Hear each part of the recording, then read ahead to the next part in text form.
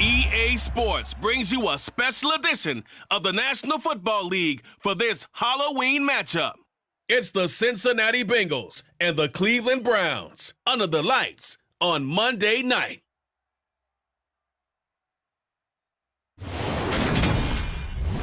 Just off the shores of Lake Erie, we are at First Energy Stadium in a city aptly named after its founder, Moses Cleveland, way back in 1796. Tonight, we've got the crew set for what should be a real treat, a great Monday night matchup between the Cincinnati Bengals and the Cleveland Browns. And hi again, everybody. Alongside my partner, Charles Davis, I'm Brandon Gaudin. And Charles, when you and I were going through our final run-throughs at breakfast, we kept thinking tonight we're going to get to see a couple of very good passing offenses. And we're talking about both sides having multiple receivers that can have an impact on this game. It's not just one guy that's going to make all the plays. If you take him away, maybe number 2, number 3, they make the big plays that impact who wins the game.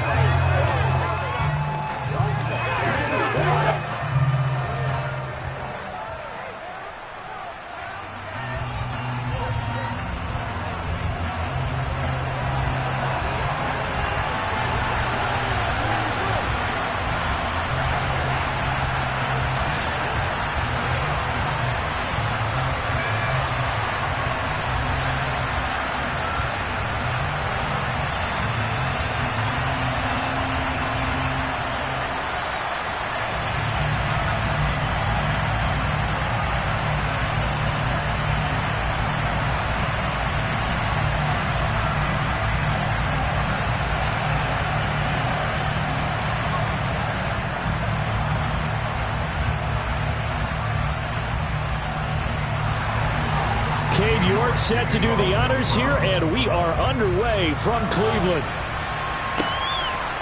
From a yard or two deep, here comes a return. And he's going to be out of bounds on the return. Not a great return. They'll start back around the 17. Now the Bengals getting set for their first possession of the ball game and leading them out in his third season.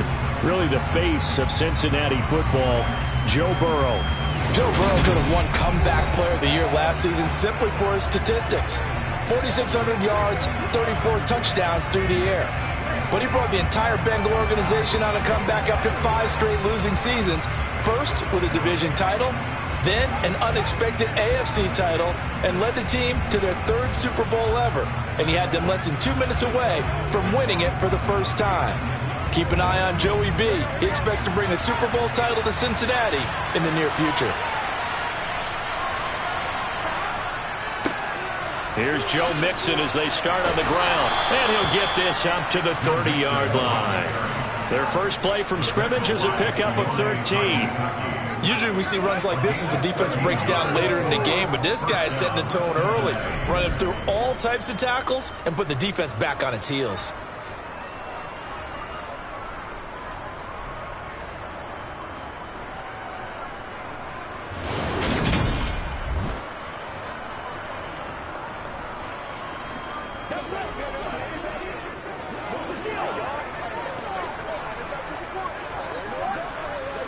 So 1st and 10 now from the 30. Now it's Burrow. They'll set up the screen here to Mixon. And he'll have a gain of 3 to the 33. So that was a very nice play, Charles, from a very speedy cornerback. And I think really good defenders can sniff out those screen passes. Just something that they can feel, something that they can sense about how the quarterback drops back or how the linemen are just a little slow to block the oncoming rushers. He read it perfectly, got in there, and made the play. And the next-gen stats tell the story as he was traveling at better than 19 miles an hour. Throwing again on 2nd down. Burrow. Pass thrown right back to Joe Mixon. And he'll go out of bounds, it looks like, right at the 40. A gain of 3 last play. This time they double it and pick up 6. Well, we know he can run the football too, but he's a good pass catcher. That's been on display here, Charles, on this opening drive. And we certainly have seen the benefits of what he did in the offseason, which was spend more time with wide receivers, working on routes, working on cuts, in order to make himself a more complete running back and even more of a threat downfield. And he is going to have a Bengals first down, as that'll be a pickup of about 5 as they convert on 3rd and inches. Well, they kept it simple there, CD, only needing the short gain to move the chain, so they didn't want to go with a deep throw. They just go with that safer, shorter throw and able to convert. Nothing wrong with that at all, partner. Check the box, right? Make sure you pick up the first down. Offense is getting established. You're moving the ball. You're not turning it over. Check, check, check. They like what they're doing early in the game. Now they go play action now. Burrow. Man open. That's Jamar Chase complete. And he'll be brought down on the other side of midfield at the 43. Really a solid start here on the opening drive, Charles. He's now 4 of 4, and they're already in plus territory. Brandon, he's been so precise to start this game. Like we're watching an operation taking place right now. Master surgeon at work.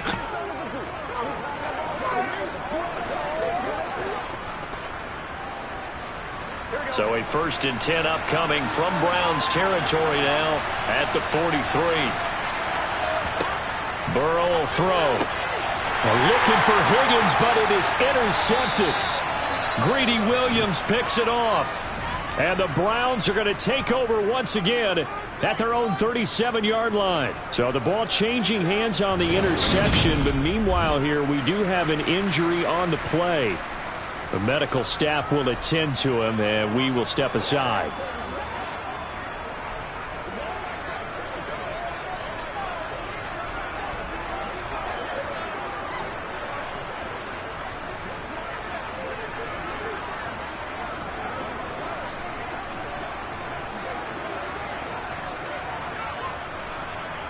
They've got good starting field position as they come up here 1st and 10 at their own 37. A first carry now for Kareem Hunt. Stops shy of the 45. Showed off a nice little move on the play, though. It's a 7-yard carry to set them up with a 2nd and 3.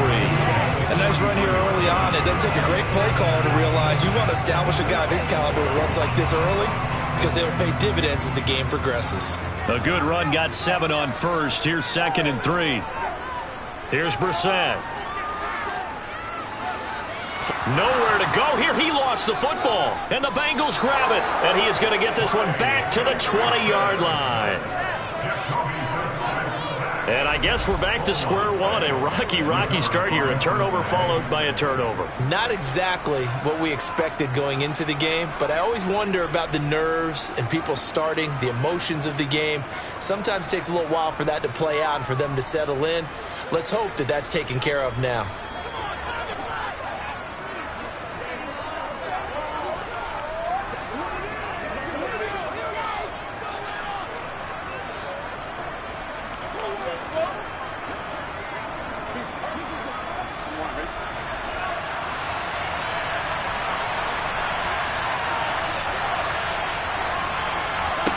Trying to shake off the interception from the last drive. He'll look to throw.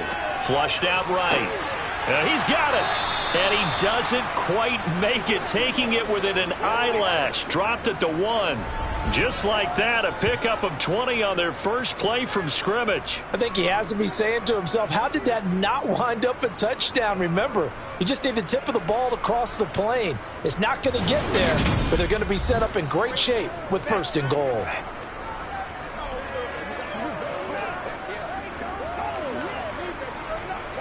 First and goal at the 1.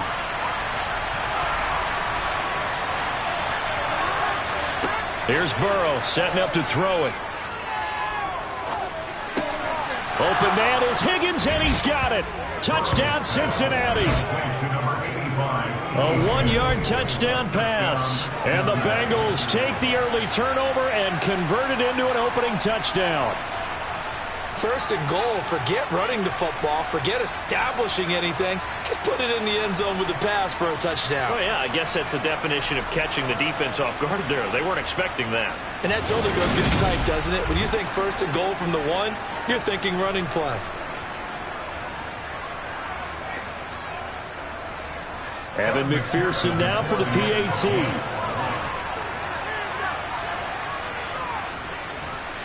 And he's got it to make it 7-0 Bengals. Well, that drive started with not a whole lot of real estate in front of them. In plus territory, excellent field position. 2 plays later, pay dirt.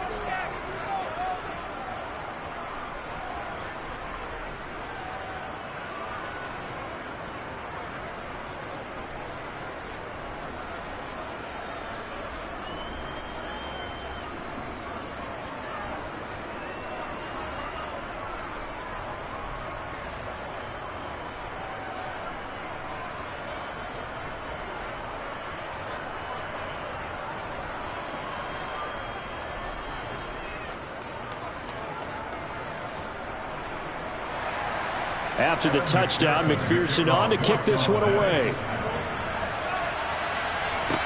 From the 6.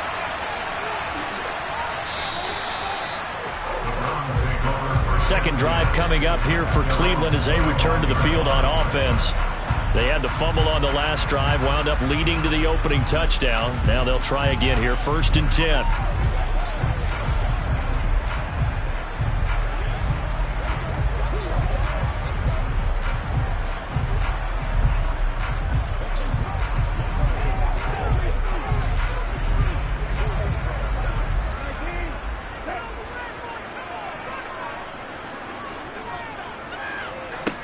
To throw, Brissett. And this one is incomplete.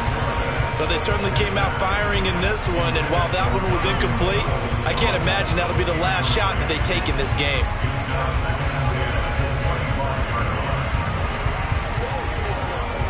So following the incompletion, here's 2nd and 10 from the 25. Brissett. That's into the hands of Donovan Peoples-Jones. And he's upended at the 33 following a good pickup of 8. And I think this is a route we'll see more of as this game goes on, because with his speed, they want to get him the ball in space on drag routes just like this. They want him to get the ball and run after the catch. Good job there, though, holding him for a short gain. They'll try and pick it up by running the option to the right. And he's got the first down yardage before he's brought down at the 42. That gain of 9 buys them a new set of downs.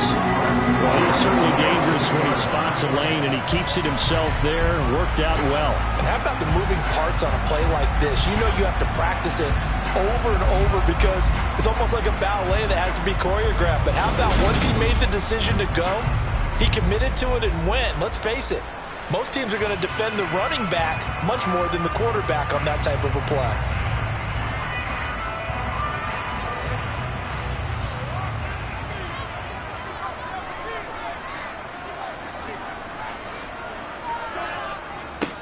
A first carry now for Nick Chubb. And he can only manage to get a couple. 2nd and 8 coming up.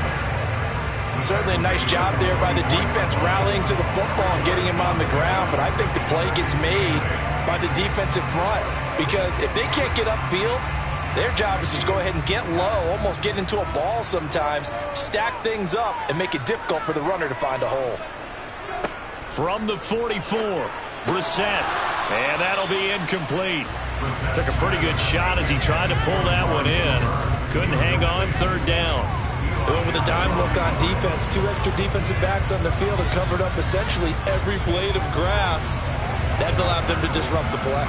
So the failure to connect on 2nd down, that leaves them staring up here at a 3rd and 8. Throwing, Brissett on the move, and he can't find a receiver, and he's brought down. Trey Hendrickson, now 2 sacks for him already here in this first quarter of play. Okay, I'm not sure you could actually draw up a better pass rush than that one right there. Nowhere to go outside. He had to keep backing up and backing up and backing up. Eventually dropped for a huge loss.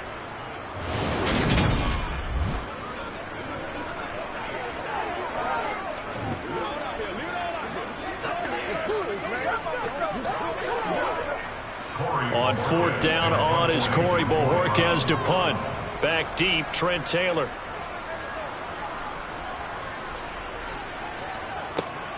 Taking it about the 16. Almost outkicked his coverage there. 48-yard punt, but 10 on the return.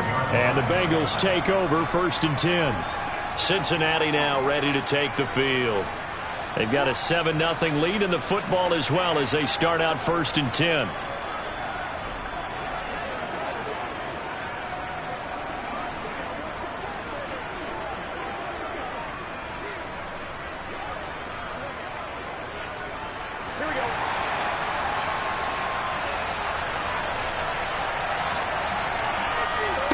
Out of the gun, it's Burrow. Got his man complete over the middle. It's Boyd. Calling a gain of 6 on the play, and it's 2nd down. One thing you're hoping for when you run drag routes, you're able to hit a receiver in stride, and you can pick up a lot of yardage after the catch.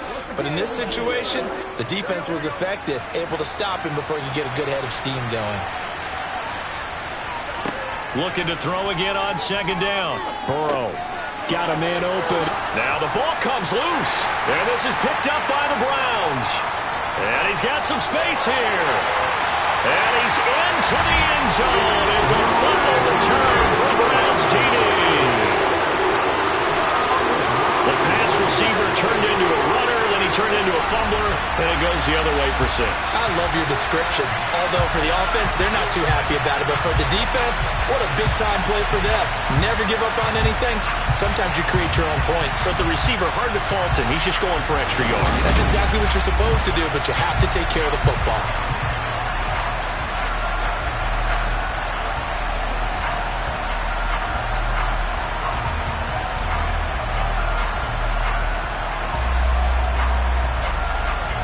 Now Cade York for the extra point. It's up and good. So these teams match touchdowns here in the first quarter, and we're tied 7-7. So not only the cough up, but then the pickup on the other side, the scoop, and the score the other way, the fumble return for a touchdown.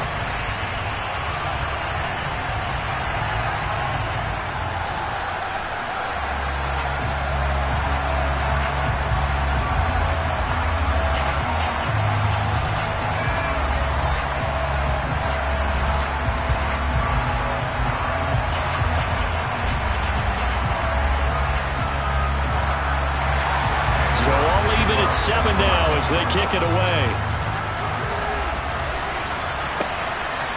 From a couple yards deep, he'll bring it out of the end zone.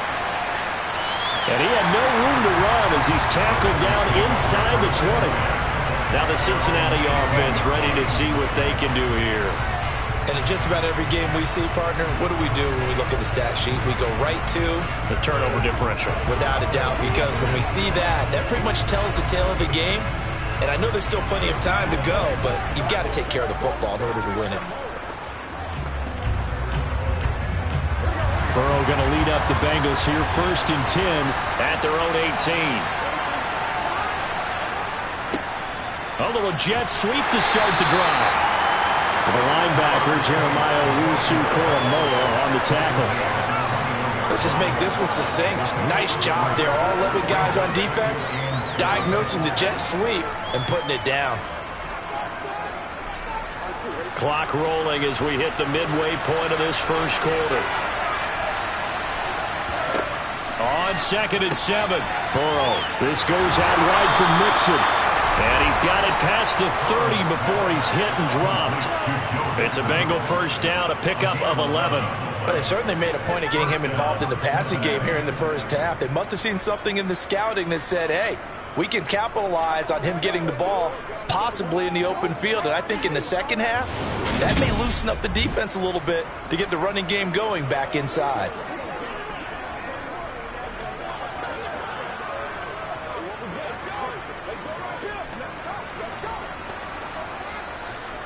From the 32 now, here's 1st and 10.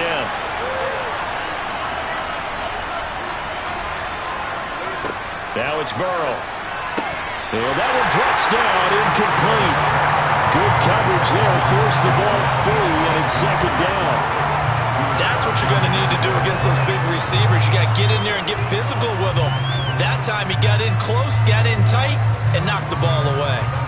Here's 2nd and 10 now from about the 32.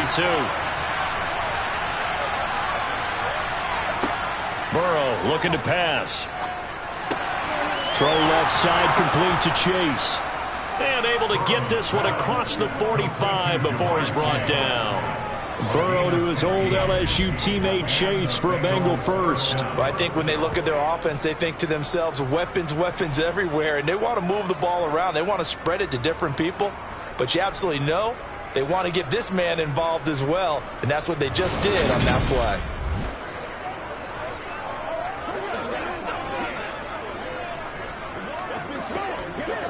Couple of first downs to kick off the drive. Here's 1st and 10 up at the 46.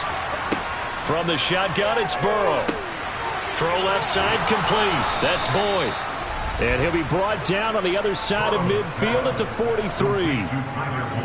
And Tyler Boyd's one of those guys that seems to fly under the radar, but he finds ways to get open, and he has nice hands. He's averaged right around 80 catches a year his last 3 seasons.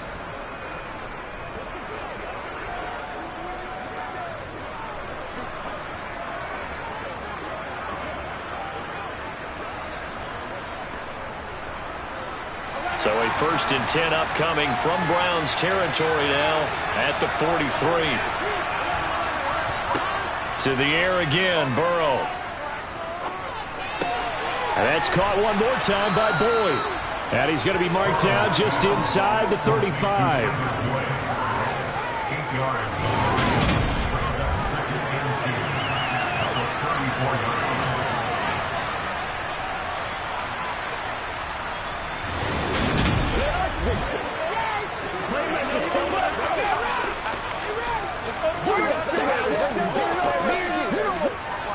Only needing 2 yards on 2nd down.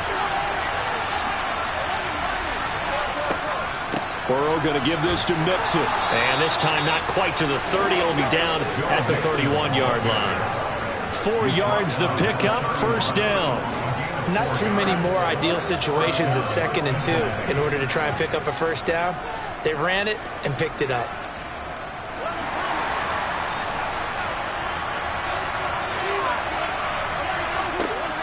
Back to Mixon on 1st down. Give him 5 on the carry there, and it'll be 2nd down. A quick burst there, and he nicely bit off a pretty decent gain.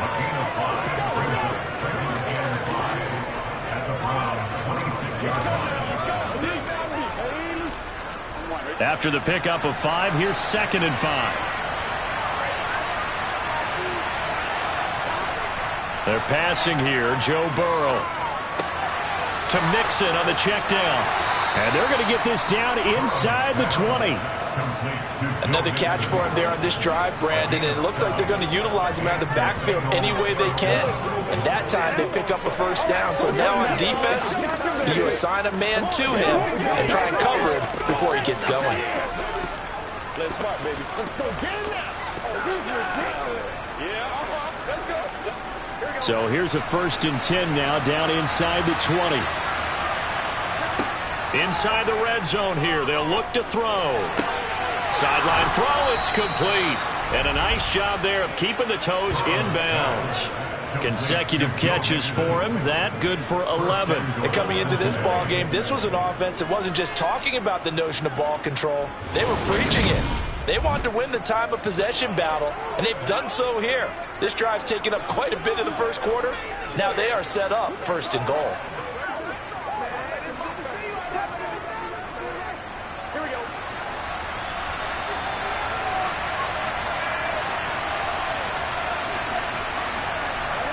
Here's Burrow.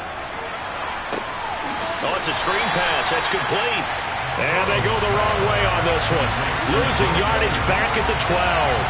It'll go as a loss on the play. Not what you need down here. It's going to be 2nd and goal. Well, Brandon, we could see that play developing, and they were hoping that he was going to be able to put a move on the 1st guy and turn it into a big play.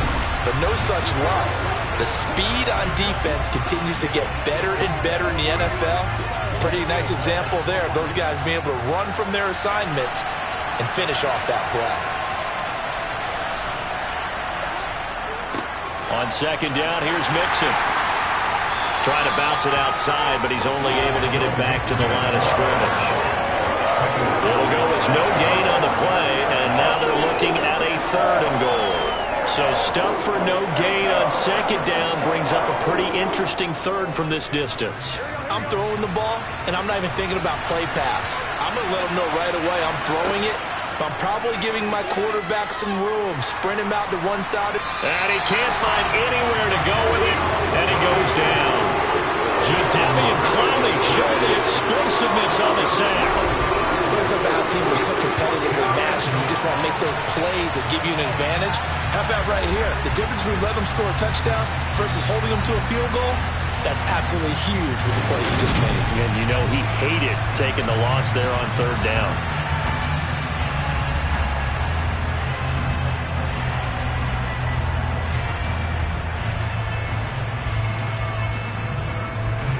So on fourth down, off goes Burrow. On comes Evan McPherson for the Bengal field goal. McPherson's kick is good. And they take the lead here now at 10-7. So they're able to end that drive with 3 points in this one-possession ball game. And ideally, you want to end every drive with points. Most quarterbacks would tell you, let's end it with a kick, right? A PAT, that's number one. Field goal you'll take. Punts, you really don't want to do that. In this case, they'll take the field goal and get prepared for the rest of the game.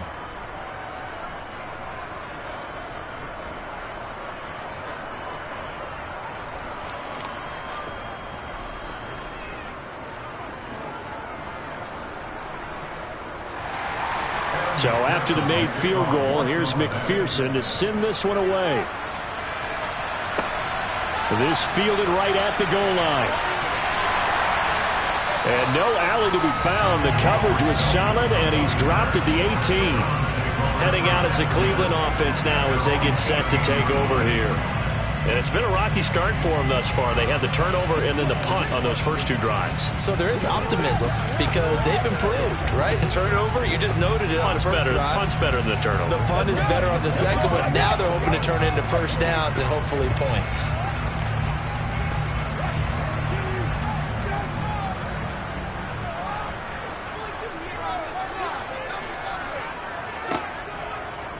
And they'll run the option to start the drive. And they'll blow that one up back at the 16-yard line. Mike Hilton, he came up nicely there and dropped him behind the line of scrimmage. But not a lot of success to be found there. Oh, you got that right, partner, because if you're trying to make guys miss about 10 yards or so downfield, that's a pretty good play. But if you've got to do it in your own backfield, I consider that a problem. That doesn't work too well. So the opening play of the drive goes backwards. Now they'll come up on 2nd and 12. Here's Brissett. That's complete to Peoples-Jones. That'll give them 8 that time. And that'll bring us to a 3rd and 4.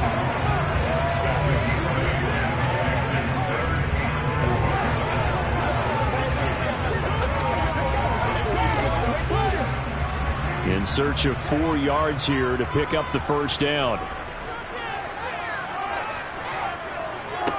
Brissett. And that's going to be caught by Peoples-Jones. And he is going to have a Browns first down as they're able to get the 3rd down conversion. That's a play that'll likely be forgotten when you talk about big moments in this game. But plays like this are critical to keep drives going. And if points result, we'll call this play significant.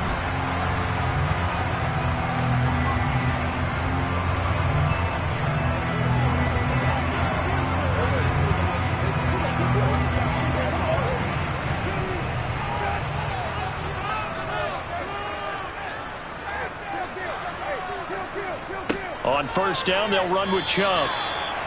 Give him a couple on the carry there. 2nd and 8.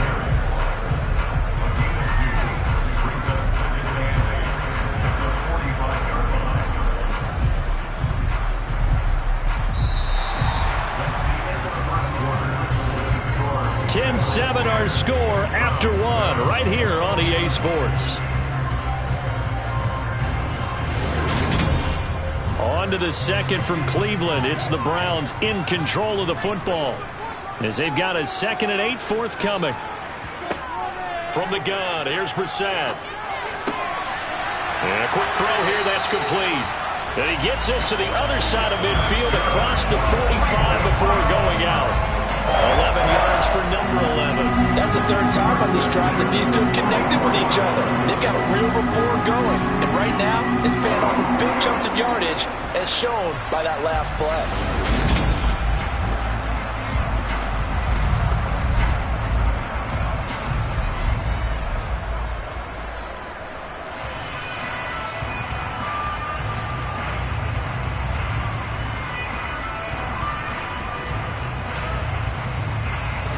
So they'll come up in Bengals territory now with a 1st and 10 at the 44-yard line.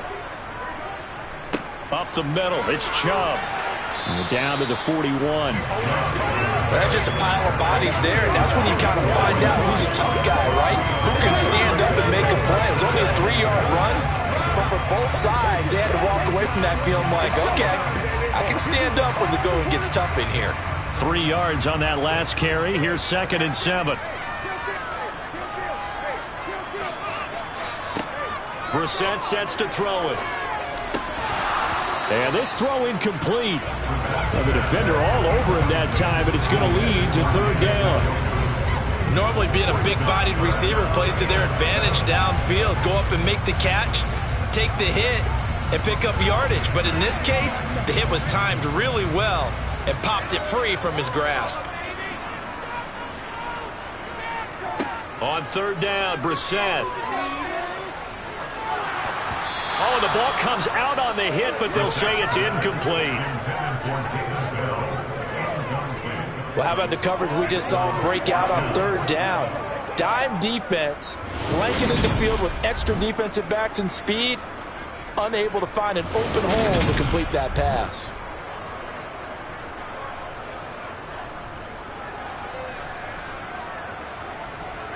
So now they're going to send out the field goal unit to, as they say, fire away from long distance.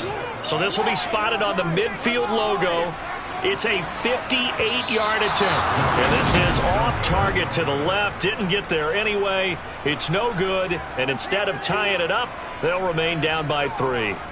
Well, Brandon, anything beyond 50, you start rolling the dice a bit. And once you get up around 57, 58 yards, the chances of making it go down dramatically. And sure enough, this one winds up no good. Cincinnati set to take over once again.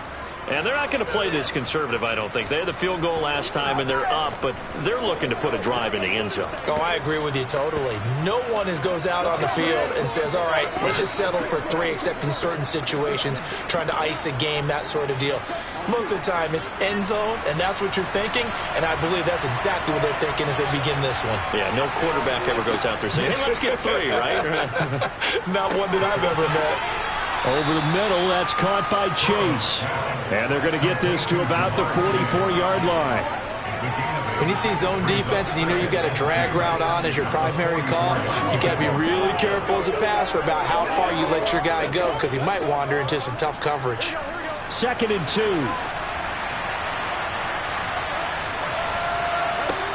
Now it's Burrow.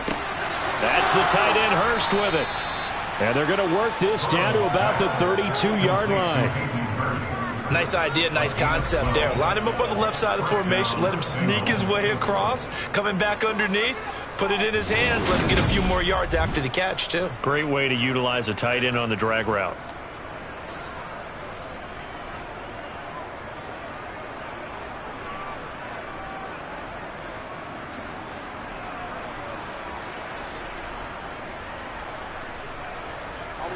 Back-to-back good plays have them on the move on 1st down. From the shotgun, Joe Burrow. That's going to be complete on the sideline, but, you know, that throw left him no room to run, and the good footwork nearly all for naught. They'll give him 4 yards there, and it'll be 2nd down. He's been a busy man here in this one, and they're showing off some nice footwork to stay in bounds. And with those types of catches and the volume that we've seen in this game, wouldn't you keep him busy as well? I would. Of course. You got to keep throwing it to him. He keeps making plays. Down right around the 25. It'll be a pickup of a couple and leaves him with a 3rd and 3.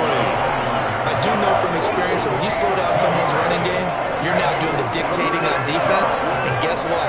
Now you're getting ready to tee off on their quarterback because they have to throw it all the time. But you still have to be alert for the draws and other plays of that nature and make sure you don't get hurt. Burrow on third down. Open man, it's complete to Higgins. And he is going to have a Bengals first down, and he was able to get it by plenty. A gain of 8 on 3rd and 3. I don't care how many times we say it, I still get a kick out of watching quarterbacks and receivers do the pass tree in pregame warm-up. But I always remember that when we go to practices, we see that after practices as well. They really tune it up, don't they? They tune it up. They know why they do it for these situations. First down. And they build that trust, and that's why they're able to find him in this type of a situation. So from inside the 20, here's 1st and 10 at the 18. From the red zone now, they'll look to throw. This is caught. And he couldn't quite get there. Tackled down at the 1. Back-to-back receptions for him, and it's another first down. And these two hooked up on a nice game that played before, and I always admire play callers that see a play that works and go right back to it, so they went right back to him. The reward, they're set up with 1st and goal.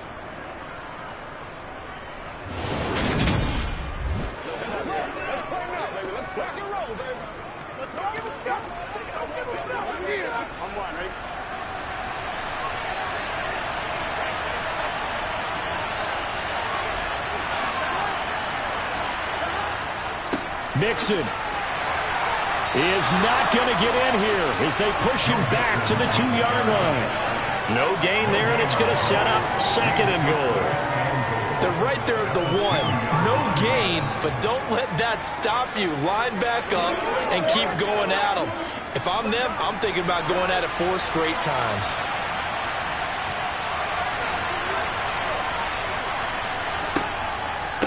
Mixon again, but he will go backwards as he stopped for a loss. That 2nd down play nets a -4. And now 3rd and goal coming up, the loss on 2nd down.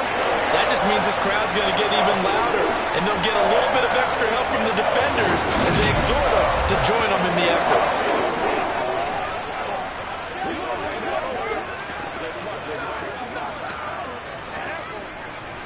This offense so far on 3rd down, they've been okay. 2 for 3 thus far. They're looking at a 3rd and goal here. Burrow will throw.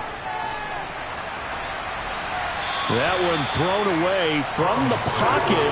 The officials kind of looking at each other, but they'll say there was a receiver in the area, so no penalty, just an incomplete pass. I see the surprise in your face there, partner. That is a rare incompletion from him. He's been on point this entire game. He has percentage, completion-wise, way up. Not that time. McPherson's kick is good. And the lead stretches to 6 here. It's 13-7. Well, in a close game like this, obviously you want the touchdown, but certainly they will take the 3. And they'll be okay with that, but let's throw a little credit to the defense as well. And I'm just glad this doesn't come down to a debate, right? Which side won, partner? Because the defense, hey, we didn't give up a touchdown. The offense, hey, we put 3 on the board. Either way you look at it, I think both sides gained something out of that drive.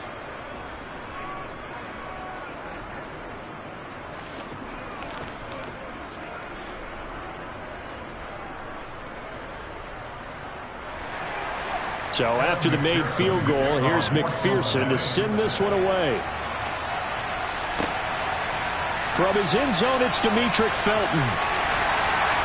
And he's up past the 20 to the 22-yard line. And now Cleveland geared up to take the field.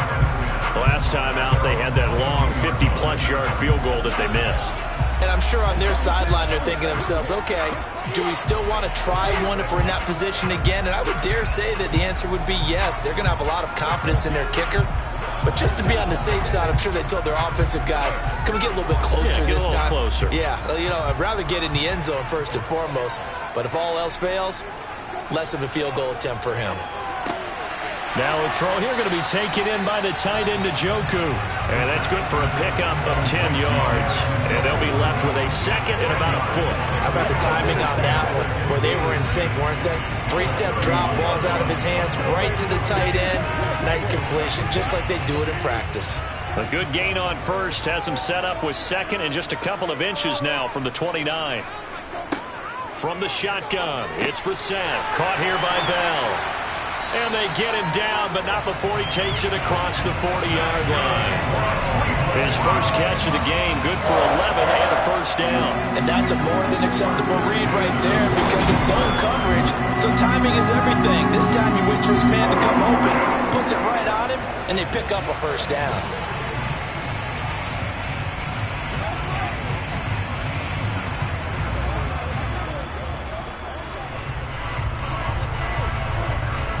Back-to-back good plays have them on the move on first down. Throwing, Brissett. Right back to Bell, and it's caught once again. And they'll get him down on the other side of midfield.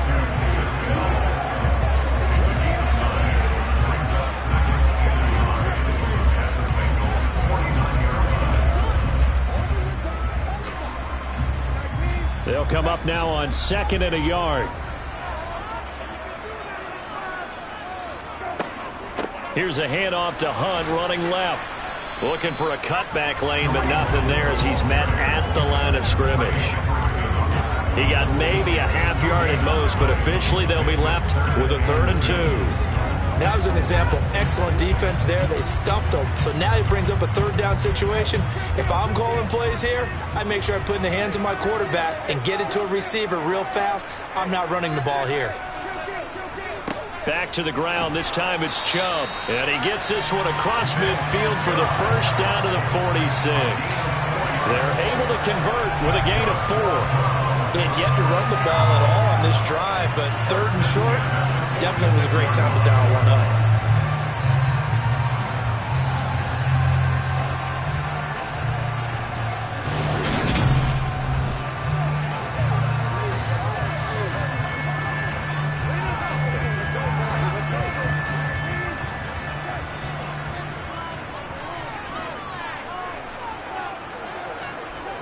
Brissett on first down. And there is Amari Cooper, his first catch. And he'll be brought down just shy of the 40.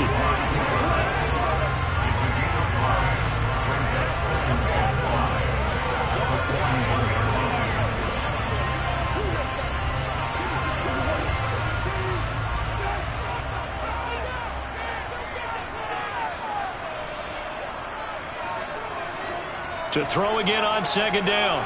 Brissett, he's going to look deep down the field. And this is caught. Touchdown, Cleveland. Donovan Peoples-Jones. 41 yards. And the Browns have tied the ball game with a chance to take the lead. The fly route works for the TD grab. And you know what the receivers love to say? If we get even with the defender, we're leaving. And that's exactly what he did, all the way into the end zone. And then he was on the business end catching it once he got over the stripe. Extra point by York is up and good. And with it, his guys take the lead here by a point.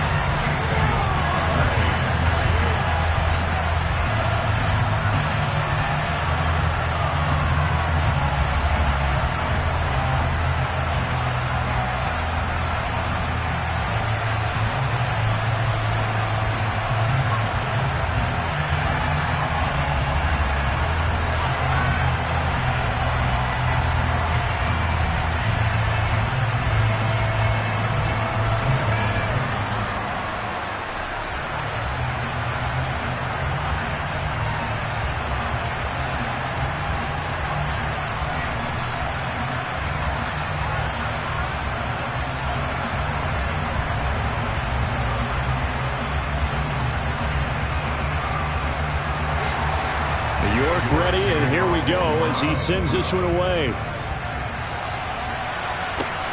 Fields it right around the goal line.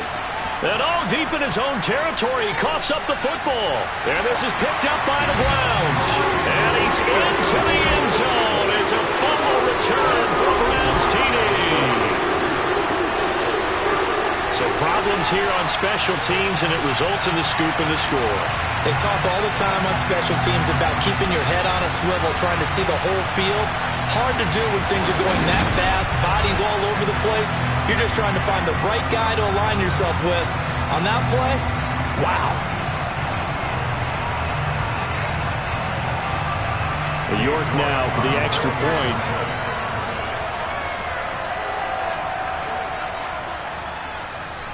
And with that, the lead is up to 8.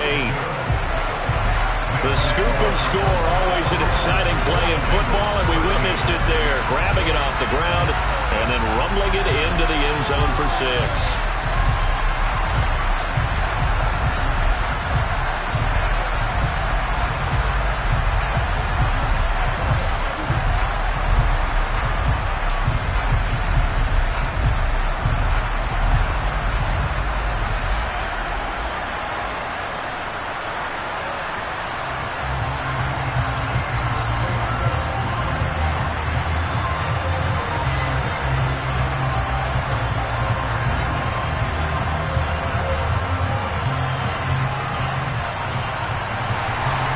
So here's the kickoff now as they'll get it again following that fumble return for a score.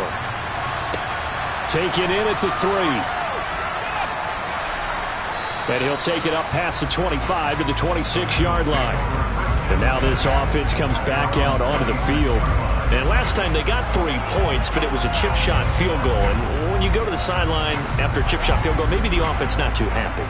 It's a balancing act, isn't it? Because you're exactly right. They're none too pleased that they didn't punch it in for 6 points.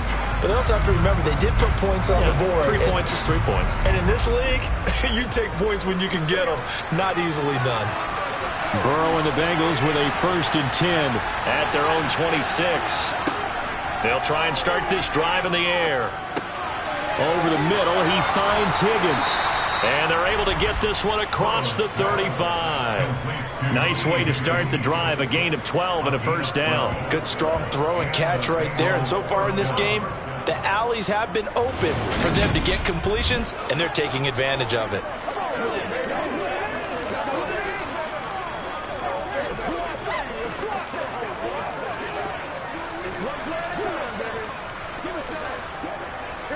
Line of scrimmage, the 37 on 1st and 10. From the shotgun, it's Burrow. Open man is Chase, complete. And they're going to get this up to midfield. That's a nice catch there. Remember, he had the fumble earlier. No way he was giving up the ball in that situation. Secured it tight to his body and picks up the 1st down.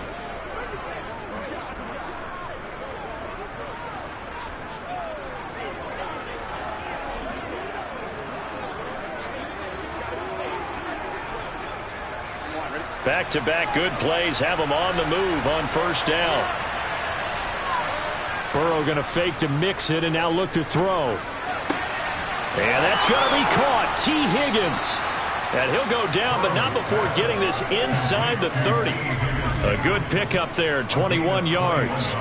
Well, so far, little to no resistance by the defense on this drive alone. 3 passes, 3 completions, 3 1st downs. They're taking it to him, and it's paying off.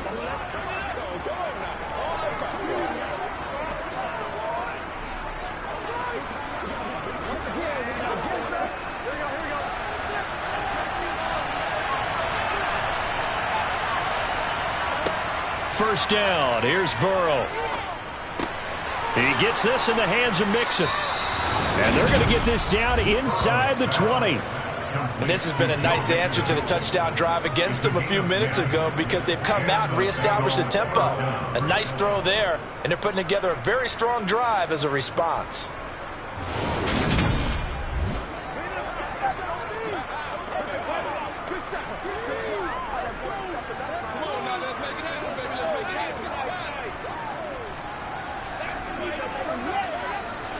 So here's a 1st and 10 now down inside the 20. Inside the red zone here. They'll look to throw. Slant pass to Boyd. And able to get him down, but he does reach the 5. Back-to-back nice gains. That one for 14 yards and another first. Just picking up yardage in bunches here these last few plays. They have moved right down the field, and just like that, they're going to be set up with a 1st and goal.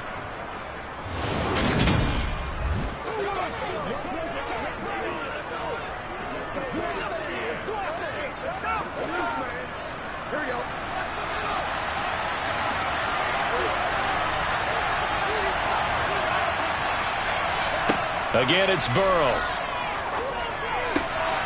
And that is caught. He's got it for a Bengal touchdown. Hayden Hurst, a 5-yard touchdown. And the Bengals are back within a couple of the lead. And down near the goal line here, they're able to throw it in. And the key word, quick. Quick hitter. Out of his hands fast, into the receiver's hands even faster.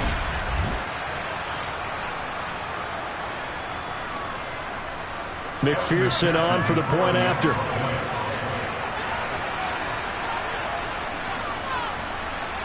And this is now a 1-point game. A drive that time of 6 plays. And it's finished off with a Cincinnati touchdown.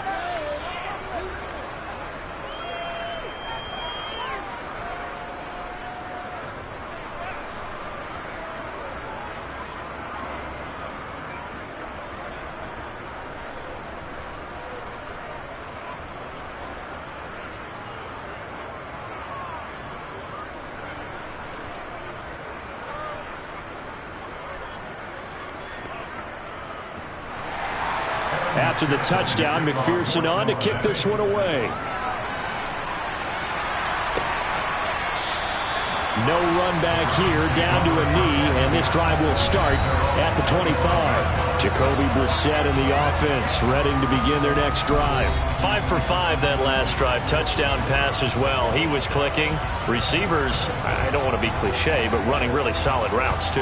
And what I love about it is when you look across any team, all right, the body types of the receivers are usually different.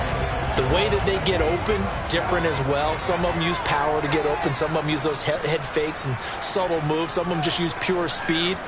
And the really good ones, when they're established, they know how to push off at the end of a route, too. And the drive starts with a completion, left side. And from the 25, they work this to the 29, a gain of 4.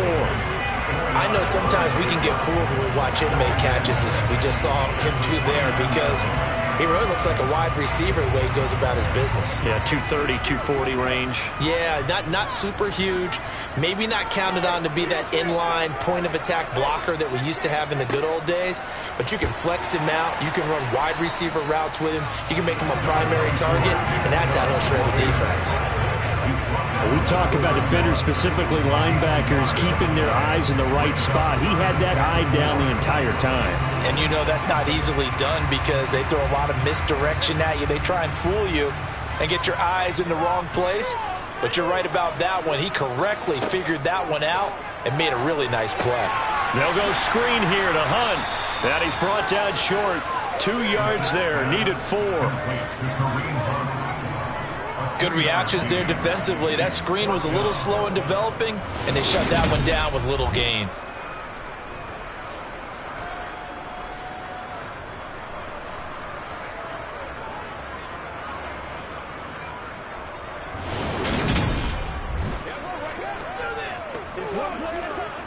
On 4th down, on is Corey Bojorquez to punt.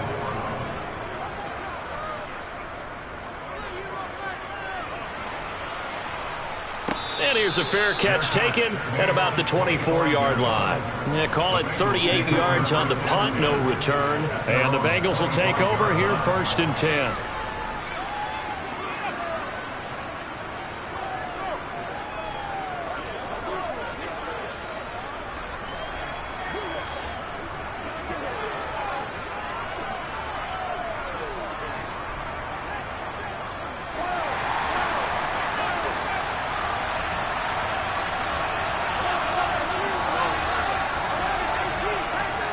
They begin with a run by Mixon. And he'll get this up just shy of the 30.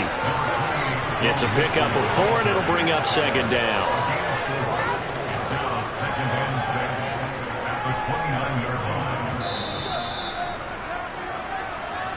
2 minutes remaining in this first half of football. Second and 6, just inside the 30. Now it's Burrow. It connects quickly to Jamar Chase.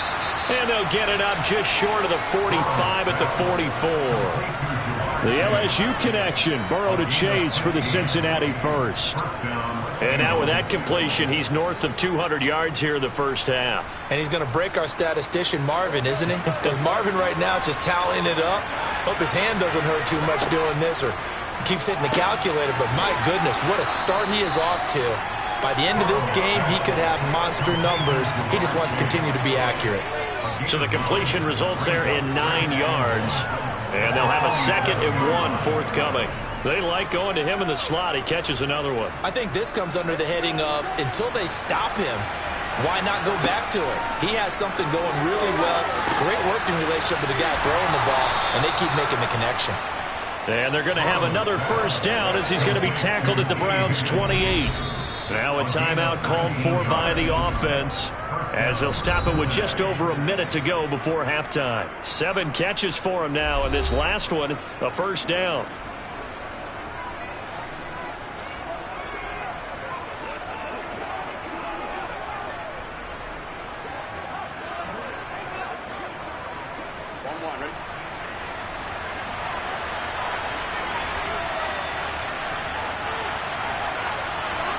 Here's Burrow setting up to throw it. Boyd's the target, and he has it over the middle. The Bengals going to use the second of their timeouts as the stoppage will come with a little under a minute to go in this first half.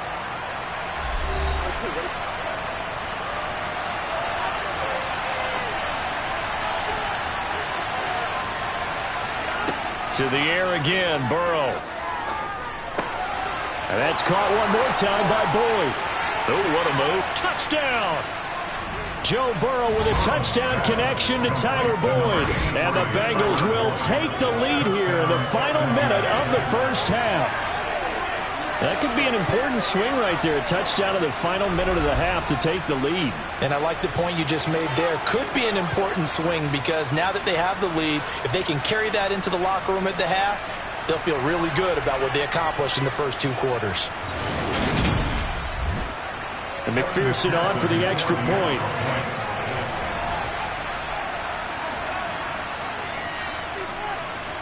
And that'll make this a 6-point game.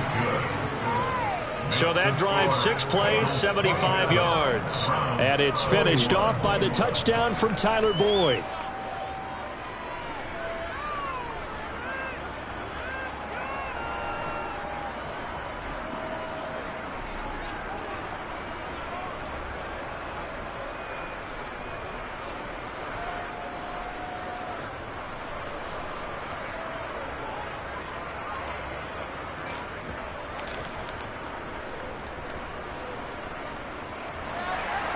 After the touchdown, McPherson on to kick this one away.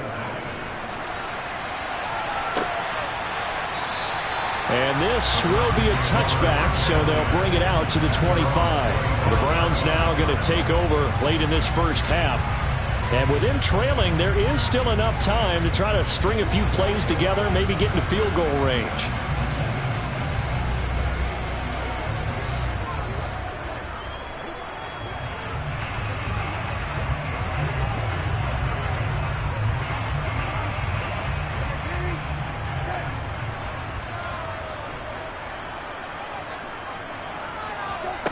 First down, Brissett.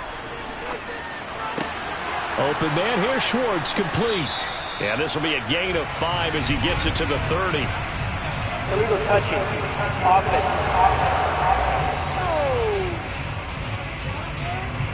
That flag accepted, and it backs the offense up a little bit.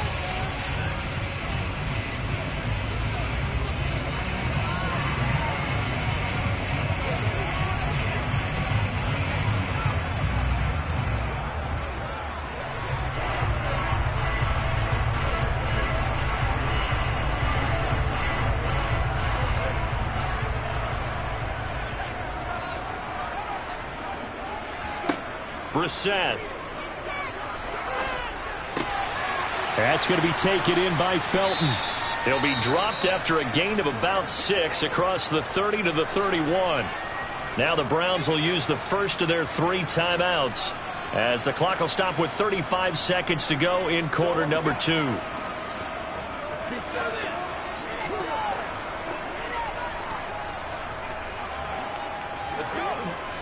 And it looks like we've got a dime set here defensively. 6 DBs in the game. Here's Brissett. Swings this out for Hunt. And they get him down, but not before he takes it across the 40-yard line. Now another timeout called for by the offense. So that means they're down to 1 remaining here as we head toward halftime.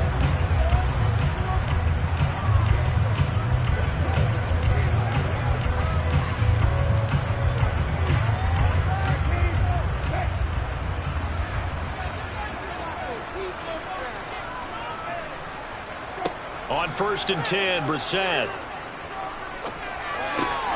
Another completion here to Hunt. And he'll be taken down at the 46-yard line. The Browns will quickly use their 3rd and final timeout as the clock will stop with 21 seconds to go here in the first half.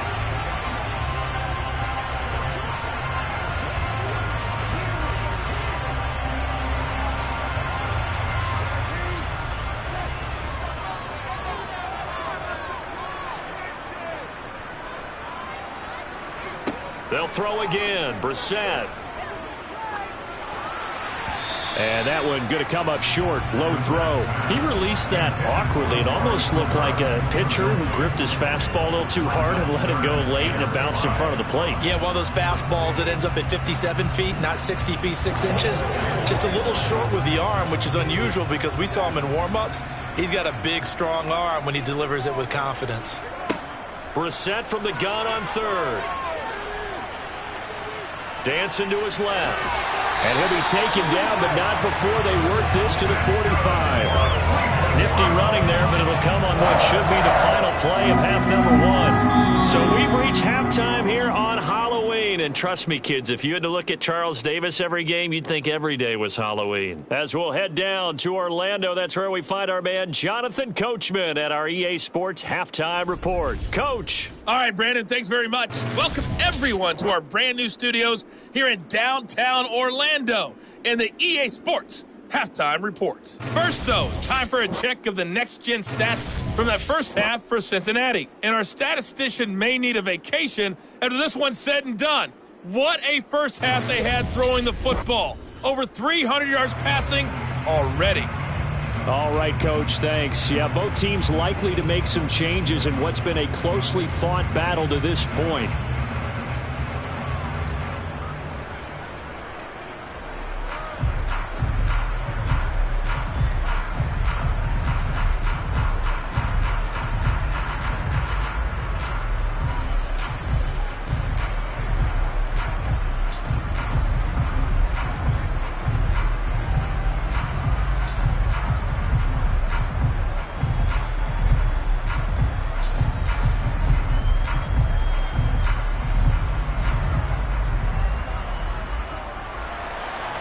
It's been a shootout so far. We'll see which defense can make the adjustments as we get back underway in the second half.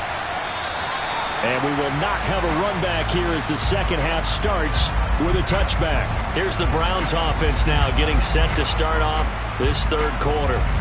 Well, Charles, in that first half, we saw a fair amount of offense on both sides of the football, and now the team trailing here will start with it in the 3rd quarter. And we both know this coach pretty darn well, don't we? Because his game planning is always on point. And now that he's getting the ball to start the second half, how about all the offense that you already referenced in the first half? He'll put that all together and come out with something really strong, I believe, to get things going here in the 3rd quarter. And up to the 35 before they're able to knock him down.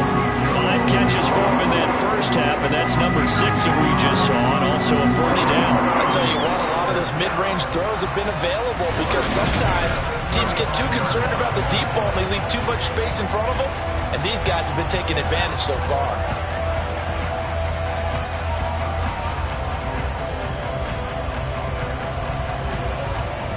Ball up to the 35 now as they come up on 1st and 10.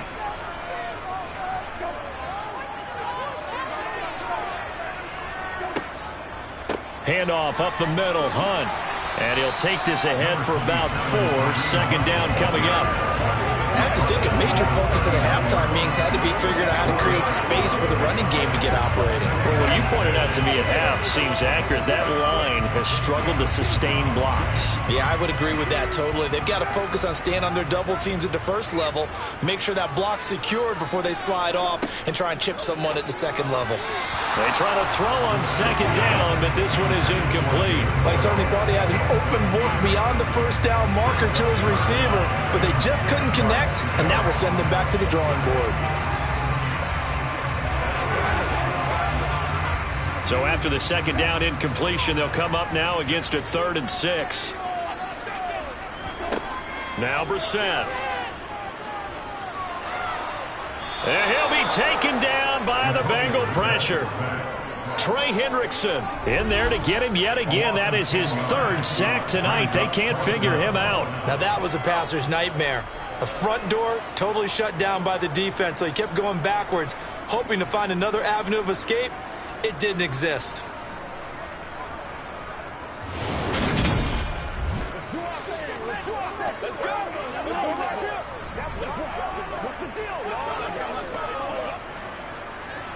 The Browns send out their punter now, as he'll come on to kick this one away.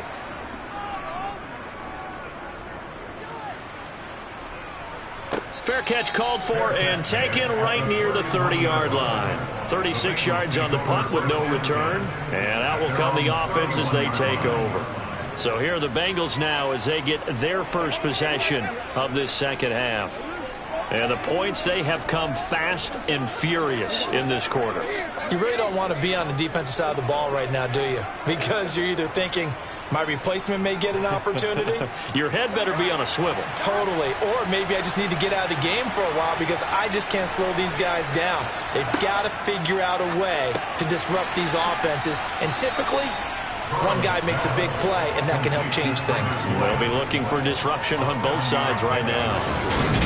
And we've seen him have success earlier on with the ball in his hands because he is a get it in space and make a play kind of a receiver. But that time, they closed on him quickly and held him to a short game.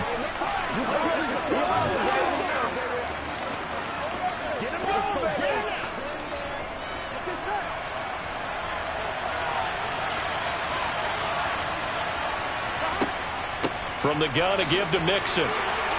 And he'll get up to the 43-yard line. A gain of 5, good enough for the first down. In the first half, he was held in check on the ground, but despite that lack of production, they still have the lead. And they've got to feel fortunate about that. If they could actually get production from their lead horse, that would help open up this offense and widen this margin, too.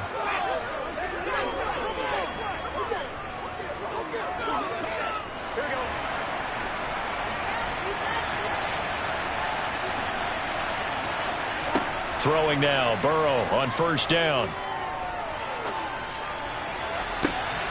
It's incomplete. Took a shot, couldn't connect. Even without a ton of pressure in his face, it just shows how difficult it is to pick apart his own defense. Those guys are sitting back, and they're not playing receivers as much as they're playing the eyes of the quarterback and when he delivers the ball. So second down, still 10 yards to go. Ball on the 43.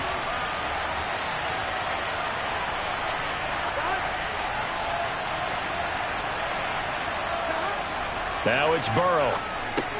That's taken in by Higgins. 5 yards. Now it's 3rd and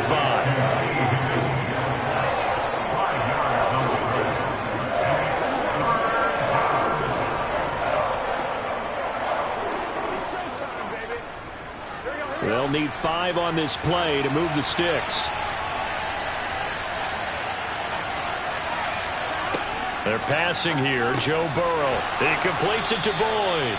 And he is going to have a Bengals first down by about 3 yards or so as they wind up getting 7 there on 3rd and 4. And a good quarterback facing zone coverage. If he has just a little bit of time to survey the scene, that's what's going to happen. No doubt about it. If there's no pressure, he's going to continue to pick them apart because he'll have all that time to find someone open downfield. He can only cover for so long. So maybe they want to go to a zone blitz scheme, get a little bit more pressure. Remember when Carolina did that against Denver? They lost the game ultimately, They dropped the defensive end out, and he ended up with an... And he's going to be sacked. They sack him back right at the midfield stripe. It's J.O.K. Jeremiah Owusu-Koramoah in there for the sack. A CD, so often we talk about quarterbacks holding on to the ball too long. Well, we can't say that there. He had no time to do much of anything. Yeah, that's one where you turn to your lineman and say, guys, can I get a little help here? And you have to ask politely because, remember, they're blocking for you the entire game. But as a quarterback, you've also got to have the clock running in your head when you need to get rid of the football. But this time, he had no chance. They were on him instantly. As we check the next-gen stats, you'll see he had precious little time to do anything with the football there. 3 yards on the gain. They're going to need to do better on this next play. It'll be 3rd and 12. We'll see what they have drawn up here. A little bit behind the line. 12 yards needed to gain a first down. On 3rd down, Burrow. Escaping the pressure right. And he'll take this beyond the line of scrimmage as he slides to a hole. He opted to go with a scramble, gets 2 yards, and now it's 4th. Nice call on defense, rolling out the nickel package for that big 3rd down play, and they did an excellent job locking down coverage and forcing him to try and run for it, and he doesn't get there, which brings up a big 4th down call.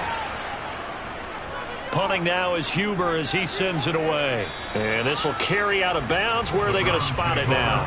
At about the 18-yard line, it looks like.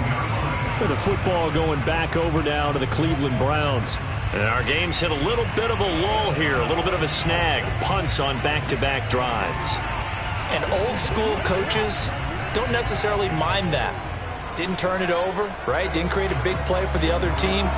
Right now, what you're looking for is can you gain an advantage in field position? And that's what both teams are seeking right now. Yeah, they'll be seeking to gain that advantage here on this drive. Brissett to throw on first. All right, rifles one, and that's going to be intercepted. Chidobe Awuzie with a pick.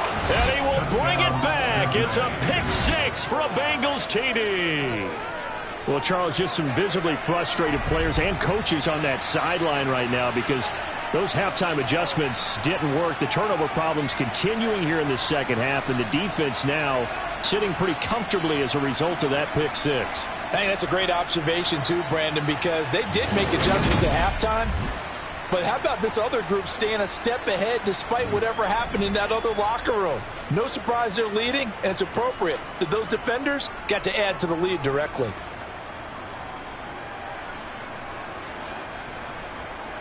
The Bengals will line up for the 2-point conversion. And Burrow's going to look to throw for it.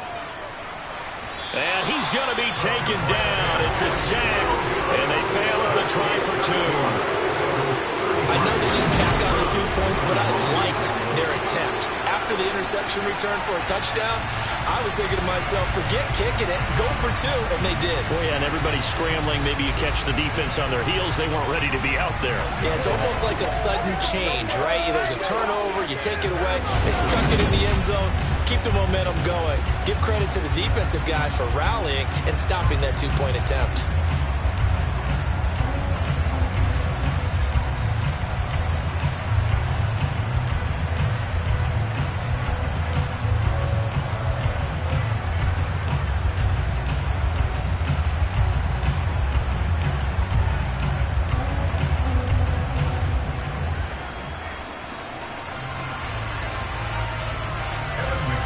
So they throw the pick 6. They'll get another shot at it now as this one's in the air. Taking it about the 1. Oh, a good-looking return set up here. And a great return. Solid field position. He's up all the way to the 45-yard line. Cleveland offense making their way out. Remember, they were just out here a moment ago through the pick 6, so we'll see if they can take better care of the football this go-around. And sometimes, partner, I think it's almost better that you just throw the pick 6 and you come right back out on the field. You're not over on the sidelines dwelling for it for very long. You're not hearing everyone say, oh, hey, you'll get them next time. Hey, don't worry about it. All that stuff just goes right out the window. You're right back out on the field with a chance to atone. To begin the drive, here's a handoff to Hunt. And no room that time, getting it to about the 46. Tackle made that time by B.J. Hill. Well, they still have time to get him established, but in my estimation, they've got to pick up the urgency here. They've got to get quickly in and out of the huddle and run off a bunch more plays. The run only got a yard. Here's 2nd and 9. Throwing, Brissett. He's got Njoku, his big tight end. And they'll get to him after a gain of 7 to the 47. That's a staple of this offense. Drag route to the tight end. Yeah, he's unable to use his size to break off much more yardage after the catch, but still an effective gain nonetheless. This offense in desperate need of a conversion as they come up on 3rd down. They'll run for it. Here's Chubb. And he has the first down yardage before they bring him down right at the 45. 3rd and 2, right? So this is a situation where low man has got to win at the line of scrimmage, but it's not just the low man winning.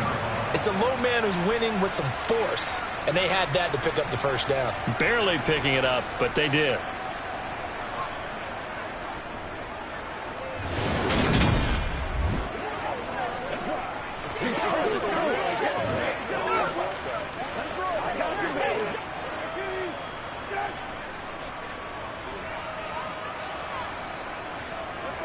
A first down throw for Brissett.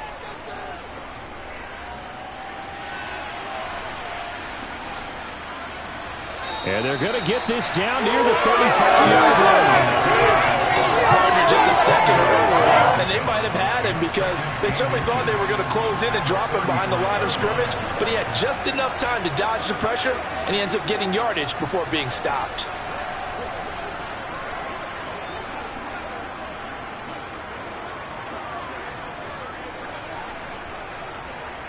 Options galore here. 2nd and a few inches.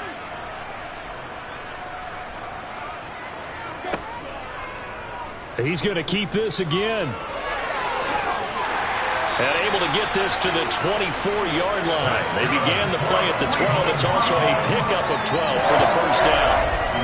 It looked like almost some miscommunication defensively because once he decided to keep it, he had pretty smooth sailing. Yeah, it became a question of, wait a minute, who's got the quarterback? And when you talk about miscommunication, it's supposed to be called assignment football on the defensive side of the ball. But the assignment gets mixed up. That's the end result.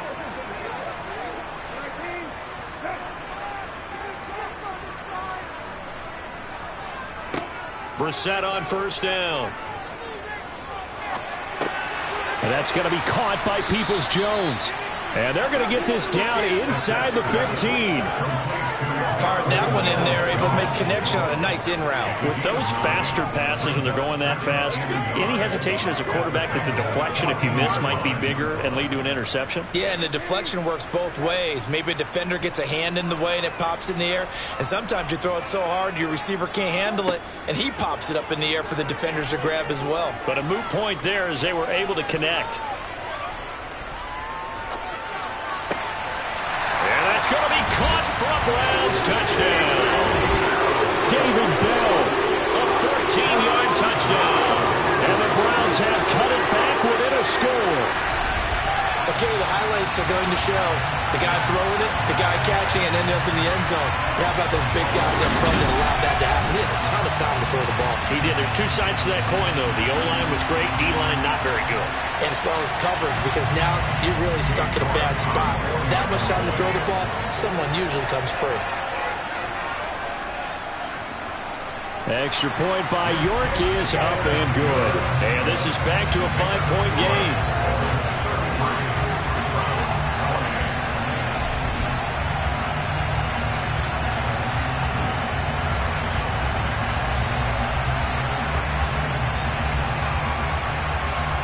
So that drives 7 plays in length. And it ends with a touchdown for Cleveland.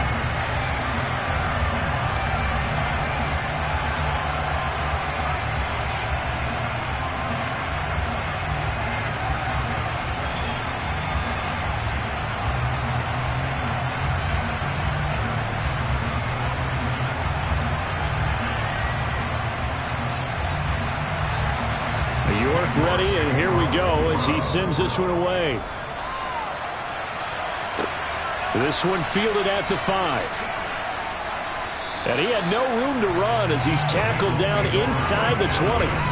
T. Higgins leading the Cincinnati receiving corps out for this upcoming series. Good day for him so far here in the third quarter. He's hit pay dirt once, over 100 yards, but hey, it's the third quarter. He's thinking, I want more, right?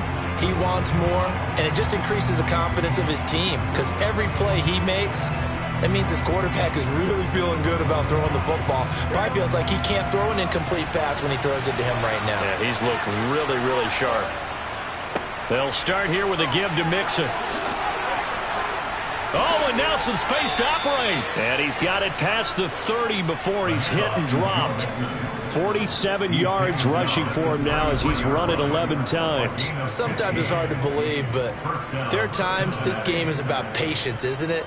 Has had the game he expected, but that run there, that may get him going. I was just going to say, maybe that gives him a little juice because you're right, he struggled, especially in that first half. Yeah, and I know the great ones always think to themselves, just hang in there. I'm just one big carry away from busting this open. That's a good start for him. So they'll come up 1st and 10 now from the 33. Burrow bats it forward. It's a jet sweep. A nice play design there with the touch pass. Looked good at the start, but bottom line, the defense was ready. And they did a nice job scouting, didn't they? Not just scouting, but now executing once they saw the play for real after having worked on it all week in practice. They drilled on the play, then they drilled him.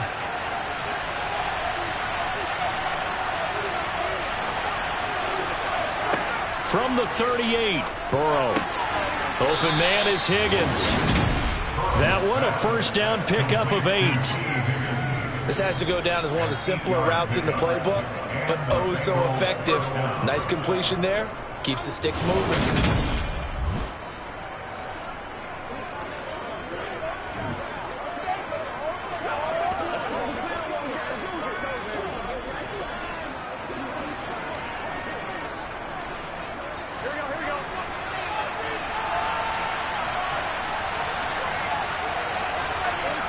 First down. Here's Burrow.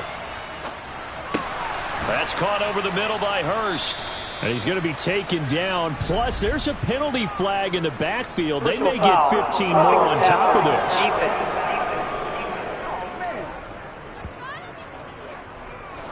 So now a fresh set of downs. 1st and 10 after roughing the passer.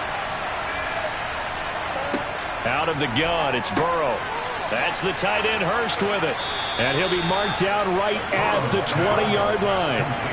Nice rhythm throw there on first down. He located his tight end, made it a nice, easy pitch and catch. Hoping he could break a tackle or two. Wasn't able to do that there, but still good yardage. Inside 4 minutes to go, third quarter.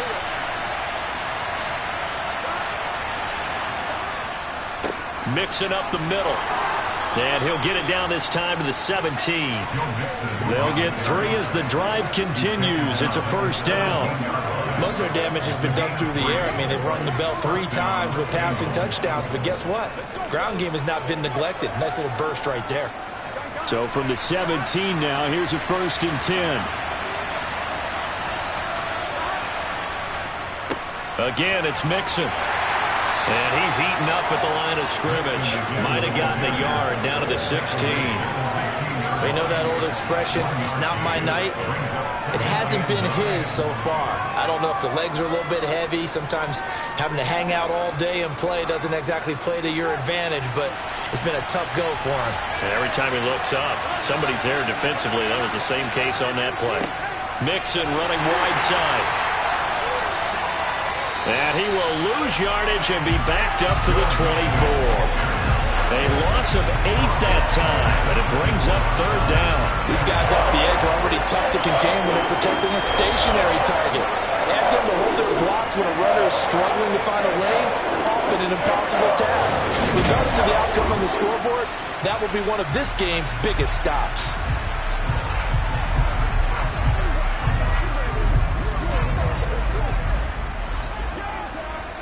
A long way to go here on third down for the 8th play of the drive. Now it's Burrow. Eluding the pressure right. He gets this one to Boyd. They do get 10 back, but still a ways to go on 4th. He was out there waving his arms. When you got a quarterback out of the pocket looking for any help, I guess waving the arms is helpful. It certainly is, because you got to get his attention, because now you're in scramble drill. So everyone's adjusting their routes, finding open space, and he found the right spot for the completion. So on 4th down, off goes Burrow. On comes Evan McPherson for the Bengal field goal. From the right hash, this a 31-yard attempt. McPherson's kick is good. And that'll push the lead up to 8. So give them 3 on that drive. You know, normally you'd say, we'll take it. But the way points have been flying around, it feels like a little bit of a letdown. Yeah, you just have to wonder, are field goals going to be enough? Because as you pointed out, the way touchdowns have been scored, does kicking a field goal actually put you at a disadvantage the rest of the way?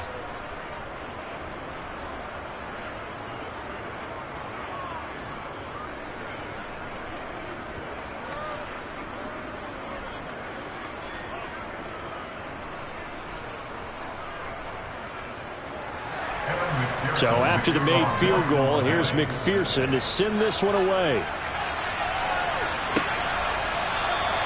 And they'll put up the stop sign there as his guys will get it at the 25. Now this offense back out and set to go for their next drive. And that last drive was very, very balanced, pretty methodical. You think they go that route again? I'm always of the school that until they stop me from doing something, I'm going to continue. And I think that that's exactly what they'll look to do.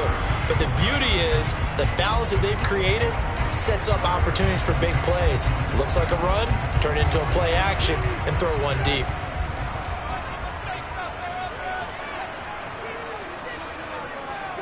First down, Brissett. That's complete to Peoples-Jones. Yeah, this will be a gain of 5 as he gets it to the 30. And now following the completion, we're going to get a stoppage here for an injury. Well, now they're going to come out and take a look at this injury, and we'll be back in a moment.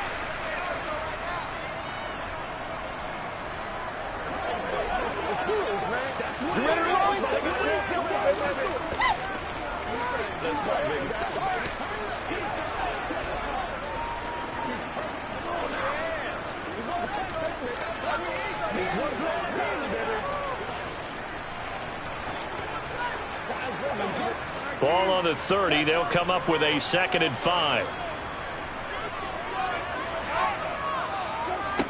To throw is Brissett. Throwing right, and that's complete. And he's taken down right at the 45-yard line. A first down there. He'll pick up the 25. Good completion there against double coverage. And Charles, one of those guys had a pick on him earlier. Yeah, so he didn't allow that to deter him at all, did he? In fact, it probably was a challenge. Okay, you got to pick me 4. That's my turn now to make the big play, and that's exactly what he did.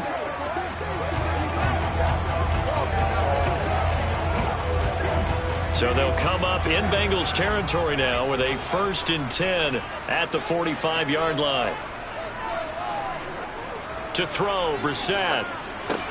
It's caught, Cooper. And to the 36-yard line, taken down there after getting 8 yards.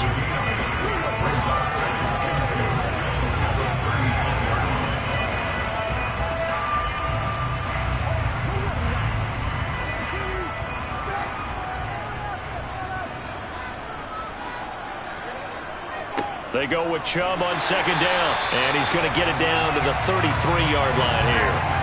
They'll get 3 as the drive continues. It's a 1st down.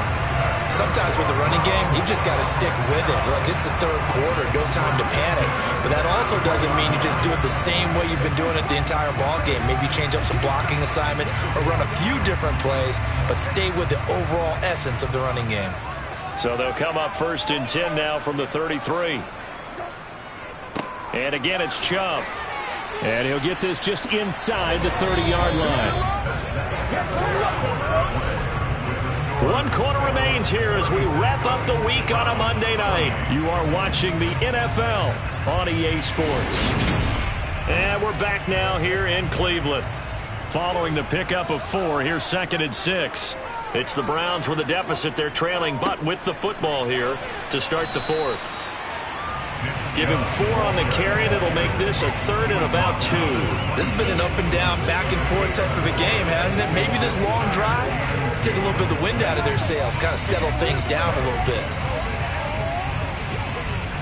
Trying to keep the drive going here. This is play number 7 on 3rd and 2.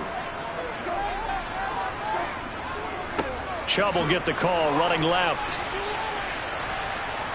And he works free. And he doesn't quite make it, taking it within an eyelash. Dropped at the 1. Well, they were in search of a short gain on 3rd down, and they wind up nabbing over 20 yards. A lot depended on the spot there, and he got it. But it wasn't by much, was it? I remember Coach Madden talking about, depending on which foot the official used, that would tell you whether you had the first down or not. You want that upfield foot to be the one that spots the ball, don't you? And you and I have the luxury of a couple extra views here in the booth, and he did get it, but not by much.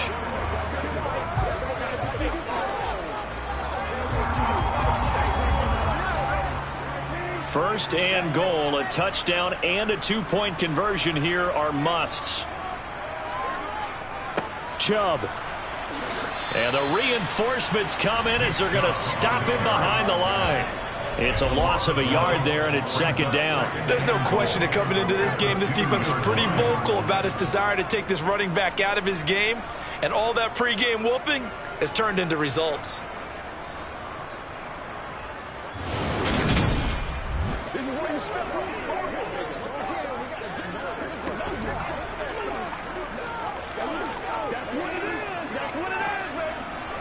Back at the 2 now. Here's 2nd and goal.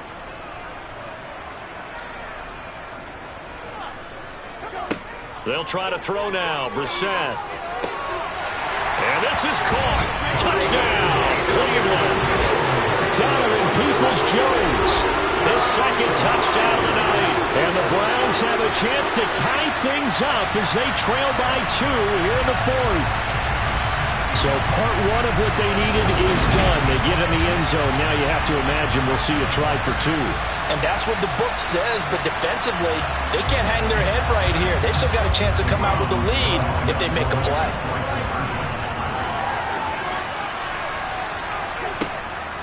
They'll try and run it in. But he is not going to make it. It's a big play by the defense, and they're going to hold on to their 2-point lead. And a failure to convert and tie the game. Now the pressure shifts back to the defense. But I think it was the right play. I think it was the right call to try and tie the game there. Kick an extra point, you're still down 1. What's the sense? I like what they did.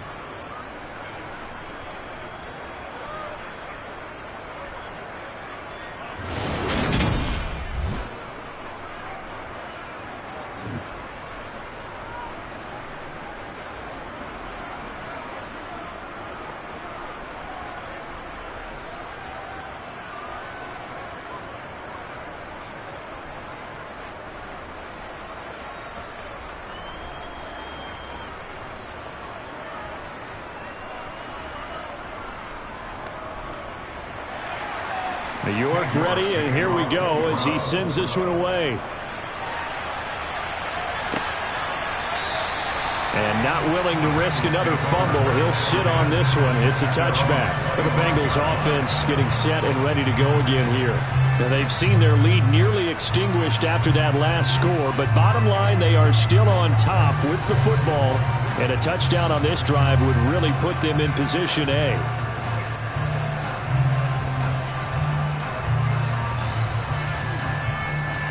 Burrow going to lead up the Bengals here, 1st and 10 at their own 25-yard line. They'll try and start this drive in the air. Able to find Higgins. And he's going to be dropped following a pickup of 7 past the 30 to the 32. Always laugh when people say, what's the toughest route to defend? And I'm like, any of them, especially if it's a good receiver, that makes things very difficult. But when you're running a drag route, something short, shallow, going through defenders, using guys almost as screens in order to get open, that makes things tough for guys trying to get to the football. Meanwhile, Burrow's throw caught by Higgins. Burrow hooking up with Higgins for a Bengal 1st down. And defensively, they were in zone coverage there. Do you have to be a little careful? You're losing playing against a good quarterback like he is. to not play too much zone? Yeah, you have to be careful about how much time you're giving up. I think it's a good point you just brought up. So maybe if you still want to play zone, you go to a zone blitz scheme. And you can drop anyone out of your defensive front. Defensive end, defensive tackle. It doesn't matter. You just exchange someone to bring more pressure towards the quarterback and still try and cover downfield. They will throw on first down with Burrow. He's got his big tight end. That's Hurst. Oh, it's time to give a little credit there to the defense. They played that very well because it was a drag route, and he ran a little shallower than normal as he worked straight across the field. He was hoping he'd get lost behind the defensive line, but once he made the catch, nowhere to turn upfield and gain any yardage.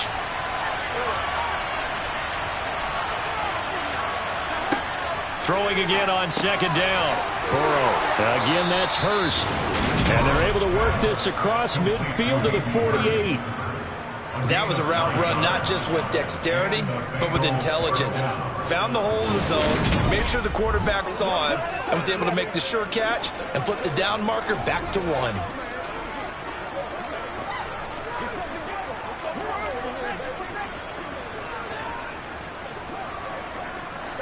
So a 1st and 10 upcoming from Browns territory now at the 48-yard line. Burrow going to give this to Mixon. And he's swallowed up right near the line of scrimmage. Calling no gain on the play, and it'll be second down.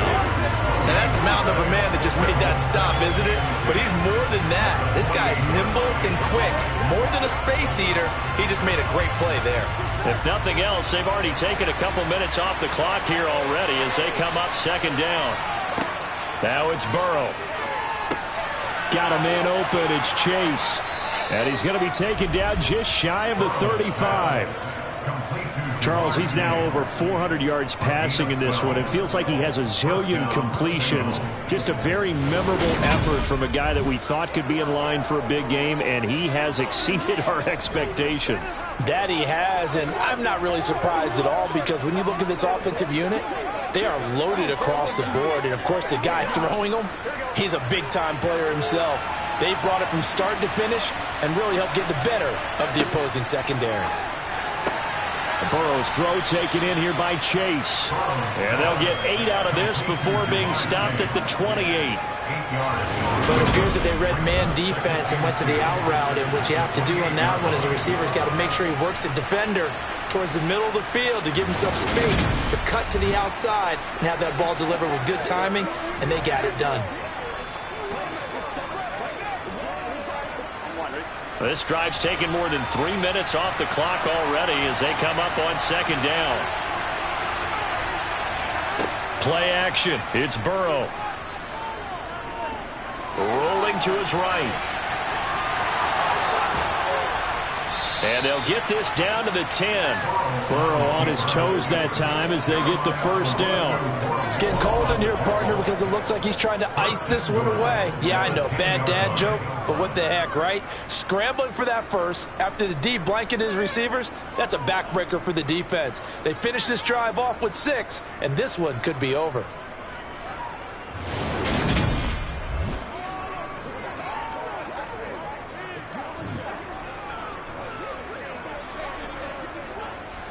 So 1st and goal, 6 points here would go a long way toward wrapping this one up.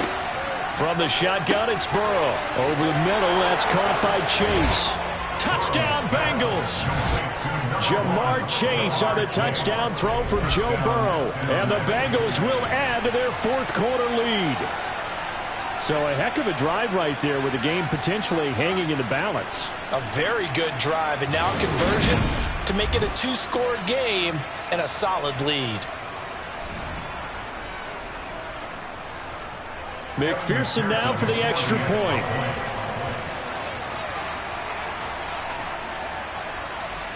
And that makes it a 9-point game. So a nice drive put together there. They go 75 yards in 9 plays. And it was Jamar Chase who finished it off with a touchdown reception.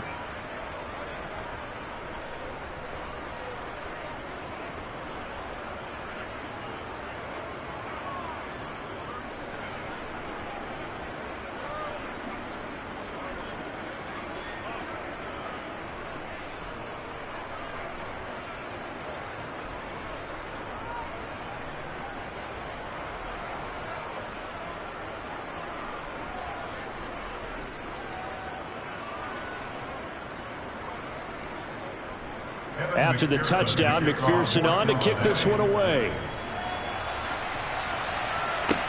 Fields it right around the goal line.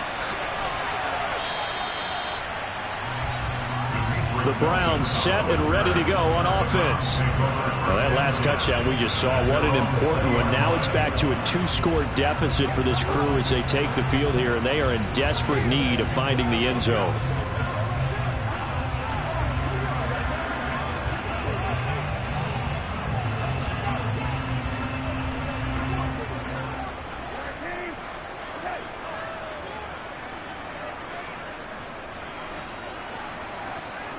On 1st and 10, Brissett.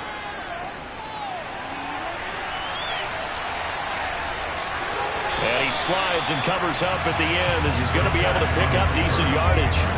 He'll get 10 there all on his own, but it'll be 2nd down.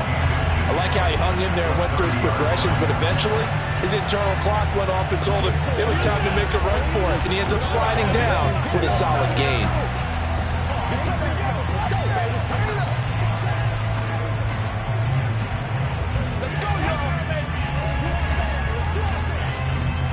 A good gain on 1st has him set up with 2nd and just a couple of inches now from the 29.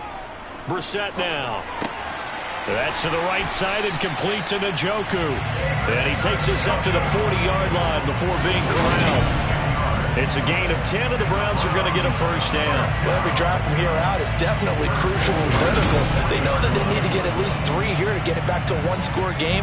But I can't imagine that in their huddle that they're thinking at all about getting a field goal. They want to get into the end zone and then try and get the ball back again.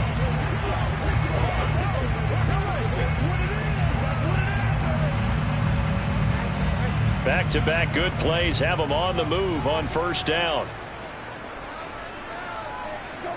Here's Brissett. Right back to Njoku.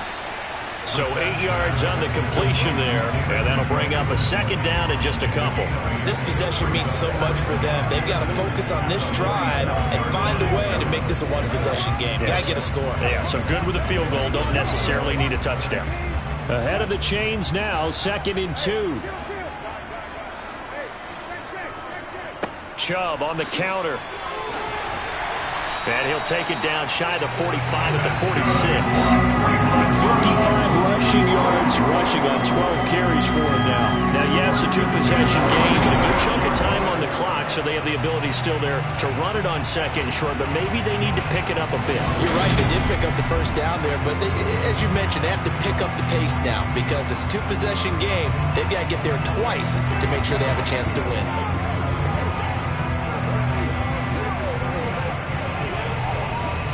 So they'll come up in Bengals territory now with a 1st and 10 at the 46. Brissett sets to throw it. They'll go screen here to Hunt. And he'll be brought down on the other side of midfield at the 43. The key to any screen play is all in the deception. That means everyone on the offensive side of the ball. But someone gave it up because that one wasn't very well concealed. And the defense able to rally to him and hold him for just a short gain. Looking to throw again on 2nd down. Brissett.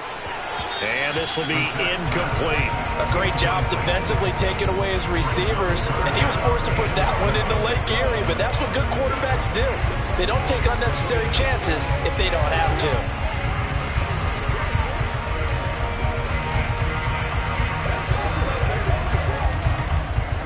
And now on 3rd down, they'll need to get it to the 36 to pick up the 1st. Throwing, Brissett. He's got Njoku, his big tight end. And they're going to be set up down around the 15-yard line. A big play that time on the catch and run. And it'll move the chains. And a 2-score game, obviously, every play, every 3rd down, like we saw there, magnified, big pickup. It was a huge pickup. What they really want, though, is to not even get to 3rd down. They've got to maximize time and conserve as much as possible.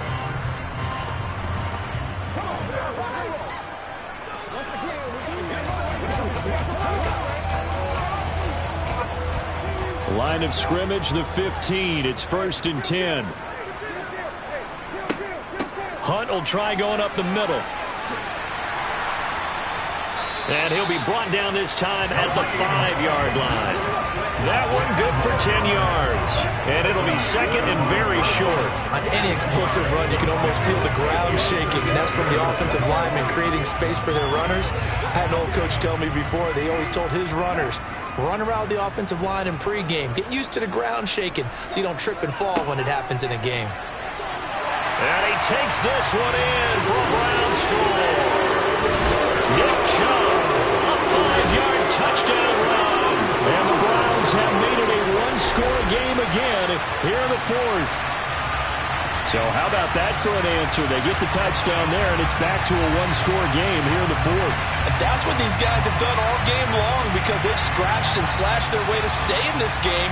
And by now we should all realize they're not going away.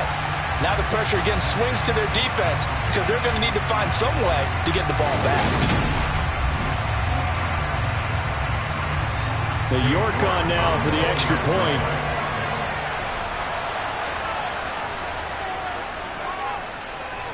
And the lead is down to 2.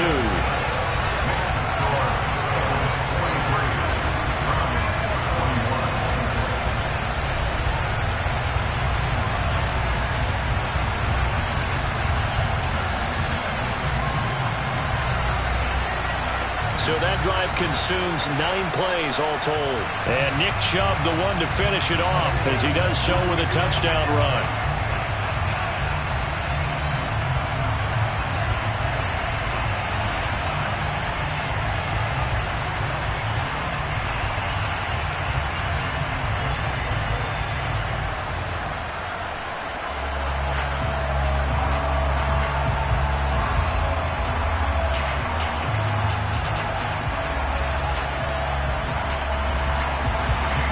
Ready, and here we go as he sends this one away. And not willing to risk another fumble. He'll sit on this one. It's a touchback. There's a look at receiver Jamar Chase as the Bengals get set to go on offense. And I know that they've double-teamed him a couple times, but not a ton. Whatever they're doing isn't working. He's up over 100 yards. We'll see how they adjust. And when they do that, they weaken their defense in other places as well. And how many times have we done games where we've seen a guy have a big game like this, but it's usually not by himself, is it? Right. Usually it opens it up for other people to have big games as well. Burrow and the Bengals with a 1st and 10 at their 25-yard line. Here's a play fake as they set up to throw. He will find his man Chase complete. And they'll get it all the way up about 5 yards shy of midfield. An ideal beginning of the drive there as they'll get 20 and a first down. Well, that should be a reminder defensively, and I think it's a reminder to myself, because you just can't sell out to stop the run. There's still enough time that this offense can move the football through the air, even on 1st and 2nd downs, and they obviously picked the right spot to throw the ball there. The big play to start him out has him at the 45 already.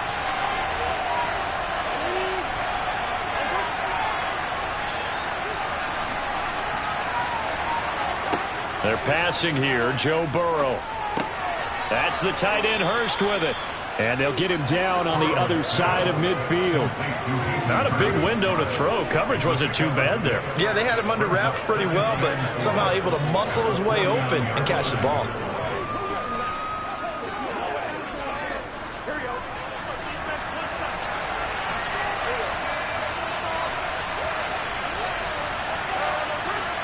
Burrow on play action. Short throw underneath to Hurst. And he'll be tackled on the other side of midfield at the 46-yard line. Got to give credit where it's due. Really nice defense on that play. The pitch and catch was successful, but not any run after it. This is 3rd and 2. Maybe the biggest play in this football game.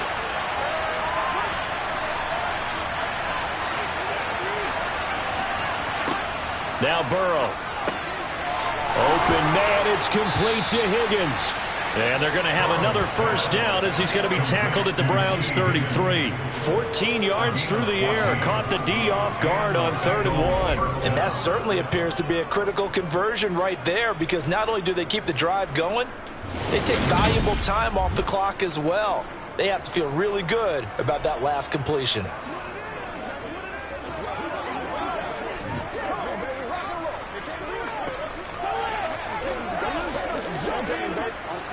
So they'll come up 1st and 10 now from the 33.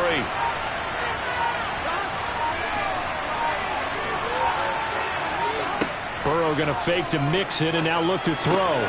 Throw left side complete to Chase. And he'll be marked down right at the 20-yard line. Tell you what, he's been able to put the ball in some tight spots all game long. That throw, no different. Yeah, a lot of people would call it a gutsy type of a throw. I think he looks at it as, I can do it, so it's not that big of a deal to me, and I'm going to keep firing.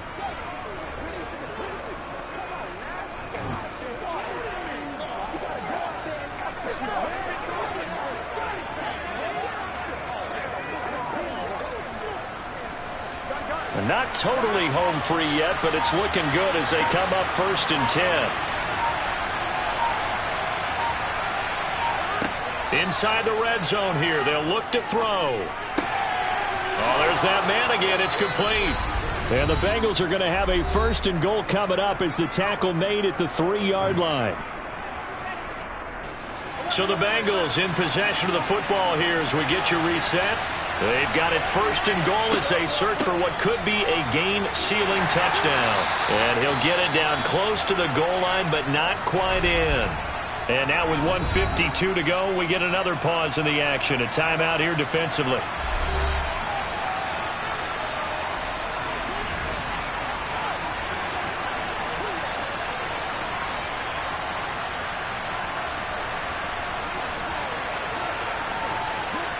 Another yard would probably put this thing in the books. It's 2nd and 1. Another try for Mixon. And the avenue collapsed for him as he's going to be held up short of the goal line. Now the Browns signal for the 2nd of their timeouts as they'll head to the sideline and talk over what to do next.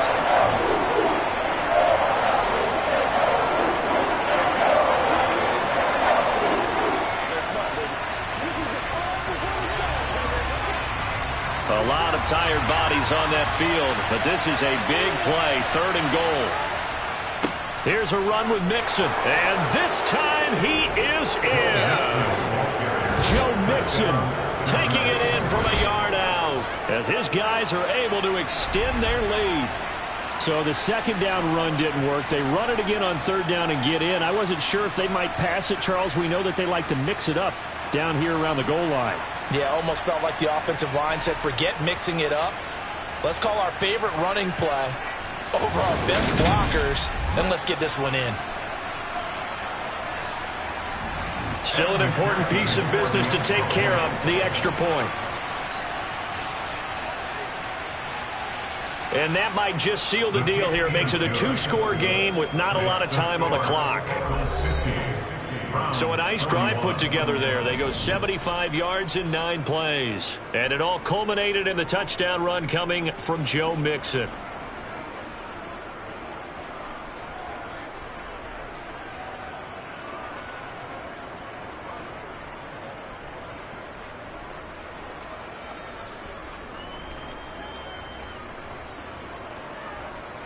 After the touchdown, McPherson on to kick this one away.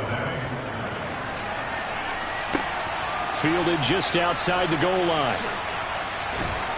And able to get this across the 20, but not much further as he's dropped it to 23-yard line. So now the Browns down by 9. Just over a minute 40 to play. How will this thing pan out? We'll watch as they come up on 1st down.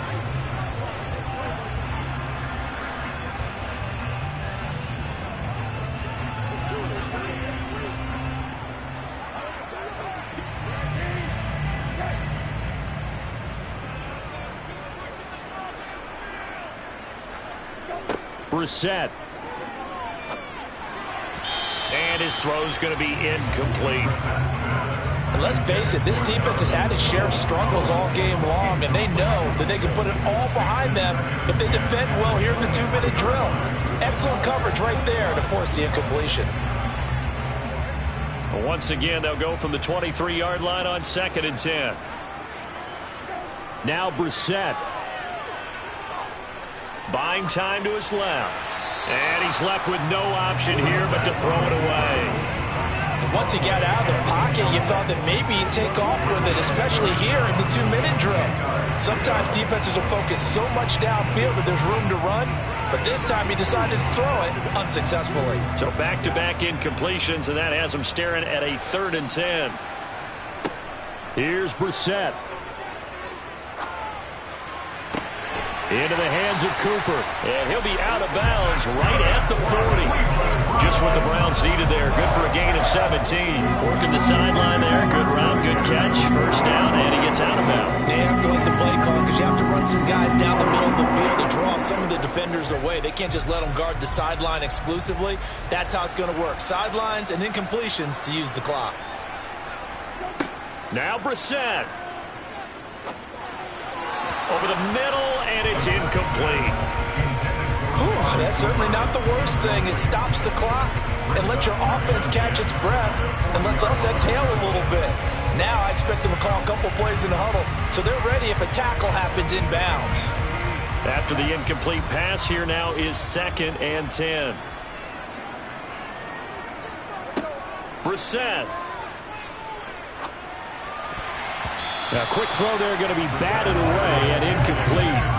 Back-to-back incompletions, but we know this is definitely 4-down territory. Time not on their side. I don't think they want to try and get the first down in 2 installments. I think they got to go and get it right here, right now. They had the incomplete pass on 2nd down. Now they need a big play here, 3rd and 10. Here's Brissett. He's going to let it fly. And that will be incomplete. Well, they weren't scared to let it fly, but it falls to the ground and brings up 4th down. That means it's just one last chance left, and this has to be a first down or a touchdown, or this game's over.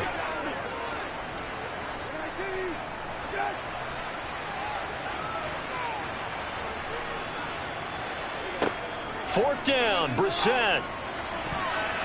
And it's going to be batted down, and will go the other way with the football. They had to go for it with such little time remaining, and the Bengals are going to get it back in terrific field position. So with that, we can just about close the book on this one, Charles. Yeah, what's the old expression about slim and none? Well, Slim just left town on that one. They're down to none? Yes, exactly right.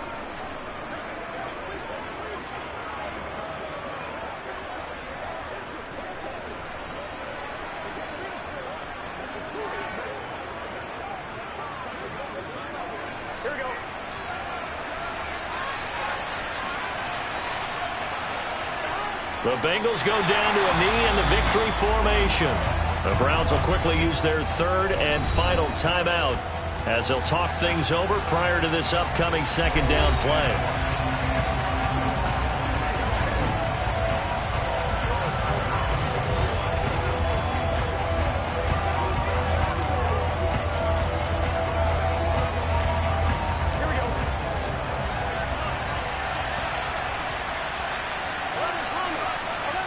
The Bengals go down to a knee in the victory formation.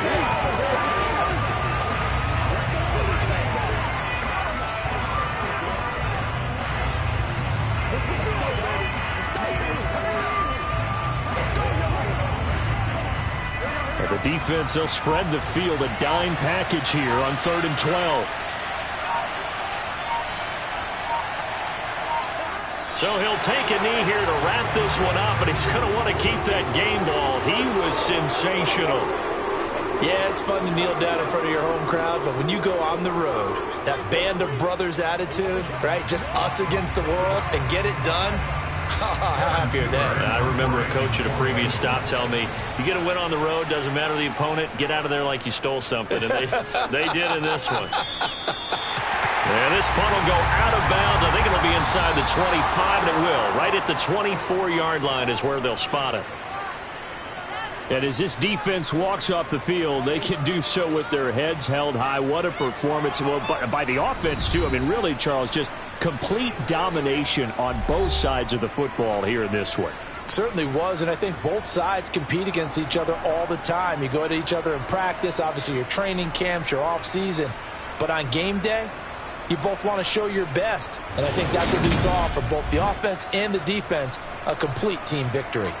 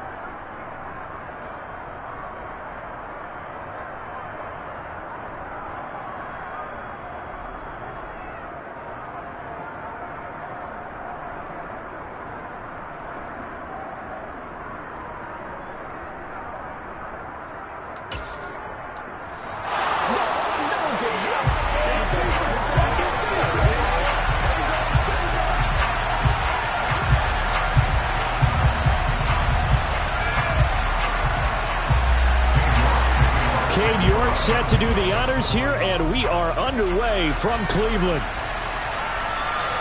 And this will not be returnable. It's out of the back of the end zone for a touchback. Cincinnati's offense takes the field and leading the way for the reigning AFC champs is last season's comeback player of the year, a man who needs no introduction, Joe Burrow. Hey, we all love a good story, and what we like even more, guys who can fight through adversity. Joe Burrow coming out of high school, goes to Ohio State, doesn't get a chance to start, transfers to LSU, not thought to be a top prospect, ends up the #1 pick in the draft, and justifies it. Tremendous play, excellent mobility, and leadership off the charts.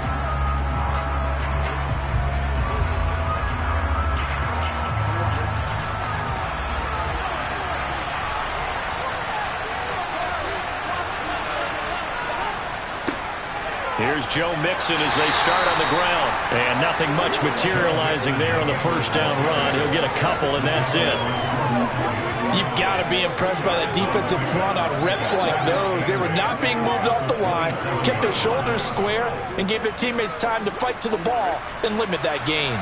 They'll break the huddle, come up on 2nd and 8 at the 27-yard line.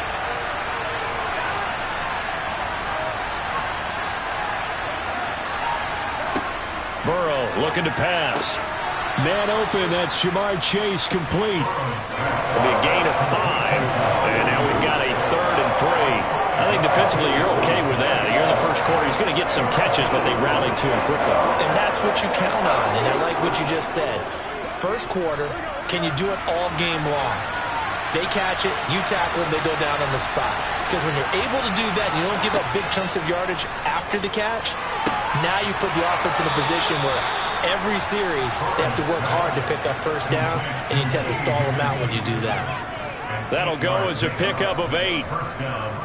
3rd and 4, he did just enough, and I mean just enough to move the chains. And that's all you're looking for, right? Just want to keep the drive moving. You don't need the big play there. Just get to that marker that you described, and he was able to do just that.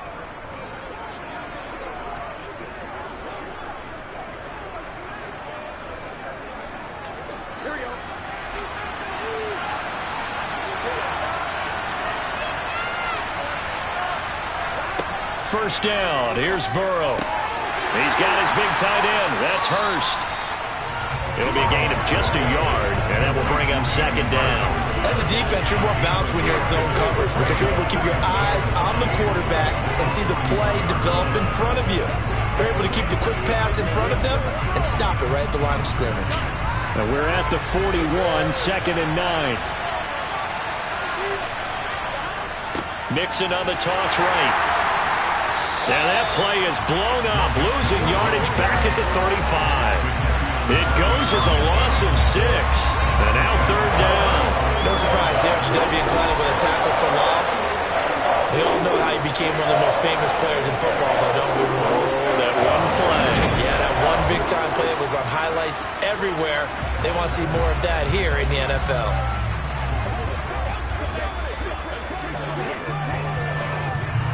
And on 3rd down, the Browns going to go with a nickel set. Now it's Burrow. And the catch made. It's Tyler Boyd. And he can only get this to the 42-yard line. And that is not near enough. They'll get 8, but they're going to have to punt here on the opening drive because that's not enough. Well, we hear so often how tackling has become almost a lost art in the NFL game. But it's so important to tackle well on these receivers, especially in a play like this one. 3rd down, they gave him the underneath stuff. You got to go and make the tackle right away.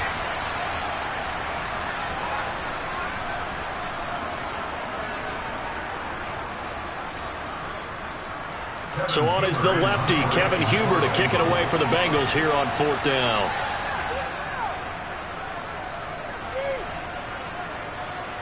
And he'll get credit for putting him inside the 20 as the fair catch is made right at about the 19-yard line. So here are the Browns under head coach Kevin Stefanski.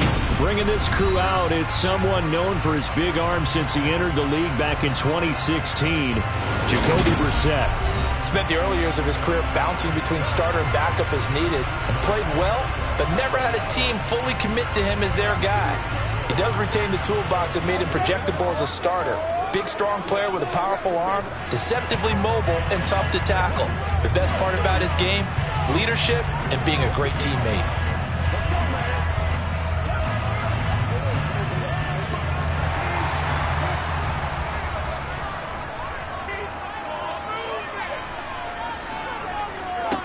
First down, Brissett. And there is Amari Cooper, his first catch.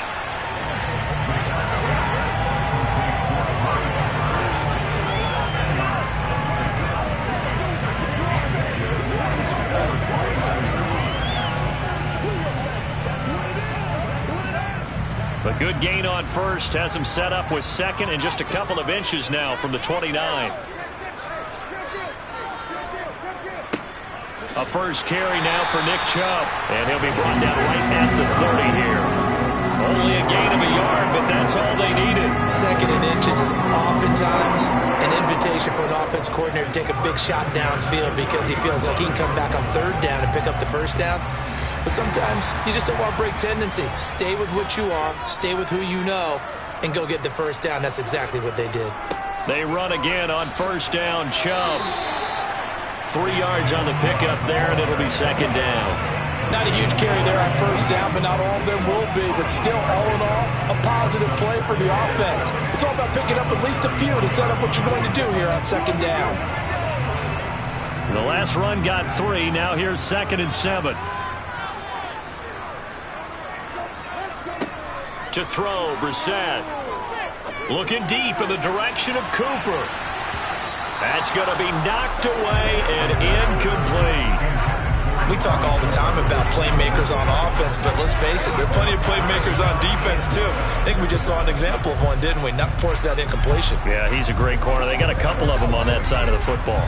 They head to the line facing a 3rd and 7 following the incompletion on second down. To throw is Brissett. And that is incomplete. That was their first third down try of the game, and clearly something was off in the execution of that play. Good news, they've got a whole game left to clean that up and start clicking on those key third down throws. Here's Corey Bojorquez now.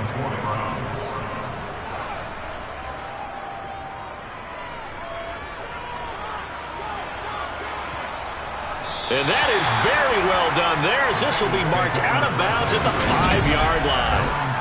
That is how you flip field position. That's an absolute bomb of a punt. Downs it inside the 5-yard line. Absolutely ideal. From that position, you're hoping to get it down inside the 15, inside the 5. Superb.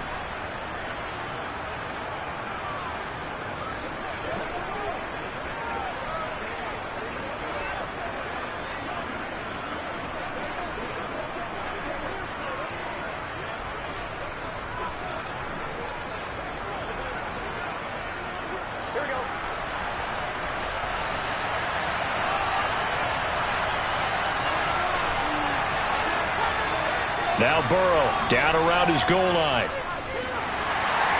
And oh, that is going to be a safety. Well, we thought these two defenses, they might come to play. One has already come to play here. A safety for the opening points of the game. Brandon, let's file this play away because if it turns out to be a tight game, who knows? This could wind up being the difference.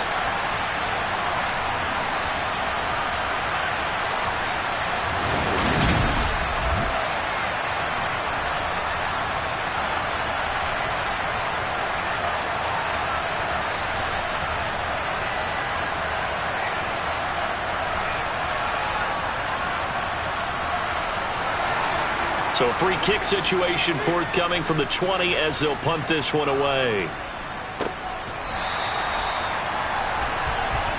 Second drive coming up here for Cleveland as they return to the field on offense. No points last time out. They were forced to punt, if you remember, but no time to dwell on that. They've still got the lead here and a chance to add to that here. 1st and 10 as this new drive starts. Any return that gets you to midfield is a great return. 1 first down, and you're almost in field goal position. So good starting field position for him here as they come up 1st and 10 at the 41-yard line. Brissett.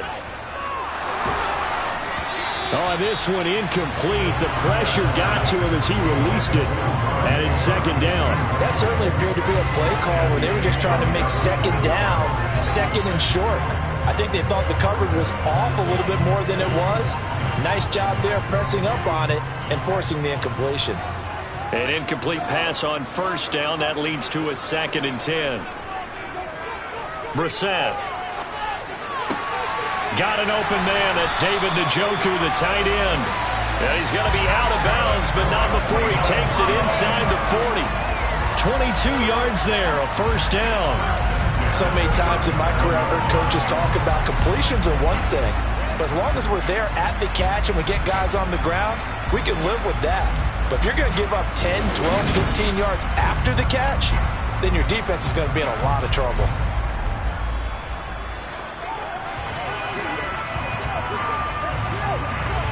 Line of scrimmage, the 37 on 1st and 10.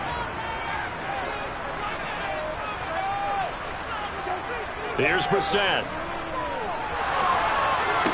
To the sideline, and wow, what a catch there. He doesn't get a lot, but he was able to get the feet down complete. It'll go as a gain of 4, and it's second down. Yeah, that one was covered pretty well because they were trying to leak the tight end out into the flat. I think they were hoping he could catch and turn upfield and pick up the first down. Now a 2nd down and 6. Again, it's Brissett. Now a loose football. The ball comes out, and the Bengals grab it. And the return here will go to the 31-yard line. We have seen this before, and we know coaches preach about this and work on it all the time. Catch the ball. You know there's going to be some traffic somewhere. They've got to put it away and secure it as they try and get downfield. Cincinnati now ready to take the field. They've shown precious little here offensively thus far as they try again with a first down now. That's what it is, baby. Let's go get it now.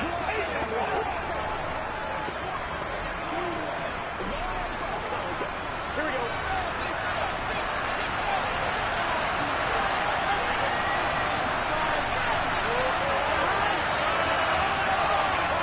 Play action. It's Burrow. This goes out wide for Mixon. And they'll get him down after a pickup of 8, 2nd and 2. We've seen quite a bit of the short passing game here early on first quarter, haven't we? We have, and I think it works a couple of ways for this team because, number one, you throw the short game until they stop it. And if they're not going to stop it, you keep throwing it, and occasionally you'll break a tackle and turn it into a bigger gain. Also, if they start to creep up, start to pressure receivers, now you go over the top, take it deep, and now you get some of those big shots downfield. Open man is Chase, complete. A gain of 5, good enough for the first down. As Jamar Chase picks up a first down here, how about a quick reflection on his debut as a rookie? Set a new rookie receiving record and the Bengals franchise record with 1,455 yards and was 3rd in the league in touchdowns. He became only the 2nd rookie receiver named All-Pro since 1998, joining former LSU teammate Justin Jefferson, who did it in 2020. Throwing now, Burrow on first down. And that's complete to the tight end, Devin Asiasi. And this will be good for a pickup of 9 to the 46. Well, that tight end position, it just seems to continue to evolve every year in the NFL. Yeah, you're getting really terrific athletes. A lot of them maybe were wide receivers at one point. They continue to give you speed, great hands, and big bodies, which make them excellent targets for quarterbacks. They go play action with Burrow. And that's going to be caught. T. Higgins. And they're going to have another first down as he's going to be tackled at the Browns' 26. A good pickup there of 20 yards. 2nd and short, that's a rundown, so it's definitely a good time to go play action if you're feeling it. And they do so and pick up a first down.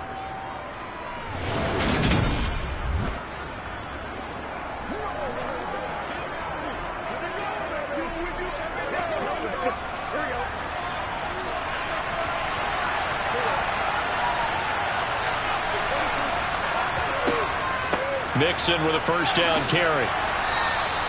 Safety Grant Delpit up to make the play.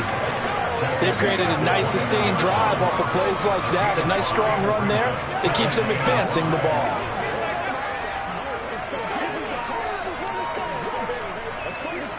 The first down run got 5. Here's 2nd and 5.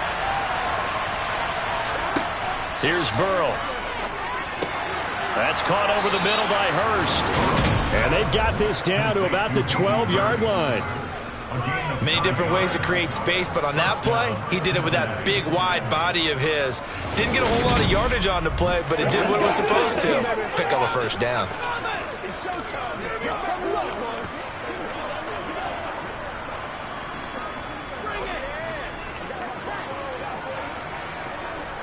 From down at the 12, it's 1st and 10. Now it's Burrow. Flushed out right. And it's caught. Touchdown. Joe Burrow with a touchdown connection to Tyler Boyd. And the Bengals have taken the lead. Well, on that connection, it looked like they maybe had some pre-play communication. Maybe one of them noticed an area that was open in the defense to get the pass to. When you put the time in, sometimes you have that great silent communication that you just noticed right there, because the best quarterback-receiver combos in the NFL, they know how to make those adjustments at the line of scrimmage when they see something pre-play, and they got it done there. Extra point by McPherson, up and good, and the lead is up to 5. So that winds up a 7-play drive all told. And it's finished off by the touchdown from Tyler Boyd.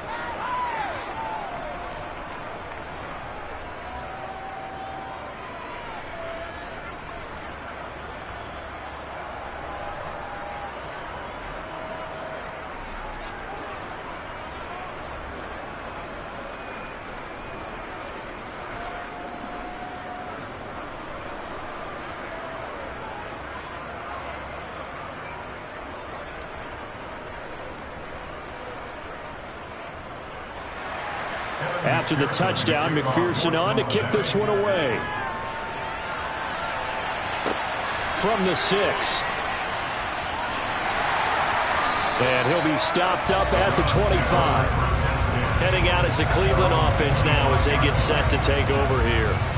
Charles, you got to think the #1 goal here is ball security. Remember, last drive they coughed it up. Then they allowed the touchdown, and now they're trailing on the scoreboard. Boy, the way you described it makes me think that that one actually hurt them 3 times. The fumble cost them potential points. Then they watched their opponent get a touchdown off of the fumble. And third, they lost the lead as a result. Really tough sequence right there. I don't think coaches have to remind them to hold on to the football. They've just got to find a way to get it done. And here's a good way to kick off a drive, complete over the middle. And he'll be taken down, but not before they work it across midfield. A good pickup there, 26 yards. Certainly no settling into the drive there. They came right out on the first play and attacked the middle of the field for a big gainer and a first down.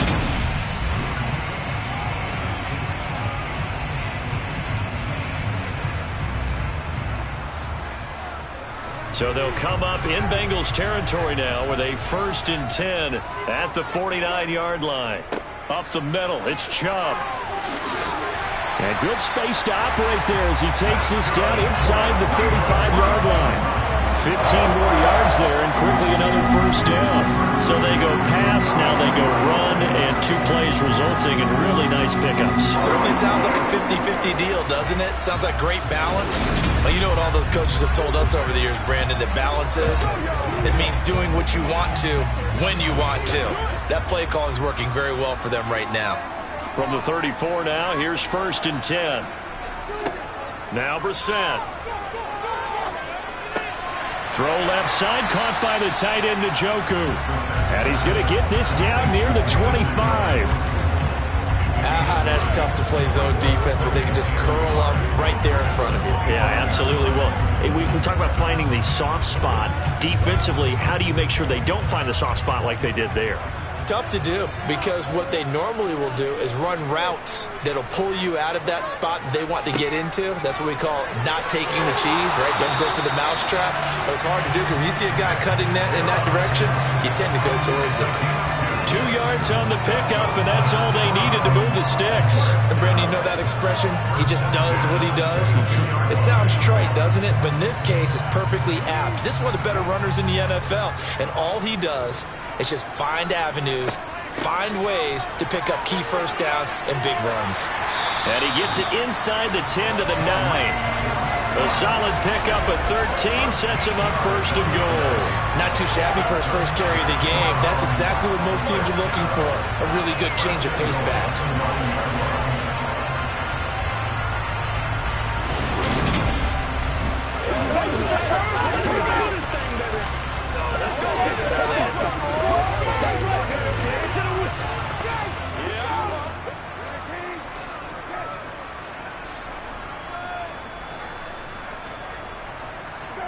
Brissett now. Is caught out left by Bell. And he's able to get this down to the 5-yard line before he's out of bounds. That'll bring up 2nd and goal after the gain of 5. And they ran just a little underneath route here on 1st and goal, but there's really not a whole lot of room to operate this close to the goal line. He's just not able to get loose after the catch.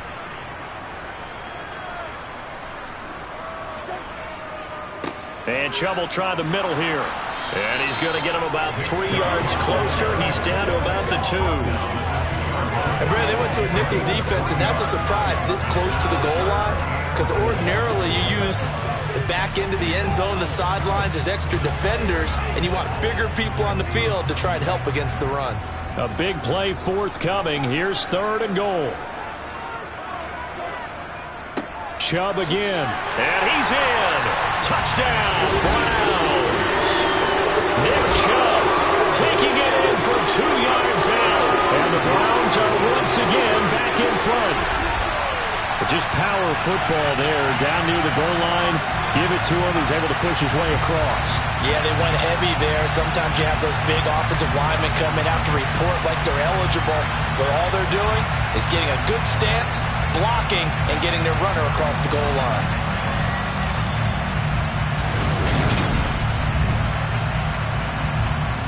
Now Cade York for the extra point.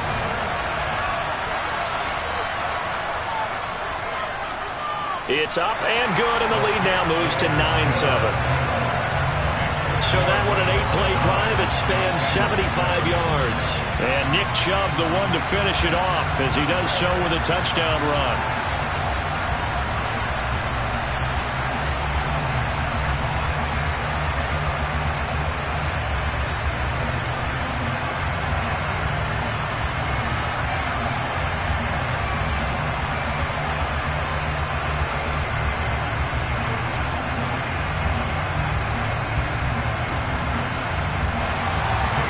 York ready, and here we go as he sends this one away.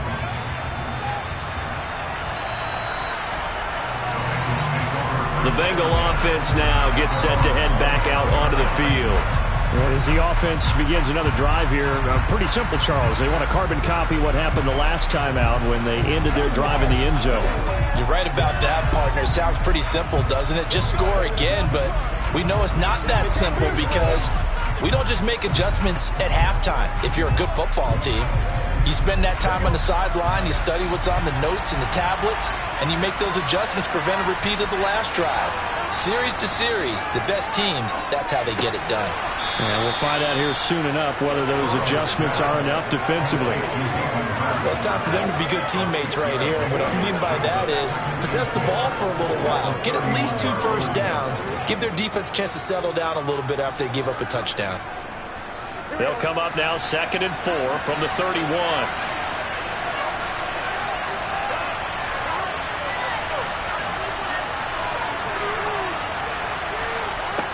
Burrow looking to pass. Open man downfield is Chase. He's got it. And all the way in for a Cincinnati score. They erased that deficit pretty quickly, did they not? A 2-play drive. What do we call that? Short-lived? Very. Very short-lived. 2 plays later, they're in the end zone and back out in front. We always talk about drives, don't we? Does 2 plays count as a drive? Not really, but that second play was so good. I don't care what we call it. It was enjoyable to watch. McPherson on for the point after. And the lead is up to 5. That drive started on their own 25. 2 plays, 75 yards later, into the end zone.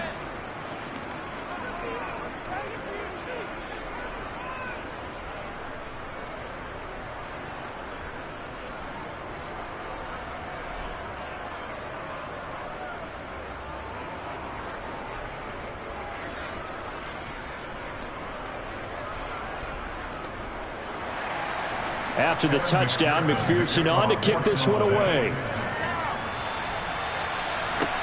From the 6. And a good effort on the return there. Gets him across the 30, up to the 33. And now the Browns coming out on the field. That last drive, it was a good mix. Run, pass, defense on their toes. And what really helps out in a big way is when you're doing the run-pass mix and everything's working, that means that they're guessing wrong every time on defense. They think you're going to pass when you run and vice versa. I would continue that, and when they finally draw a bead on you, maybe you mix it up a little bit, a little play action, and throw the ball. And will they maintain that balance? Time to find out. Brissett. And the coverage terrific there as that's knocked down and incomplete. As a defensive back, you have some weapons at your disposal that we don't often talk about. And you can read the receiver's eyes, you can read his hands, and you know that the arrival of the ball is imminent. And that allows you to make a play on it and oftentimes knock it away. So now 2nd and 10 after the incompletion on 1st down. Here's Chubb on the read option.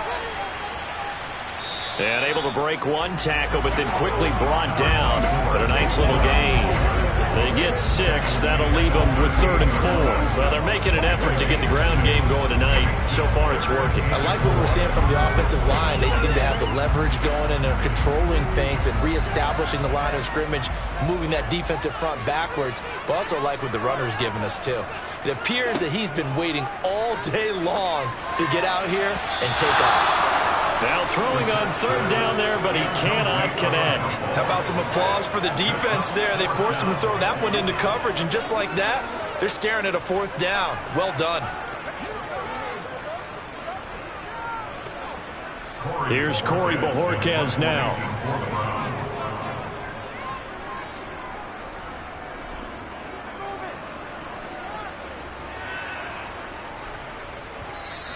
And this is going to hit the goal line and continue on into the end zone for a touchback. Now the Cincinnati offense ready to see what they can do here. Well, the football changing hands here, and as this offense takes the field, Charles, they'd be fine with more of the same on this upcoming drive. Last time out, they found the end zone for 6. And they're certainly hoping for more of the same, but the game plan, I doubt it'll just be a carbon copy of the last drive, because I think this offense is ready to break out some new wrinkles and try some new things that might be hidden in their playbook. They want to use that confidence to its advantage while also keeping the defense from anticipating what's up next. The drive will commence with a run by Mixon. And he's going to get this one across the 30-yard line. The drive starting with a 1st down, 11 yards on that pickup. What makes a draw play like that successful? Well, we did see where he made the first wave miss, and that was a big part of it. But a lot of it is just being actors back there, making the defense think it's going to be a pass.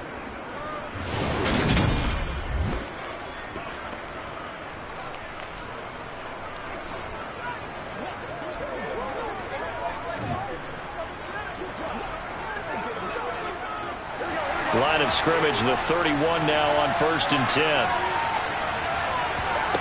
Now it's Burrow. He gets this one to Boyd. And they'll get it up just short of the 45 at the 44. 12 yards that time, and a Cincinnati 1st down. Well, that certainly has to feel good. It's not all the time that the play caller should get all the credit. Sometimes I think in the huddle, the quarterback just says, hey, who's going to make a play for me? I just need something right here. And the end result there, nice 1st down. Drive keeps moving. Now it's Mixon running right. And he's going to be brought down on what will be the final play of this 1st quarter. An entertaining start to this one. More to come on EA Sports.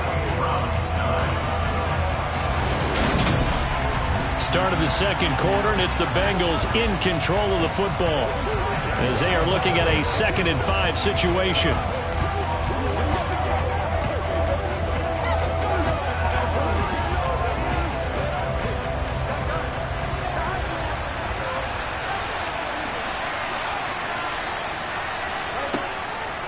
An option handoff here to Mixon. And he's going to take this across the 50 into Browns territory.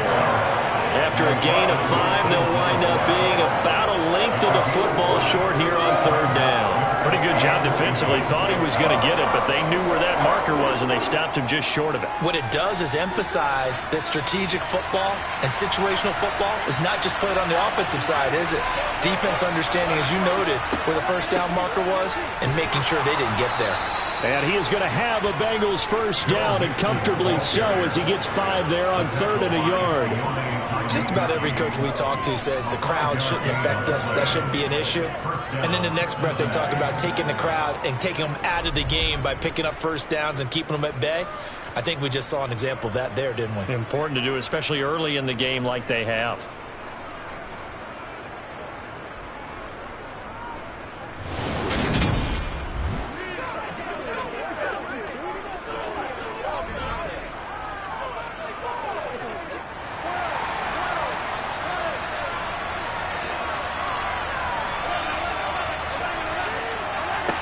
On 1st and 10, Joe Burrow. To the right side and complete to Hurst.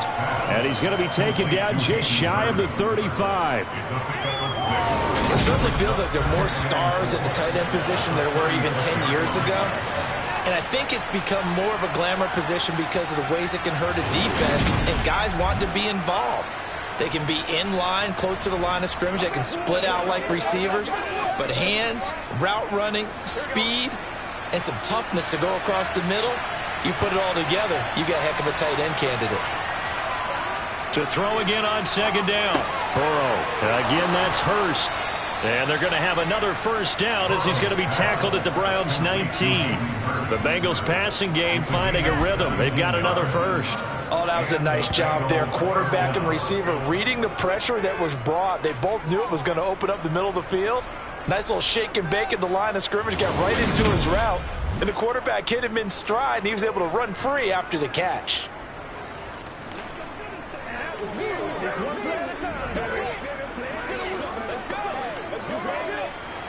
So here's a 1st and 10 now, down inside the 20.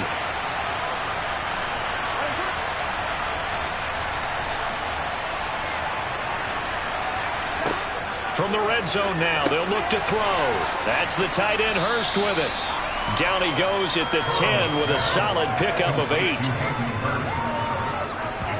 When you execute a drag or a crossing route really well and give them a chance to let it develop a little bit, you can gain some significant yardage hitting your tight end on that one.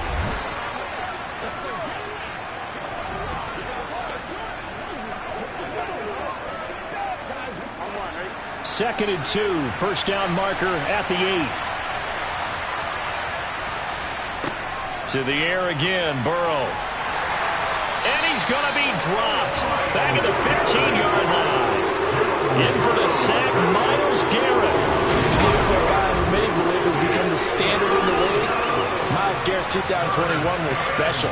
16 sacks set a team record and were 3rd in the NFL, and he made 1st-team All-Pro to the surprise of no one.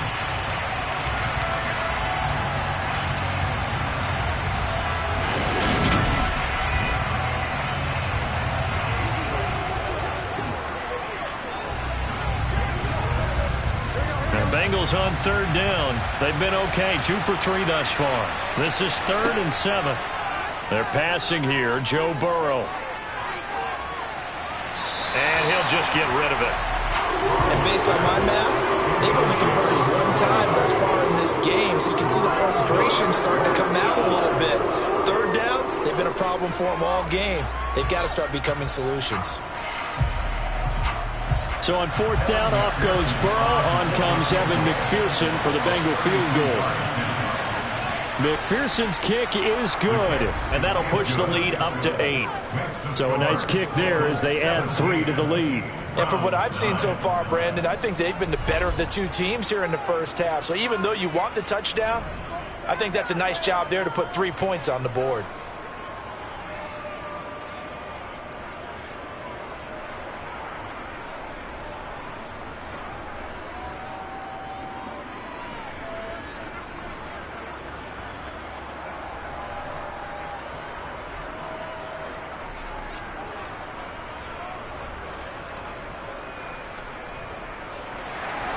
So after the made field goal, here's McPherson to send this one away.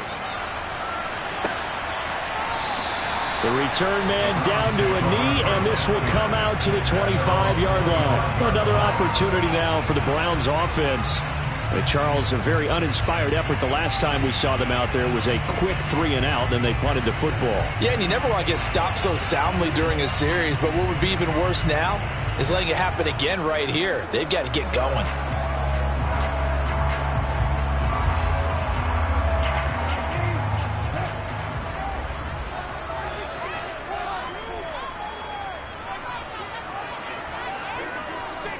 They start on the ground with Nick Chubb. And this will be a gain of 5 as he gets it to the 30. Nice satisfying run on first down for the offense, picking up 5, which means defensively, the thought process is entirely different. You don't want to panic, but at the same time, you're saying to each other, we've got to tighten this down. We can't give up gains like that. Ball on the 30. They'll come up with a 2nd and 5. Here's Brissett. This is the tight end, Njoku. And he slips up past the 45 before being tackled. He's up over 50 yards receiving now in this first half. It's a first down. And after that completion, you can understand why so many teams in the league are emphasizing speed on defense at every position. The tight ends have created so many tough matchups now. If you can't run with a tight end as a linebacker, this is going to be the result every time.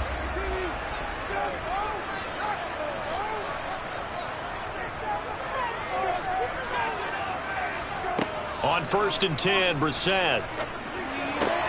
Right back to Njoku. And he takes this one down almost all the way to the 30. Back-to-back receptions for him, and it's another first down.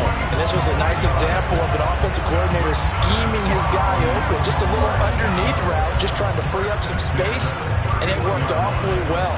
Got him not just space, but plenty of room to run after the catch to pick up really nice yardage.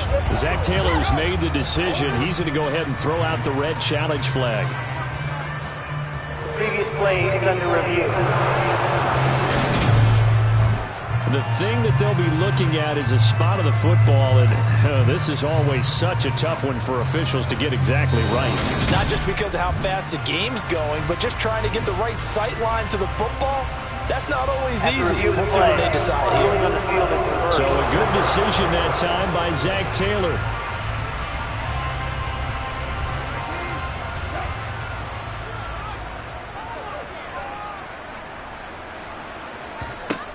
On first down, they'll run with Hunt. Oh, he's got some breathing room. And they're able to get this one past the 30 to the 25-yard line. 17 more yards on that one as they keep the drive rolling. Ain't they like this drive a little bit better, little partner? Running game helping out, picking up some of the slack. Because remember the last drive, they went 3 and out.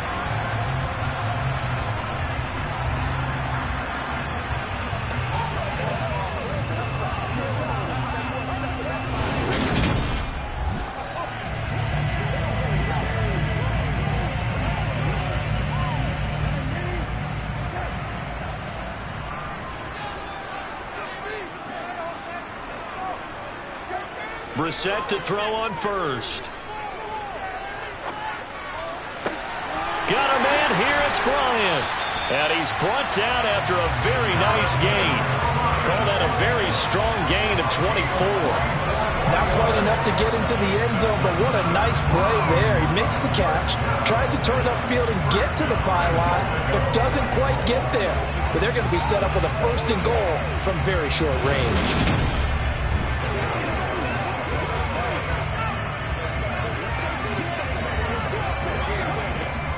Two big plays in succession. Not sure this D knows what hit him, but now they got to get ready. It's 1st and goal. They'll run with Chubb. And the second wave of tacklers is going to get him as they stop him behind the line. That's going to go as a loss of 2, and it'll be 2nd down. That's a really alert defense there because they saw the heavy look come in from the offense, countered it with extra linebackers who brought a little bit of speed and heft, and able to really make a big-time play for their defense.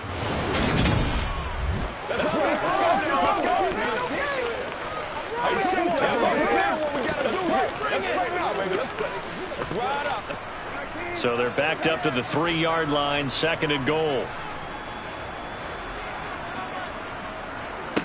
From the shotgun, it's Brissett. And that's going to be caught from Browns. Touchdown. Amari Cooper from 3 yards out. And the Browns have come back to make it a 2-point game. There was no going through the progressions on that touchdown pass. Yeah, nor was it necessary. His receiver run that route early, presented himself. No reason to wait. Go ahead and put it on him and score a touchdown. York now for the extra point.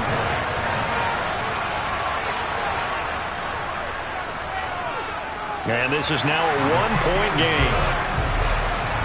So this drive spans 7 plays. And it's Amari Cooper who finishes it off with a touchdown reception.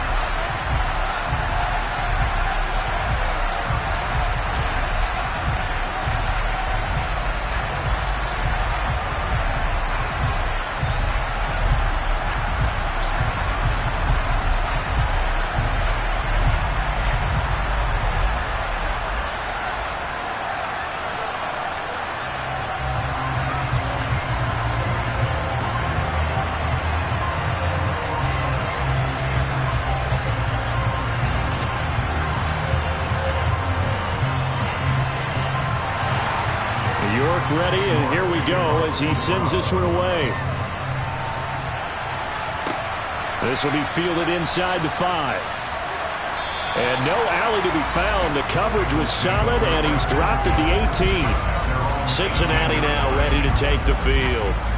And they split the uprights last time for 3. They've got the lead. They're not going to play this conservative. They're not hoping for another field goal. They're hoping for a touchdown. I'm with you on that one. I like where your head is. I like the way you're thinking because you're exactly right. Trying to sit on a lead and play that way, that doesn't work too well for most teams. Run your offense. Run what you do best. Exactly. Put it all the way down and try to increase your lead in a big way. And the best way to do it, touchdowns.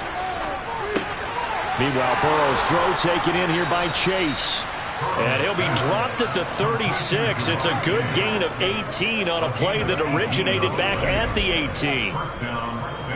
And with that completion, he's now north of 200 yards here in the first half. Boy, a tough start for the secondary defensively. It is, and it's got to put a dent in their confidence. And, you know, you always want to keep that up and feel like you can always bounce back after plays. But with the kind of numbers he's putting up here, it's starting to wear on them a little bit, I think. So they're looking at each other and trying to figure out what defense will work and how can they play better without getting beat deep for big passes. They find some open field here. And he'll be tackled on the other side of midfield at the 46-yard line.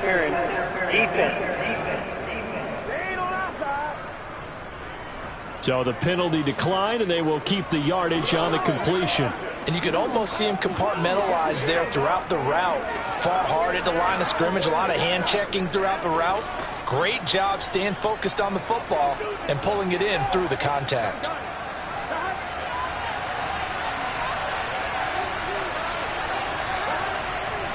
After the penalty, it's Mixon.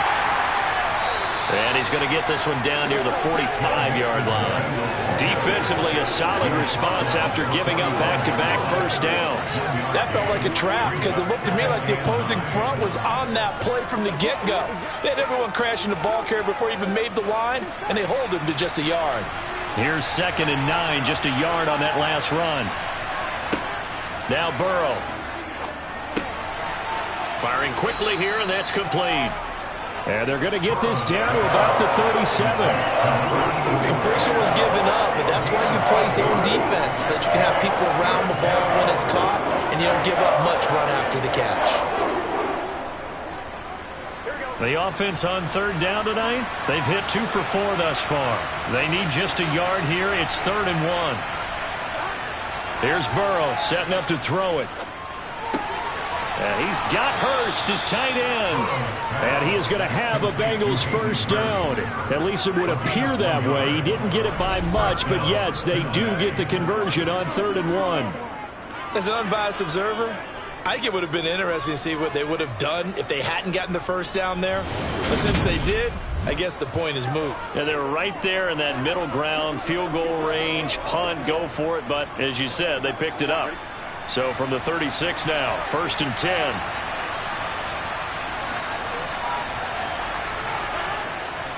They go back to the ground now with Mixon. And down right around the 32-yard line, 4 yards on the pickup. Well, they certainly had success throwing the ball on this drive, and not as much running it as we just saw once again on that last play. Stopped after a very short gain. But I wouldn't abandon the run totally, because otherwise, pass rushers just tee off on your quarterback. It makes it very, very difficult for him in that situation. Burrow on play action. He will find his man Chase complete. And he doesn't quite make it, taking it within an eyelash. Dropped at the 1. It'll go as an impressive 31-yard gain. He had 1 touchdown earlier, nearly a second one there. Yeah, it took a touchdown-saving tackle to keep him out of the end zone after a big play. Perhaps you go right back to him. Don't need the distance, but maybe he can pay things off after a big effort. That's right.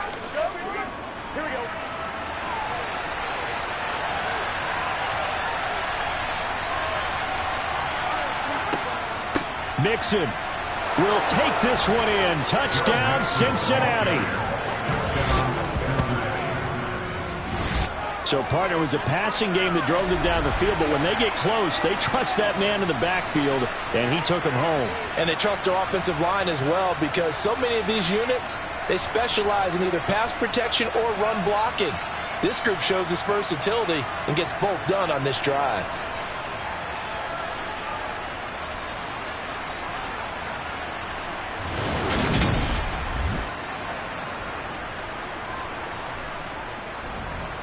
McPherson on for the extra point.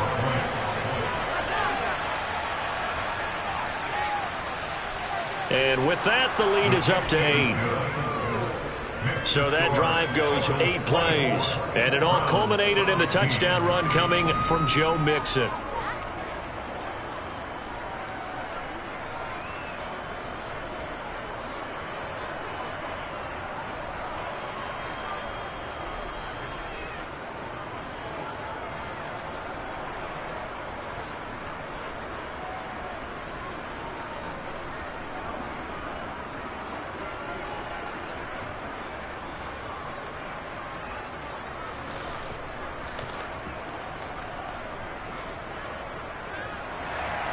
After the touchdown, McPherson on to kick this one away. And this will not be returned. It'll come out to the 25. Jacoby Brissett and the Browns offense ready for their next possession. He had the short touchdown pass on their previous drive, and they'll begin again here on 1st and 10.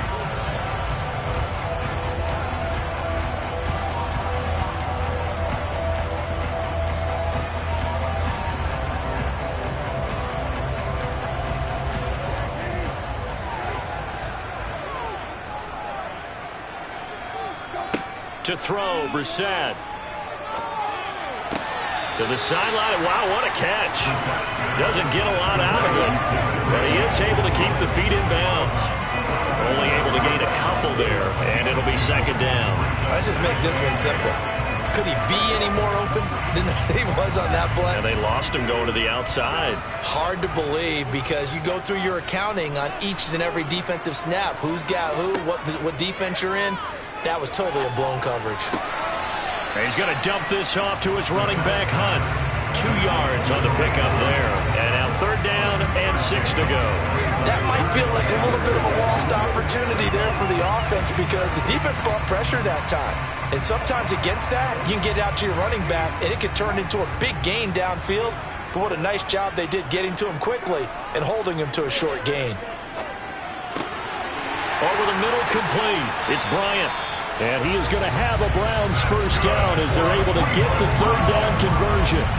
And that's well executed there on third down. And I love the confidence that they had to let their tight end try and find some space in the middle of the field, right in their quarterback's line of vision. And QBs love to make that easy throw, and they hooked up there for a first down.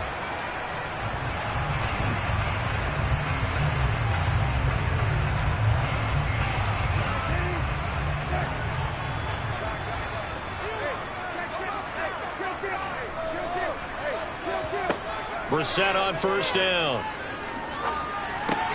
Going out wide, finds Chubb. And they're able to work this across midfield to the 48. I know it was a game, but you have to sense probably a little bit of disappointment there because when it's out there in open space, I think they expect to get more out of a play, don't you? Especially when you're getting it to your guy out of the backfield. You're expecting him to be able to create something, be a little more shifty. Yeah, no doubt about it. Good open field tackling held it to an okay gain. Brissett's throw taken in by Cooper here. And he's got another first down as the tackle's going to be made at the Bengals' 34-yard line. A good gain of 14 there, and it moves the chains. That was a nicely run slant route, and what the receiver's trying to do is make the defender think he's going upfield for a deeper route and then breaks it off, usually after about 3 to 4 steps, and cuts towards the middle of the field. And now what he's trying to do is use his body to keep the defender away from the football and give the quarterback a really nice target. From the 34 now, here's 1st and 10. Brissett. He lets this one fly toward the back of the end zone. And he bats it away, and it falls down incomplete. Early on, the running game's been working well, and the offensive line has been pleased by that. The thought process there, catch those safeties creeping up, trying to help against the running game. They tried to hit them over the top, unsuccessfully. From the 34, they'll come to the line on 2nd and 10. They'll throw again. Brissett. That's to the right side and complete to Njoku. And he is out of bounds inside the 30. And now some disagreement down on that sideline. The red flag is out, and we're going to get a challenge. The previous play is under review. Did he keep those feet in bounds? That's the question they've got to decide. And I got to say, watching it in real time, it was awfully close. Yeah, it certainly looked like a heck of a catch because he didn't appear to bobble it, which could complicate things. But even with the benefit of replay, that's pretty tight. Well, here's the call.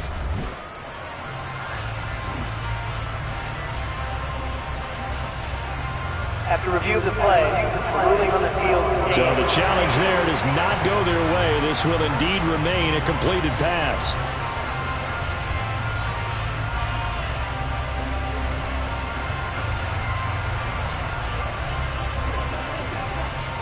They're trying to keep the drive going. This will be play number 8. It's 3rd and 2. Brissett. And that's going to be caught by Peoples-Jones. And he is going to have a Browns first down by a couple of yards as they're able to get 4 there on 3rd and 2. Would it be safe to say that as precise as routes are supposed to be run in the NFL, maybe they're not quite as precise in college ball? That's accurate, yeah. And I think we saw a college route in the NFL there. Just find the soft spot, find the dead zone, and find the first down. And that's what he just did.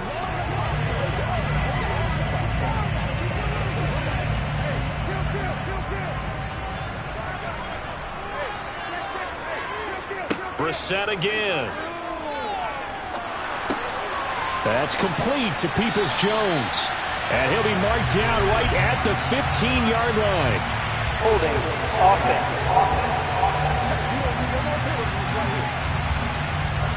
They're backed up here with a 1st and 20 now after the holding penalty. Here's Brissett. He'll get this to Bell. And they're going to move it down to inside the 25.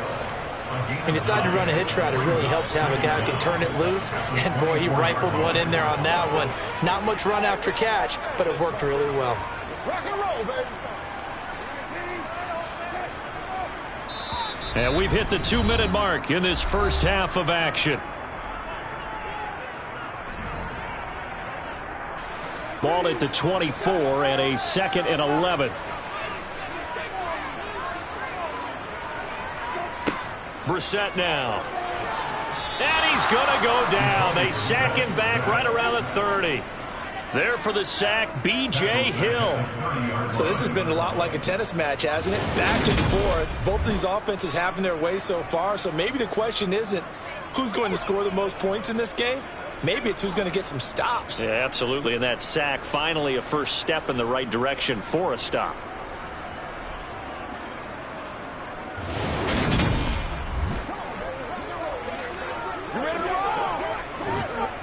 And some secondary help here for the defense in the nickel on 3rd and long. Now Brissett. He's going to drop this one down for Chubb. And they're going to move it down inside the 25. The Bengals going to use the 2nd of their timeouts as they'll head to the sideline and talk over what to do next.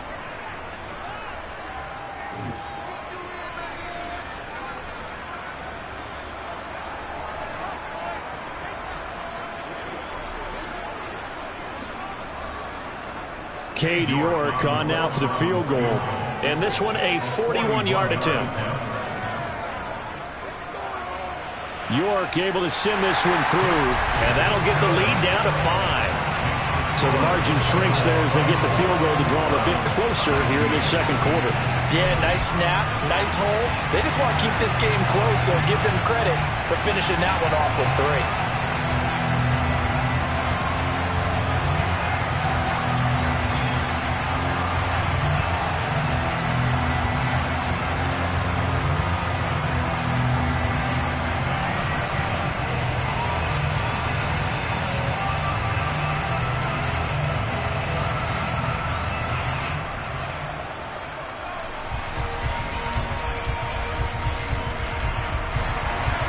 York ready, and here we go as he sends this one away.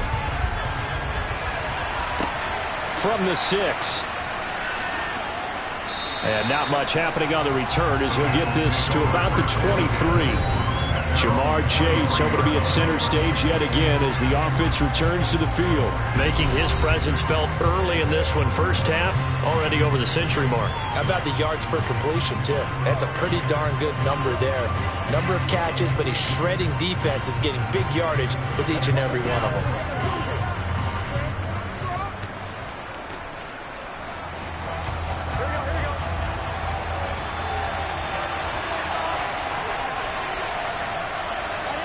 On 1st and 10, Joe Burrow. This goes out wide for Mixon. And this will leave him a yard short. Nice pickup of 9 yards on 1st down. Just about every quarterback is trained to really look downfield first before you come back and make a nice, safe throw. And in this case, that's exactly what he did. Found his running back, let him create some space, and it turned out to be a nice play for the offense. Throwing again on 2nd down. Burrow, he's got his big top, and the ball is knocked out. And this is picked up by the Browns. And he's able to take this one back to the 36-yard line. Always costly to cough up that football. These defenders, they become so adept on jarring it free. Yeah, it's amazing that there aren't more fumbles caused because now, if you're an offensive player, you go through ball security drills every single day. It's really not out of line to think that you take the ball to bed with you and just hold on to it. But the bottom line is, no matter how much you try to protect it, these guys are pretty good at finding ways to knock it out.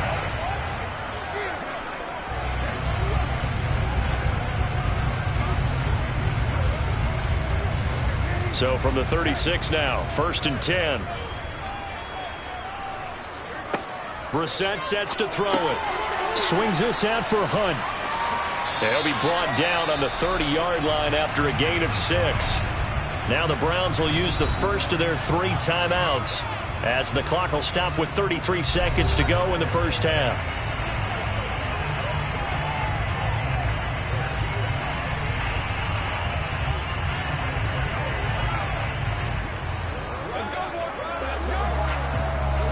And the ball on the 30. Here's 2nd and 4. To throw is Brissett. It's caught. Cooper. Now another timeout called for by the offense. So that means they're down to 1 remaining here as we head toward halftime. Let's focus in on what we got to do here. It's all about code. Go. It's all about code. Every day.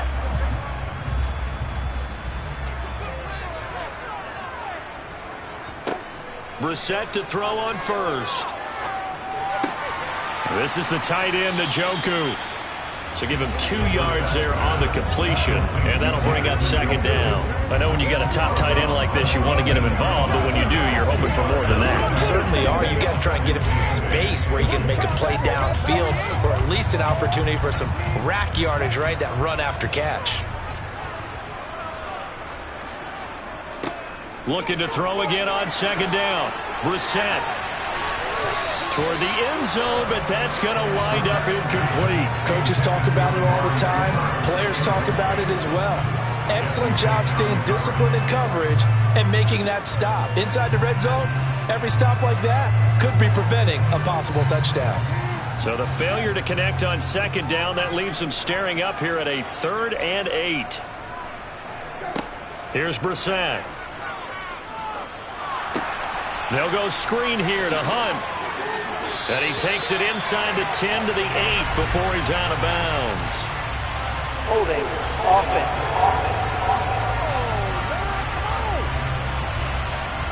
So following the holding call, what can they do here on 3rd and long? Throwing. Brissett. Going to throw deep for the end zone. And oh no, it's incomplete. Well, it's a touchdown if he holds on, but somehow took his eyes off of it, falls to the ground, and brings up 4th down.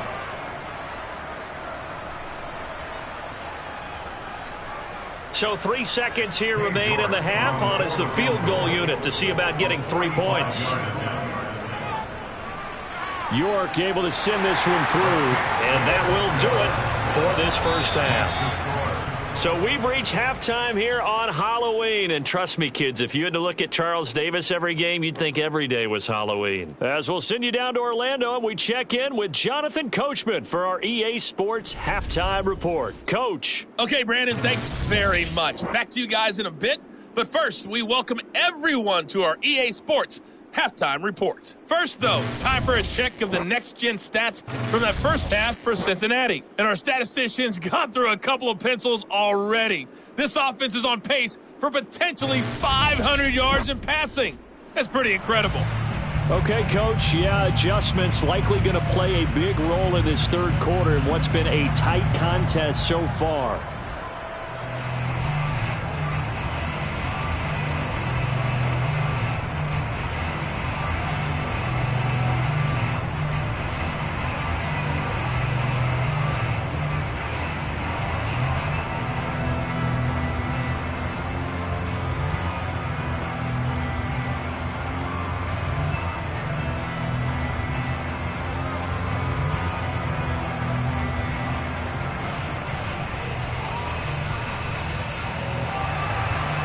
These offenses have been in fine form. What will the second half bring us as we are underway in quarter 3? And they will not get a chance to return this one as it's through the end zone for a touchback. The Browns offense getting set to go to work here to start the 3rd. And Charles, they trail here, though not really the fault of this offense. No, they certainly did their part in the first half, but when you're in a shootout like this, you definitely want your defense to play better, but you know that's out of your control. All you can do, keep putting points on the scoreboard and keep giving your defense opportunities to make stops.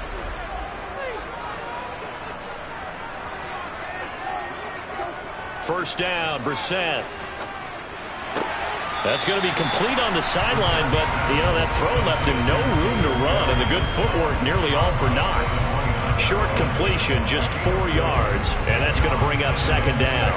Let's make this one simple. What a catch, especially the finishing part of getting his feet in bounds, toe tapping, and, of course, foot dragging. Little tapestry, if you will. Oh, I like it.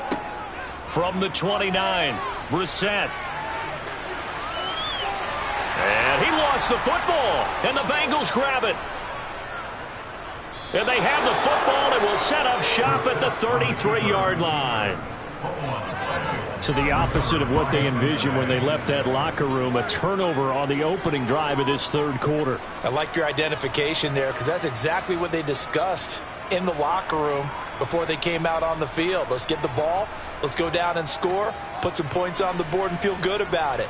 Not an insurmountable lead, but definitely not how they saw it at halftime.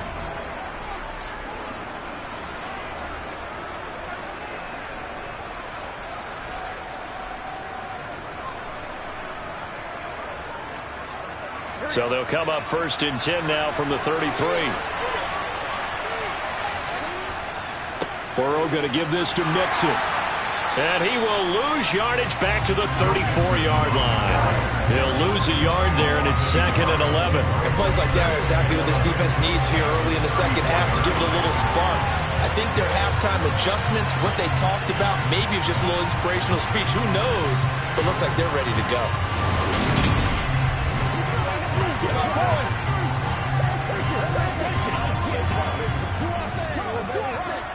After the loss to start out, here's 2nd and 11. They're passing here. Joe Burrow. He completes it to Boyd. And all the way inside the 15 before they drop him. Last play, they got stuffed at the line. Different story here, over 20 yards. And with that last play, he's now up over that 300-yard mark. And in today's NFL, it almost feels routine. And I hate that when you talk about a 300-yard passing game. To me, 300 yards still signifies excellence, and he's achieved that in this performance. From the 13 now, they work on 1st and 10.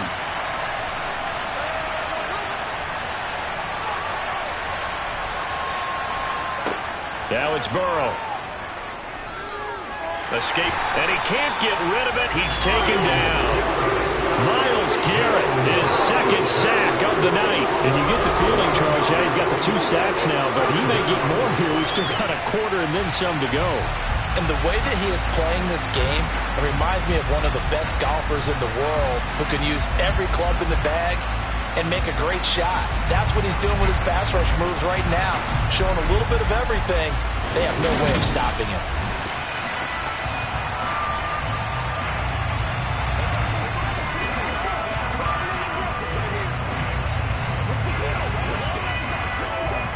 Well, they're in some hot water now after that sack.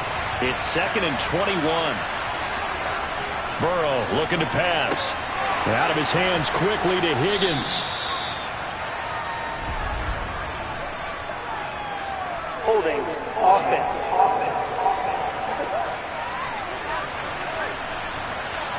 They'll come up now on a 2nd and long after the hold.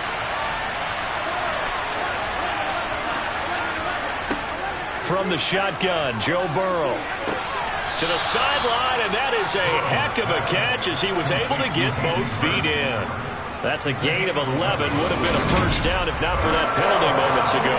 If you're running out route, it's likely you're going to end up near the sideline. And what did we just see there?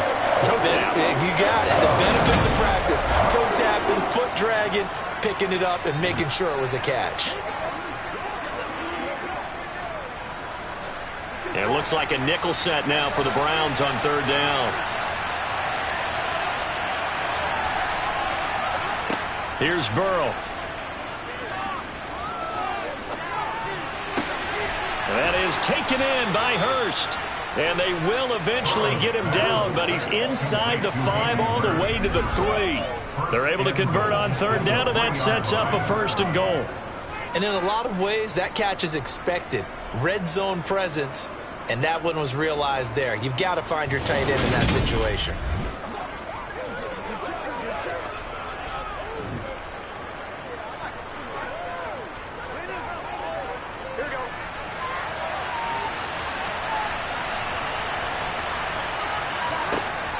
They'll give it to Mixon, and he'll go backwards, losing yardage to the 5.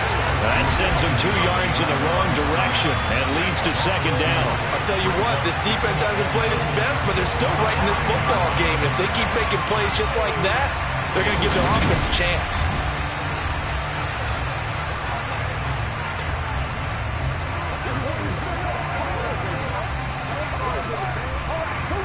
Back at the 5-yard line now, 2nd and goal. Off the play fake, here's Burrow. Eluding the pressure right. And eventually taken down here. Great coverage downfield.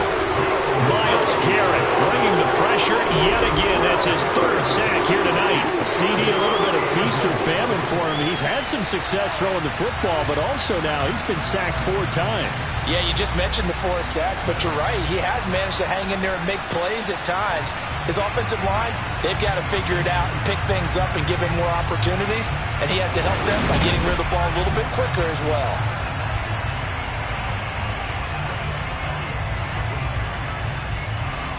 They need to reverse the trend. The last 2 plays have gone backwards. Now it's 3rd and goal. Burrow will throw. And he knocks the ball away, and it falls incomplete. Oh, that's going to hurt a bit because they needed to come through with a completion there. Now a drive that started with great field position is facing 4th down.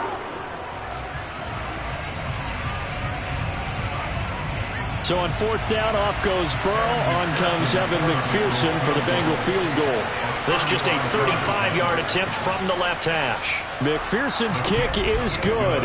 And that will push the lead up to 5. So they got the turnover, started with great field position, but in the end, the defense able to hold firm, and they only get 3 out of it. And I like what you said right there. That defense able to hold firm, backed up into the shadow of their own end zone. The goalpost right behind them. They had to make sure they didn't give up the 6. And, boy, they came through in a big way. To them, even though they gave up 3, that's a win for their side.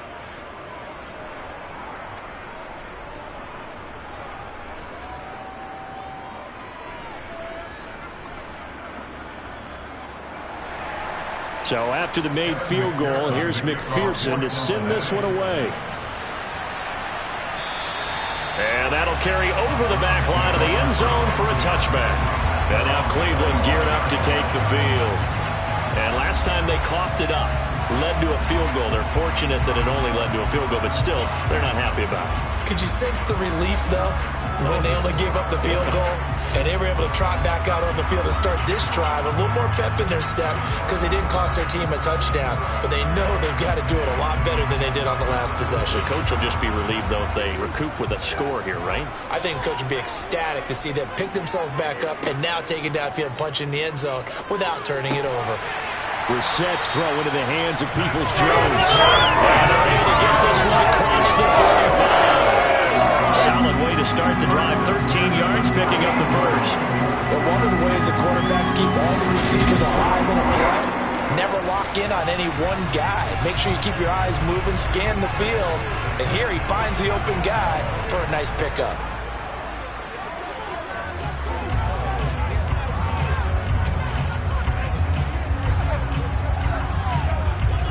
So here's a 1st and 10 at the 38. Brissett forced out to his left, and he wisely will throw that one away. It's nothing like pressure to affect the accuracy and the timing of a guy trying to throw the football. And on that play, they ended up flushing him to his left, contacted him as he's trying to throw the football, and that led to the incompletion. They work again from the 38 on 2nd and 10. Brissett. Sideline throw, it's complete. And a nice job there of keeping the toes inbounds. That'll leave them with a 3rd and 2 coming up. They got 8 yards there. Let's not quibble about the gain there on 2nd down. That was a positive play because that was a take-what-you-can-get situation. Got out to the tight end. Now it gives them a much better opportunity to convert on 3rd down. They'll try to run for the 1st down with Hunt. And he'll be brought down just shy of midfield at the 49-yard line. They only get 2 there, but on 3rd and 1, that's all they needed to keep the drive alive. I don't know about you, but that almost felt like old-time football there. 3rd and 2 is not necessarily just a running down anymore. A lot of times they want to throw the ball. They went back to the roots and powered forward and got the 1st down.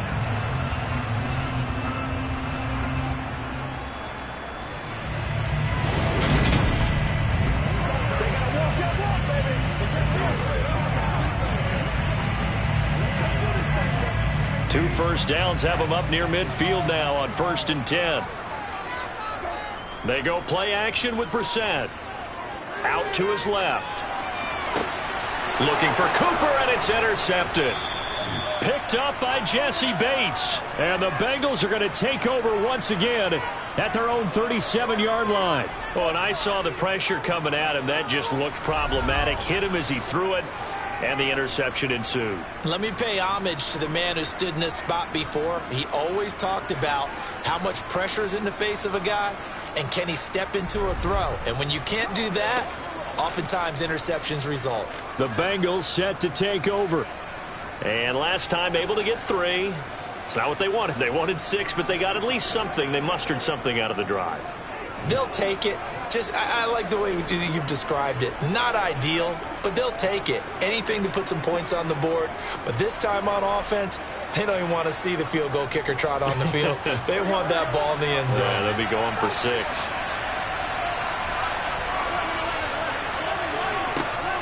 Mixon gets the nod to start the drive. And he is met at the line of scrimmage, and he goes down right there. Greg Newsome up to make the stop. You don't see that a ton, do you? With a cornerback coming over to the middle of the field to make a run tackle. That's someone with a ton of confidence to feel like nothing is pressuring him on his side of the field. Sees that the ball's moved to the middle and just sprints over there to help out. He ends up getting the tackle. Well played. Over the middle, he finds Higgins. And that'll be good for 8 yards to the 45.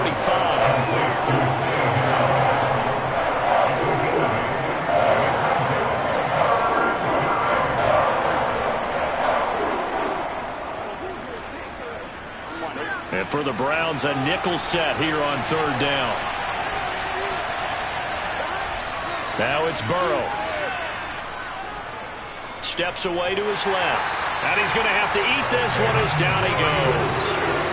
Finding his way home for the sack that time, Taven Bryan. This is a little hard for me to compute because I'm watching sack after sack happen, but somehow they're still behind in the game. I would expect all of this defensive pressure to translate to them taking a lead. Thus far, it hasn't happened. Time's winding down. They don't want to waste this type of performance from these ace pass rushers.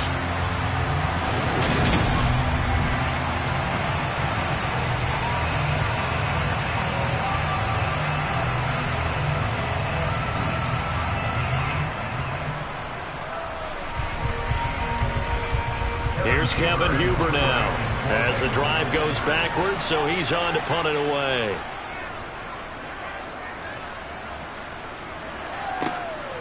And he fields it cleanly. A pretty good punt there, but also a nice return of 12 yards. And the Browns will take over 1st and 10. Cleveland offense making their way out. They're sort of seeing themselves spiral out of control. Let's see if they can get things back on track.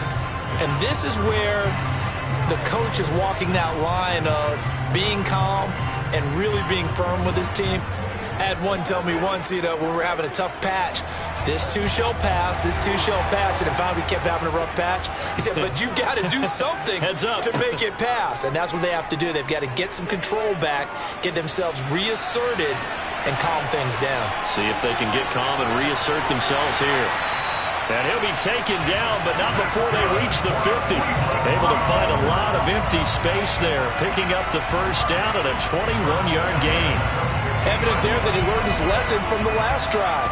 No way he was going to force a throw that time. When nothing broke open, kept it, and ended up running for a 1st down himself.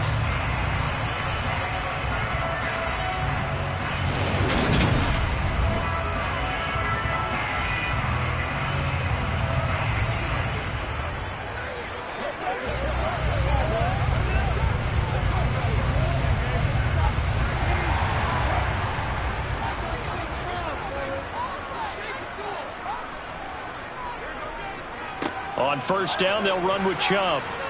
And he's able to break out of 1 tackle, but then quickly brought down. 5 yards is the tally on 1st down. That brings up 2nd and 5. If you're a coach, you'll absolutely take that run every time on 1st down because it really sets you up to go in a number of directions here on 2nd.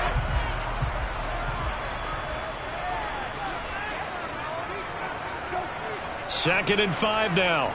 Brissett. And that's going to be caught by Peoples-Jones. And he's got another first down as the tackle's going to be made at the Bengals 35. 11 yards for number 11. Well, they obviously read man coverage their partner, and he got downfield, broke down the defender. Made him what do you mean by that? Yeah, he made him think he was going to run a different route. Probably thought he was going to take it upfield. Then he curls back inside for the completion.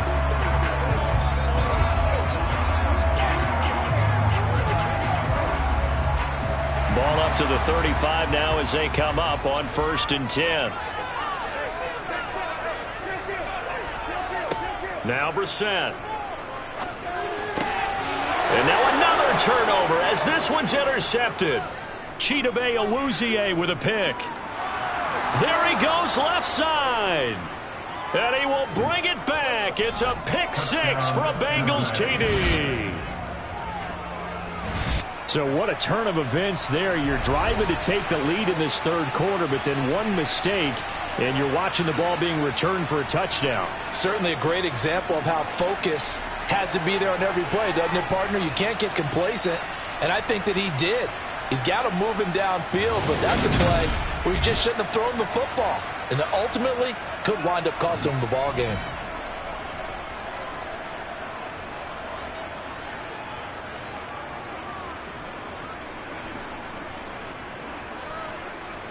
McPherson now for the extra point.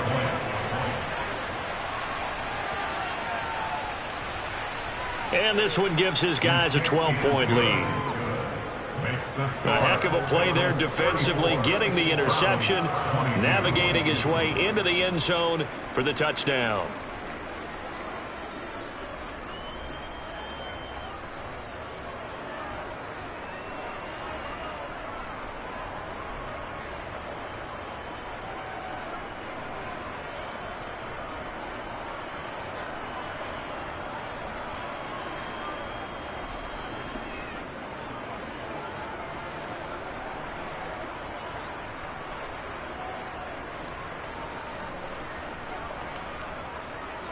So they'll get another shot on offense following that pick 6. And now the kick is away.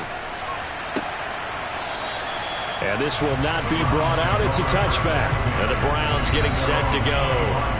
And they've sort of lost their way, partner. How do they recalibrate and get this proverbial train back on track? Well, this is where leadership really comes into play. How's the head coach handling it? The offensive coordinator? Sometimes they just make a joke because, all right, guys, had your fun? All right. Throw it out the window. Yeah, let's get back on track here. And sometimes that'll work just fine. I guess it's time now to lean on that leadership. After the pick 6, they go right back to the air. Got a man here. It's Bryant. And they get him down, but not before he takes it across the 40-yard line. That's a good way to start the drive. 17 yards and a first down. And there's a completion to the tight end. And look at the size of these players nowadays. At that spot, 6'4", 6'5", and up. A lot of guys used to be basketball players who somehow came back to football. That's really good for the game of football. You're getting better athleticism, great hand-eye coordination, guys who know how to control their bodies when they run their routes. One play has him up past the 40 already, and another 1st and 10. Here's Brissett. Going out wide, finds Chubb. And they'll get him down on the other side of midfield. And we see another pitch and catch there to the running back. This position just continues to evolve. They become just as critical to the passing attack as a lot of receivers, tight ends, because their ability to make people miss in the open field can really generate big plays for an offense. Play action now. Brissett. And he wisely will throw that one away. So the pass goes out of bounds, but he was not outside of the tackle box when he threw that. He's got to be careful.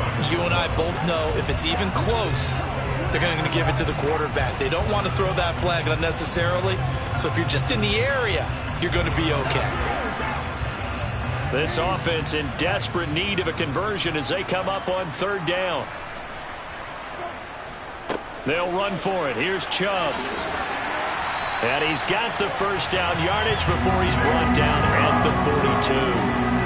Move the chains, a gain of 7 on 3rd down. Despite missing 3 games, Nick Chubb still finished second in the league with over 1,200 rushing yards. It was his third 1,000-yard season, and he's never had fewer than 8 touchdowns in a year. Across the NFL, few backs are as easy to count on as Nick Chubb.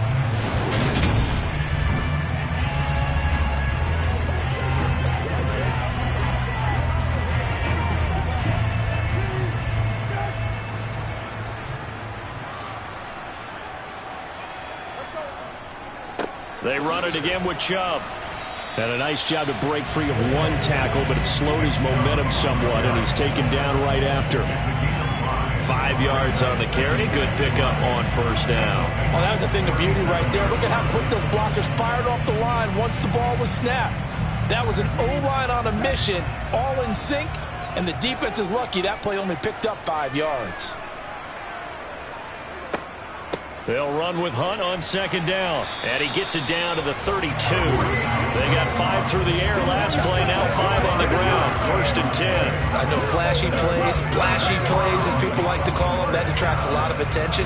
But let's face it, when you're efficient, that can control a ball game. And I love the game plan they've got going right now. Back-to-back 5-yard gains. Didn't force the ball downfield. Picked it up on the ground. Yeah, offensive line, they're getting it done.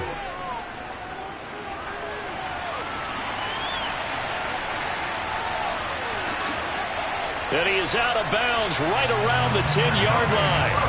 Able to find a lot of empty space there, picking up the first down at a 21-yard gain. Let's give him the credit he deserves because he can really do no wrong. It's got to be demoralizing for a defense to have someone who can cut up your secondary all game long with his arm and then rip off a huge gain like this with his legs. A championship effort from that man under center.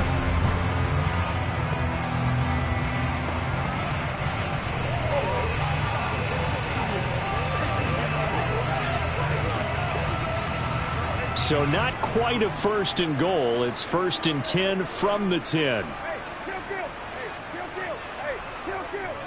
They go up the middle with Chubb. And he'll take it into the end zone for a Browns touchdown. Nick Chubb with his 2nd touchdown of the night. And the Browns are back within a score. Well, 2 touchdowns scored. I know his team's happy. His coaches are happy. How about the fantasy owners of this game? Always happy with 2, but they'd like 3 or 4. The York on now for the extra point.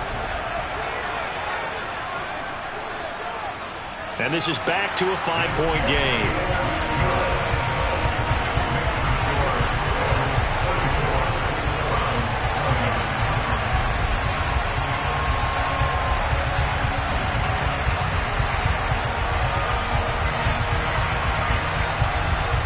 So that drive in total 8 plays. And Nick Chubb the one to finish it off as he does so with a touchdown run.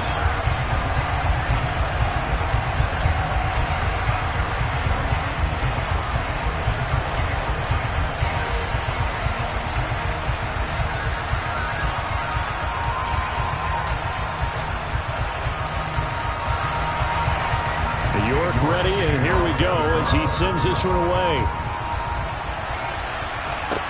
From the 6. Oh, a good return up past the 30. And a good return, able to get out across the 35 to the 36. Cincinnati's offense coming back here onto the field. Pretty important 3rd quarter drive for them. Momentum has sort of shifted the other direction after that last touchdown as they nurse this small lead.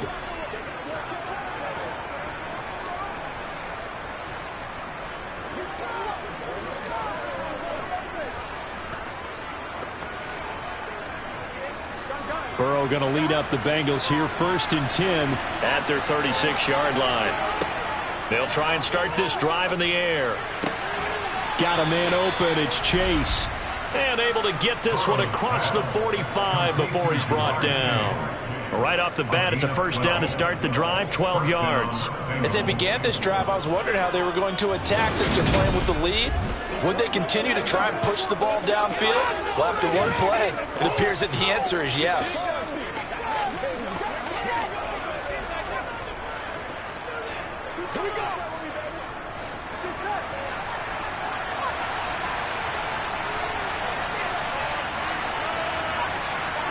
They will throw on first down with Burrow. That's caught over the middle by Hurst.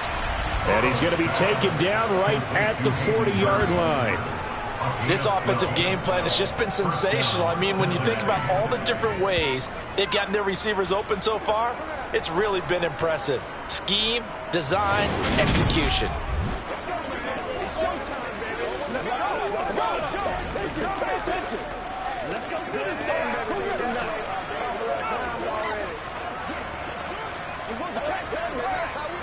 Back-to-back good plays have them on the move on first down.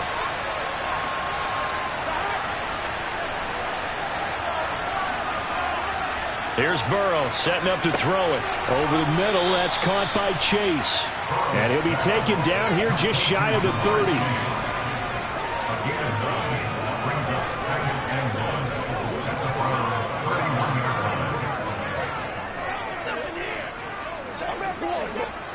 And just a yard to go here on second down. Now Burrow. That's the tight end Hurst with it. And they're going to move it down inside the 25. The tight end is certainly a position built to move the chains because they can control space underneath. If they've got good hands, then, of course, they're a dynamic target. But one other thing is they're right in the sight lines of a quarterback on just about every play, and that makes it easier for the quarterback to pick him out and deliver.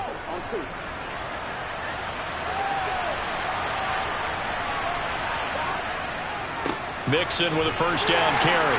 And he'll get it down inside the 20 to the 18-yard line. 7 yards on the pickup there, and it'll leave him with a 2nd and 3. Kid had a ton of success here so far, but you get the feeling that he might be on the verge of popping one. Yeah, even on that one, there was a little bit of a hole, but it closed there quickly at the end. So they'll come up after the gain of 7 on a 2nd and 3. They're passing here, Joe Burrow. And that throw behind his man, he missed him, incomplete. I would describe the way that he's played today as mature. He's already moved on mentally from that incompletion, and he's more than ready to throw his next pass downfield. 7th play of the drive now as they come up on a 3rd and 3. From the shotgun, it's Burrow. He gets this one to Boyd.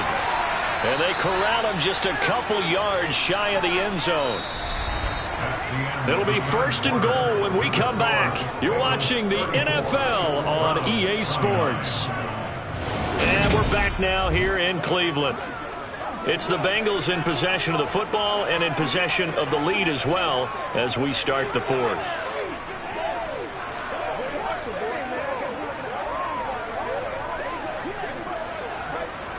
So 1st and goal, 6 points here would go a long way toward wrapping this one up. Burrow looking to pass. Open man is Higgins, and he's got it. Touchdown, Cincinnati. 2 yards on the touchdown there. And the Bengals get an important score there to extend their lead here in this 4th quarter. And that's certainly an important touchdown there. It makes this a 2-score game. But as we've seen, no lead is safe in this one with the way these two offenses have lit up the scoreboard. I would imagine that on their sidelines, they're both yelling at their defenses, hey, you want to get involved here? One big play from you, that could win the game for us. Extra point by McPherson, up and good. And it gives his guys a 12-point advantage. So that drive takes him down the field in 8 plays. And it was T. Higgins who capped the drive with the touchdown reception.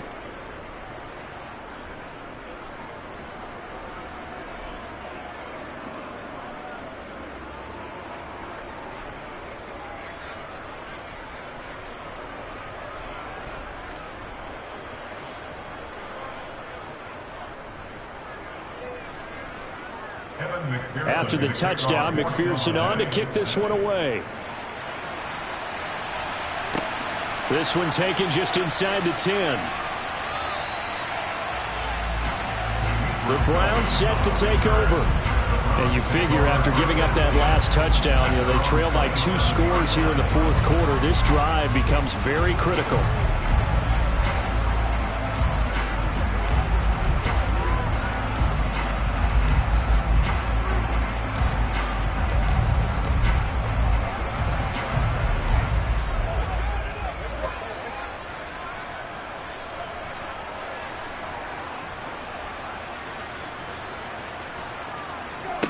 Brissett on first down. Letting one fly deep for Cooper. And that is incomplete. Took a shot there on first down, but he couldn't reel it in.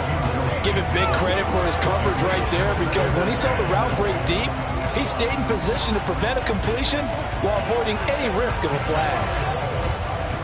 So after the incompletion on first, now 2nd and 10.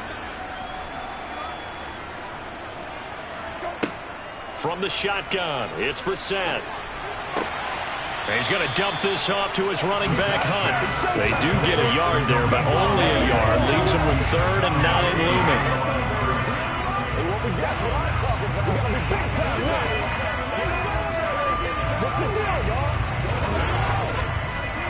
y'all? They'll come to the line here needing 9 yards to pick up the first. On 3rd down, Brissett. Nothing open downfield, so he'll throw it away. And when you've thrown as many interceptions as he has in this one, you definitely start getting a little hesitant to throw the ball out wide, because that's prime pick 6 territory. That time, he made sure the only guy who was going to catch it was sitting in the 3rd row. The Browns send out their punter now, as he's on here to punt it away.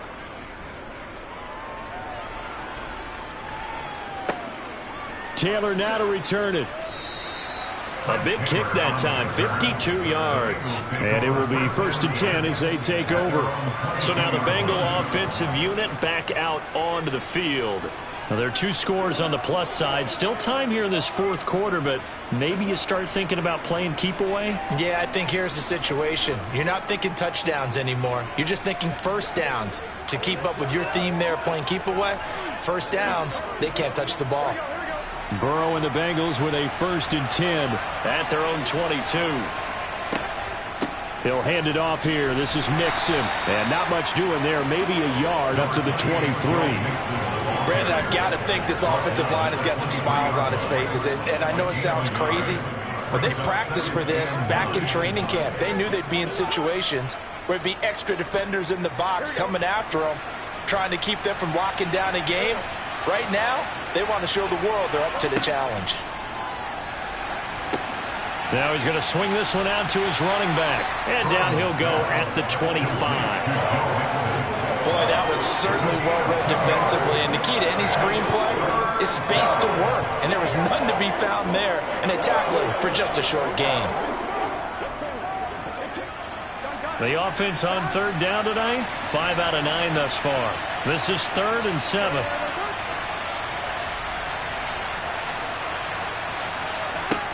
Burrow will throw. Flush to his right. And he'll protect himself at the end here as he winds up getting pretty decent yardage. Decent gain on the scramble of 6, but now it's 4th. That looked great when he first took off, because in my mind, there was room to run and he had the marker in his sight. But I certainly didn't expect him to close so quickly, and neither did he. They got to him just in time, and now that forced him to make a decision with his 4th down call. Now on 4th down, on is the punt team sending this one away. Just 34 yards on the punt there, no return. And they will take over 1st and 10. The Browns set and ready to go on offense. Their defense was able to force the punt. That's the good news. But this is still a 2-score game, and they need points on this drive and in a relatively quick manner.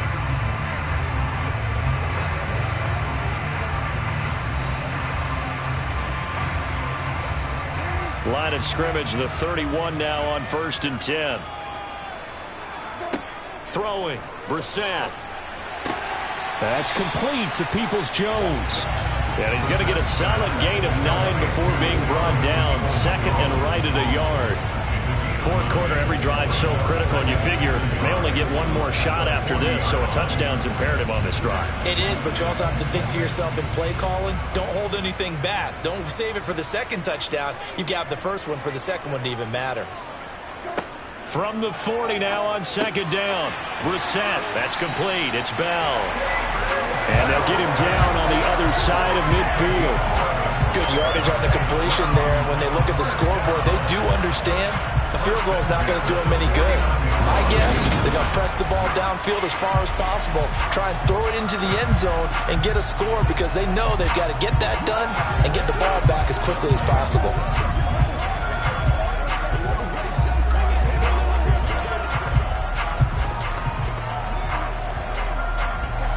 Back-to-back good plays have them on the move on first down. Out of the gun, Brissett. Right back to Bell, and it's caught once again. And he'll be taken down, but not before they work this to the 45. Well, if you do read man coverage, Brandon, the drag route's a pretty good one to run against him because you're running away from people on it.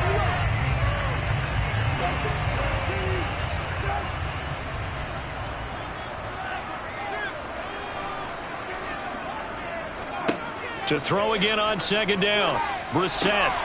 Man open, that's Anthony Schwartz. And he's got another first down as the tackle's going to be made at the Bengals 28. Big yardage there for the Browns, 18.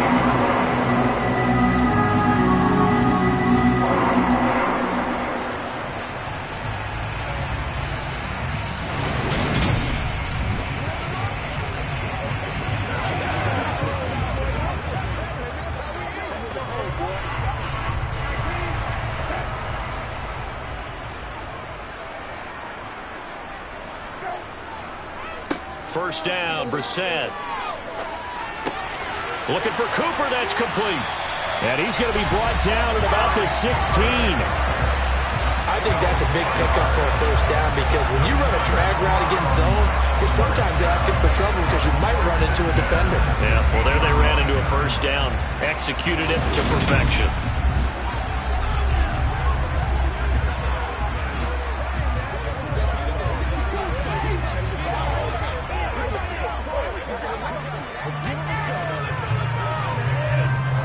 So the ball down to the 16 here for 1st and 10.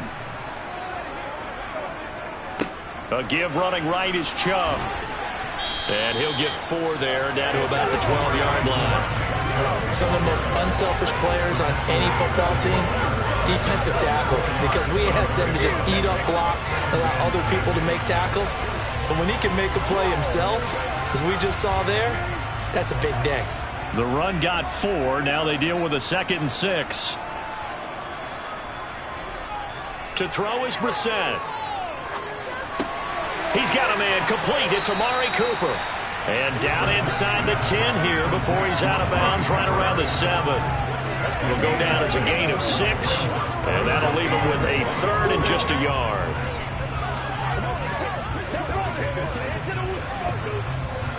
So they just need 1 yard here to pick up the first down. On 3rd and 1, here's Brissett. And he's got it. Touchdown, Browns. Amari Cooper, his 2nd touchdown tonight. And the Browns have made it a 1-score game again here in the 4th. Well, time to let those folks know who are tuning in looking for the late local news. We may be a moment because we've got a game again. And, partner, except for those on the West Coast where it'll be seen in its regular time, right? That's the way it works, doesn't it? But how about that? Big-time drive right there. If they're going to have any chance, they needed a touchdown there. They went right down the field and worked their way into the end zone. Extra point by York is up and good. And now things get a bit more interesting here in this 4th quarter.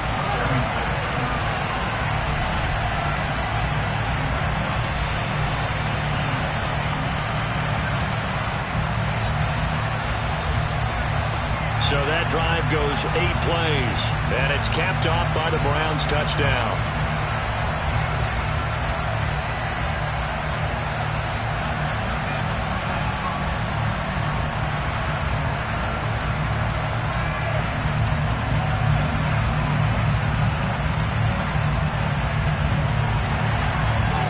Ready, and here we go as he sends this one away. And it'll come out to the 25 as he will not attempt to return. Now this Bengals offensive unit ready to see what they can do here. Their lead back down to 1 score after the touchdown a moment ago. First down's a must on this drive as they start out here 1st and 10.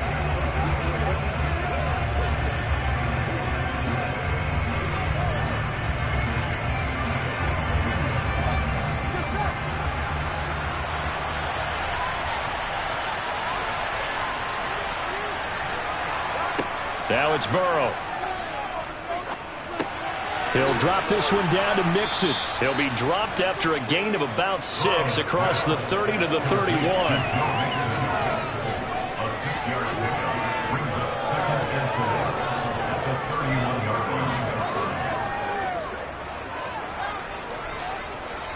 They'll come up now 2nd and 4 from the 31. Here's Burrow. Connecting on the out route here with Higgins. And past the 40 before he's out of bounds. 68 yards receiving now for him in the game. And a first down on that last catch as well. Now a tip of the cap to the man under center, Charles. He just went over 400 yards passing in this ball game. He's got the touchdown passes to boot, taking pretty good care of the ball. Just all around a really solid performance. Yeah, just check, check, check, and check, right? Because he certainly showed he was worthy of the trust that his team put in him. A handful of touchdowns to his credit thus far. Now he's just crossing off yardage milestones, and win or lose, his name has to be in serious discussion for player of the game. 48 yards rushing for him now as he's carried it 16 times. And I'm guessing you'd say this is kind of the key here. Grind out some yardage, work on that clock, see if you can continue to tick it down. Definitely, you want to bleed things out at this point, right? Continue to possess the football, gain some yardage, put the onus on the defense. Do they have to use timeouts? What are they going to do to stop you? You're taking charge.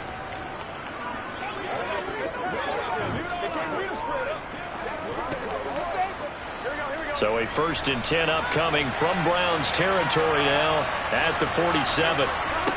Now it's Burrow. He completes it to Boyd. And he'll go out of bounds after taking it a little further down inside the 40.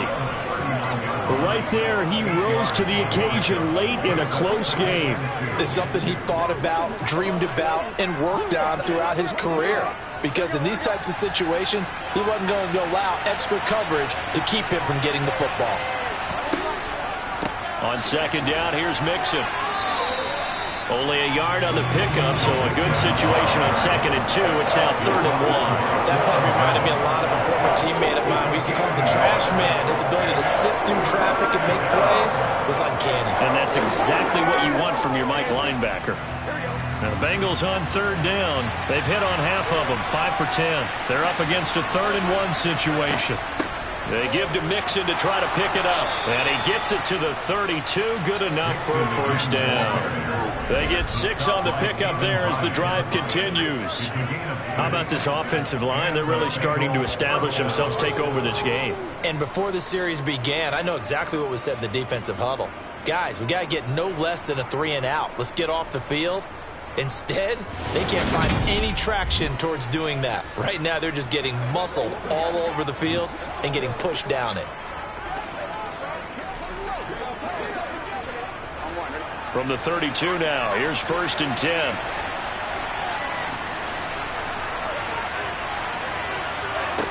Here's Burrow setting up to throw it. Out of his hands quickly to Higgins. And they're going to get this down inside the 20. Well, he flew past 200, 300, 400 yards. Now he's over 450 yards passing on the day. So what you're saying is oxygen for everyone catching the ball and trying to defend? Yeah, especially those guys trying to defend right now. No doubt. They've got to be a confused group because they haven't been able to defend him very well at all. And I think he just wants to keep firing. When you have that kind of a day, you're just locked in. Just keep calling those pass plays. From the red zone now, here's Burrow, 1st down. Under pressure, and he'll go down back at the 26-yard line. Myles Garrett make that now 4 sacks for him in tonight's ball game. Well, collectively as a defense, Charles, I think if you get 4 sacks a game, you're feeling really good. Now they have 6 as a unit. And that type of a number, it's just staggering because there's so many ways to try and counteract it. But in this case, they've got no answers for this unrelenting pressure coming at their quarterback.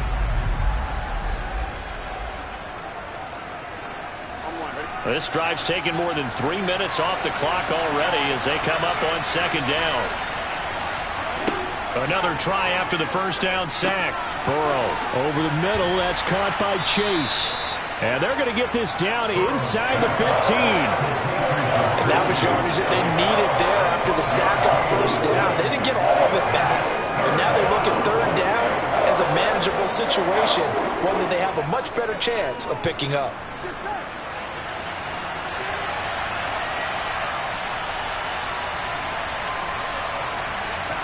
They're passing here, Joe Burrow. They'll set up the screen here to Mixon. And they're going to lose some on this play. Being knocked back to the 18. It'll be a loss of 4 yards on the play. And that'll bring up fourth down. Excuse my snarkiness here, but isn't the idea of completing a pass supposed to mean you get downfield and gain yards? Especially on third down. Yeah, that one. How about the defense? Figured that one out in a big way. Yeah, they completed it all right and lost yardage. So here we go. Maybe the biggest kick of the game forthcoming.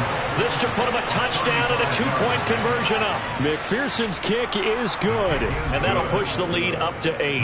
But from a defensive perspective, though, I think maybe they're saying, hey, we did what we needed to do, kept this a one-score game. Yeah, without a doubt, because they were able to bleed some time off the clock, right? Put themselves in a good position, but it's not out of reach yet, okay? Being able to hold them to a field goal means that they do have a chance to come back and win this game.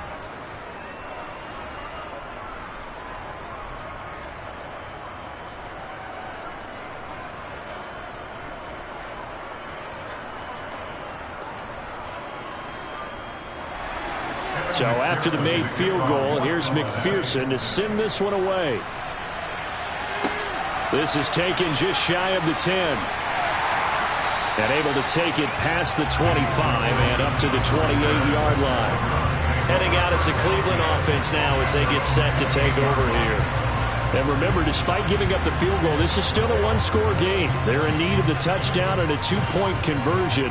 A field goal on this drive likely doesn't do them much good.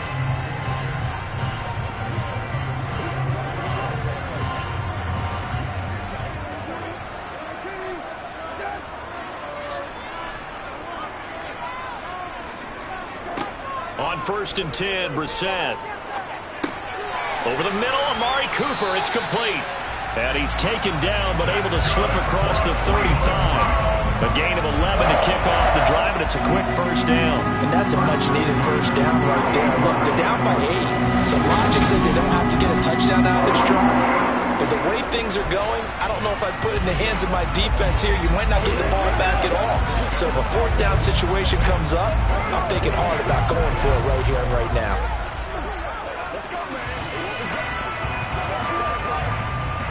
So here's a 1st and 10 at the 38. Up the middle, it's Chubb. Taken down at the 42. Yeah, I don't know if it's exactly a win-win, but if you're on offense, you'll take that kind of a run, all right? It was kind of stacked up, found a little bit of yardage, and frankly, they're pretty close to staying on schedule on offense. The playbook is still open for the coordinator.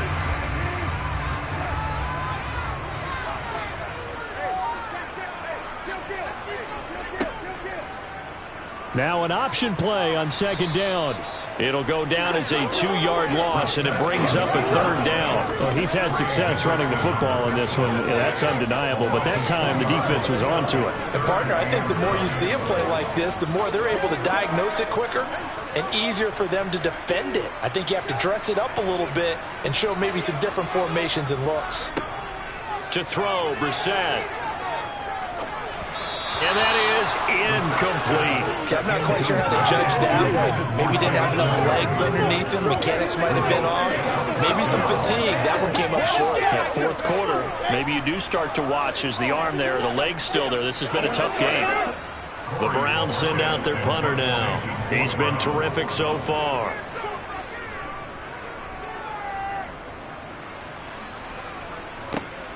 Taylor now returning it.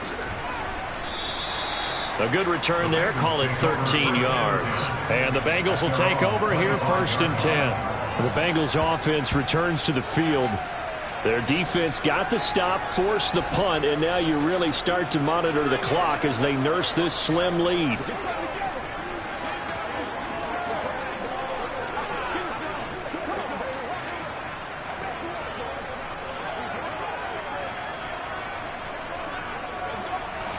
Burrow going to lead up the Bengals here 1st and 10 at their own 25-yard line. They try to eat some clock with Mixon. 61 yards on the ground for him so far.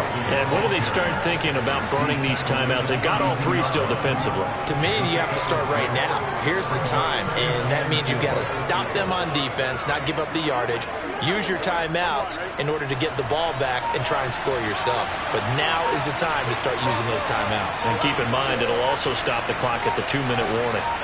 Burrow going to fake to Mixon and now look to throw. And he's left with no option here but to throw it away.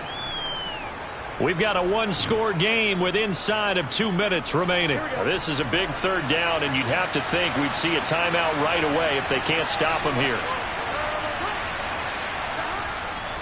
Mixing up the middle. Well, they hit him in the backfield, and he will not escape. And that is not going to get it done. So fresh out of the 2-minute warning, and here's another timeout taken with 1:55 remaining.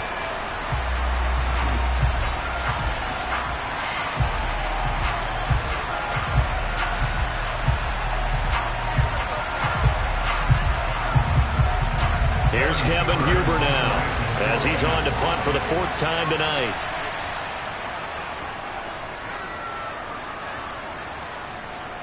Fair catch called for and taken right near the 30-yard line. So now the Browns down on the scoreboard. A little under 1:50 remaining. They need a touchdown and, of course, the 2-point conversion as well.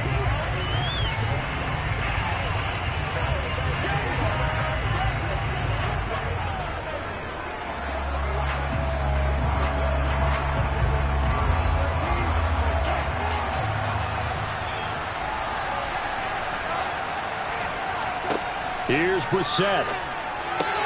Pass complete to Bell.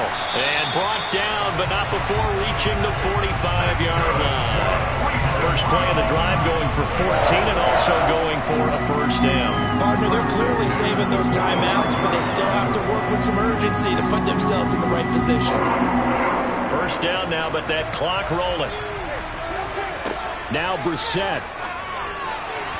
Looking right sideline, but it's incomplete. And now defensively in the 2-minute drill, the big key to me, make sure you understand your assignments, and anytime you get a chance to tackle someone in bounds, get them on the ground.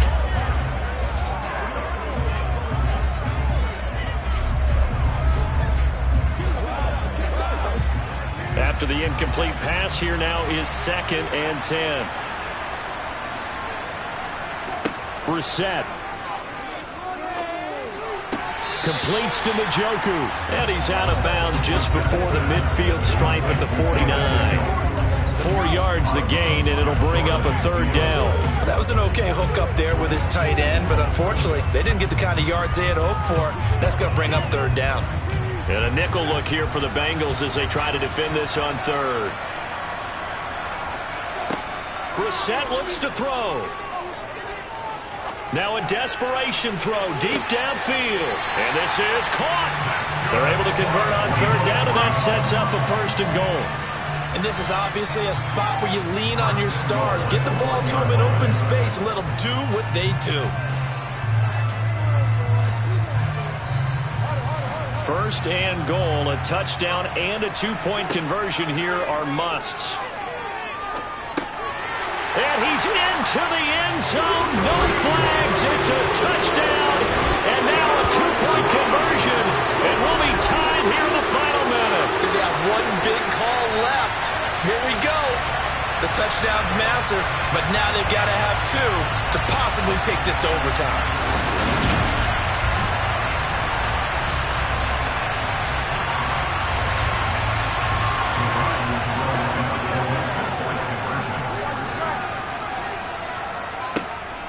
They're going to try and run for it. And he's not going to get there. The defense able to come up with a big stop, and they're going to hold on to their 2-point lead. Defensively, certainly not fooled there. Play started at the 2, and he was tackled at the 2. That has to feel good for them. Not happy about having given up the touchdown, but stopping the 2-point conversion gives them a little bit of a lift as they head to the bench.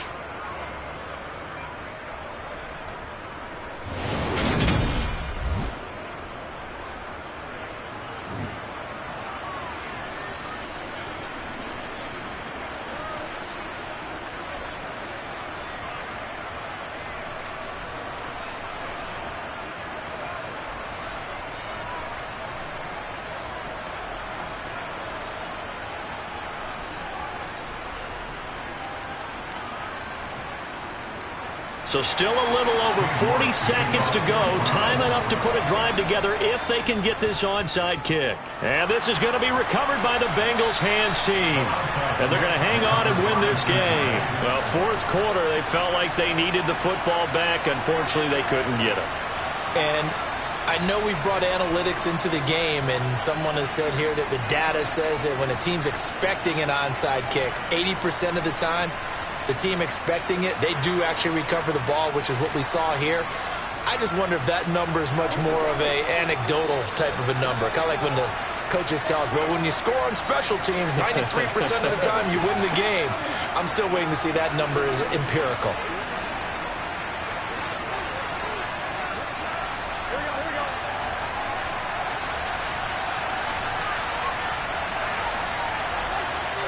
Down to a knee here. The defense still with a couple of timeouts. We'll see if they want to use them. Now the Browns signal for the second of their timeouts as they stop it here with just under 40 seconds to go in the game.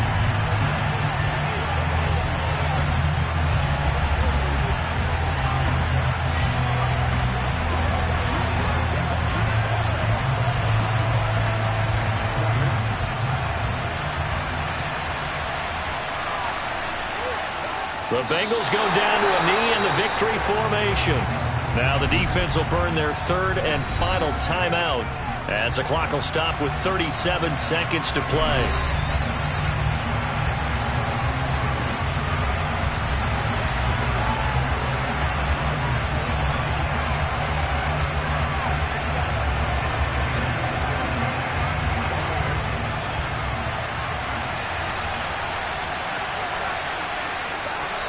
Down to a knee, and that should be the final act of this one. Yeah, it's fun to kneel down in front of your home crowd, but when you go on the road, that band of brothers attitude, right, just us against the world, and get it done, how happier then. I remember a coach at a previous stop telling me, you get a win on the road, doesn't matter the opponent, get out of there like you stole something, and they did in this one. And he deserves a bronze leg as he gets this one away. What a game we were treated to in this one. And on that final play, they had a chance. They had the ball just beyond midfield for one final shot, but couldn't get it done, and they suffered the loss. Yeah, and you mentioned how they had a chance on that final play, and getting it to midfield gave them that opportunity, hoping they could find their way to the end zone and make that miracle happen. A really good ending to an entertaining contest, though.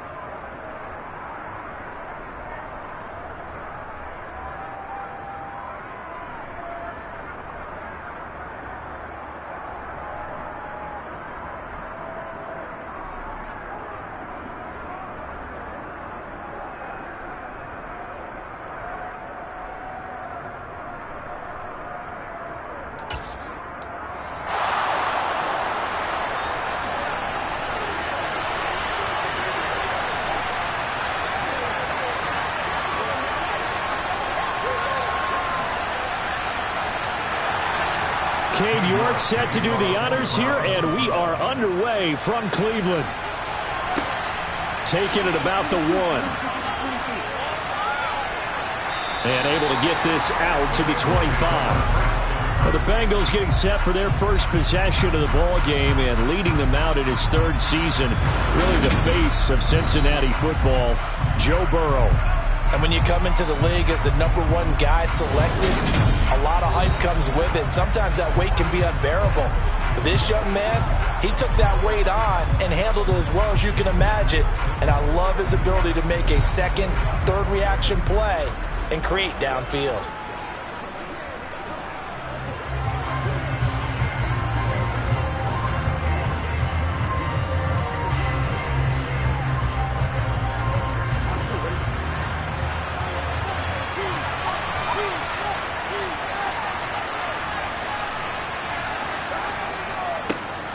Here's Joe Mixon as they start on the ground. And he gets this one just shy of the 40. They'll mark him down at the 39. Gotta like that start. 14 yards to get him going. For a lot of guys playing this game, there's no better feeling than running right through a tackle. He's able to lower his center of gravity and turn his legs for a really nice pickup.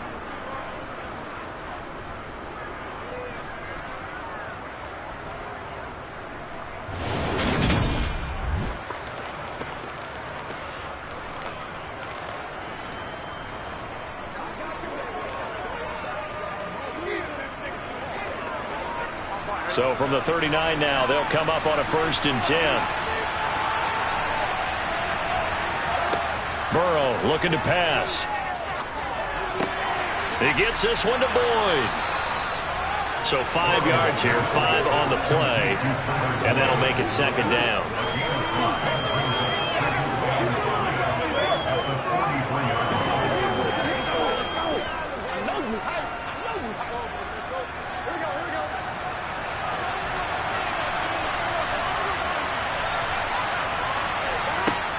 Burrow will throw toward the sideline, and he will have the 1st down as he was able to keep the feet in bounds. That one goes for 8 yards. 1st down there for T. Higgins. Don't let it be lost in Jamar Chase's phenomenal season. The Higgins had a big year for Cincinnati as well. Topped the 1,000-yard plateau for the first time, and he did it despite missing a few games with injuries. The 3rd-year man could give Cincy a pair of Pro Bowlers at the position here in 2022. So a 1st and 10 upcoming from Browns territory now at the 49-yard line. Now Burrow. Open receiver, that's Hayden Hurst, the tight end. And he's going to be taken down right at the 40-yard line. Now that's staying ahead of the chains. Really good pickup on 1st down, hitting the tight end there. Now it brings up a 2nd and manageable. Just found a hole in that zone. Here's 2nd and a yard. A handoff running left, Mixon. And that one opened up for him well as he'll take this down to the 26-yard line. They'll get 14 on that one. Good for a Bengal 1st down. But one unit I know you want to watch is that offensive line. If they keep clearing holes like that, it could be a long night defensively. No doubt about it, because when they are in sync, as we're seeing so far, when that continuity is there and you can see that they're playing off of each other while controlling the defensive front linebackers, you're exactly right. It could be a very long night for the defense because someone's going to run for some big yardage.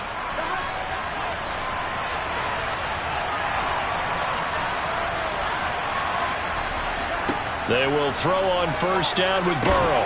He's got his big tight end. That's Hurst. And he's brought down inside the 20 at the 18-yard line. But yet another completion here on this opening drive, and he's now perfect 4 of 4 to start. Pretty solid execution here. And how about how everyone's handled their nerves? Because you know what it's like to start a ball game. You're so amped up and ready to go, and sometimes the execution isn't there. They've been flawless so far. Well drilled, well prepared, and excited to start this game. And the Bengals are going to have a 1st and goal as he's taken down at about the 8-yard line. Well, no question, this is exactly how they wanted to start this football game. And nice pass there. And now they're set up beautifully, Charles, to finish this off with a touchdown. Yeah, but they've still got to finish it off, partner, and that means they've got to execute at this stage of the field. So we've seen many teams march it right to the goal line and not cash in. They've got something dialed up here that puts it in the end zone. 1st and goal, a chance for an early statement here on the road. They're going to look to throw. Flushed out right. And he can't find a receiver, and he's brought down. Sacked there by Jadeveon Clowney. Well, there's still time to rectify this situation because the silver lining, they took a sack on 1st and goal. But that close to the goal line, that still definitely hurts.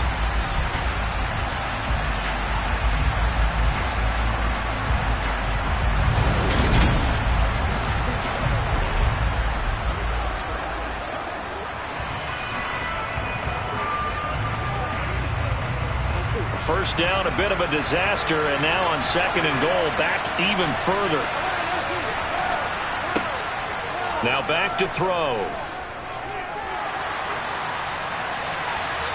That one thrown away from the pocket. The officials kind of looking at each other, but they'll say there was a receiver in the area, so no penalty, just an incomplete pass.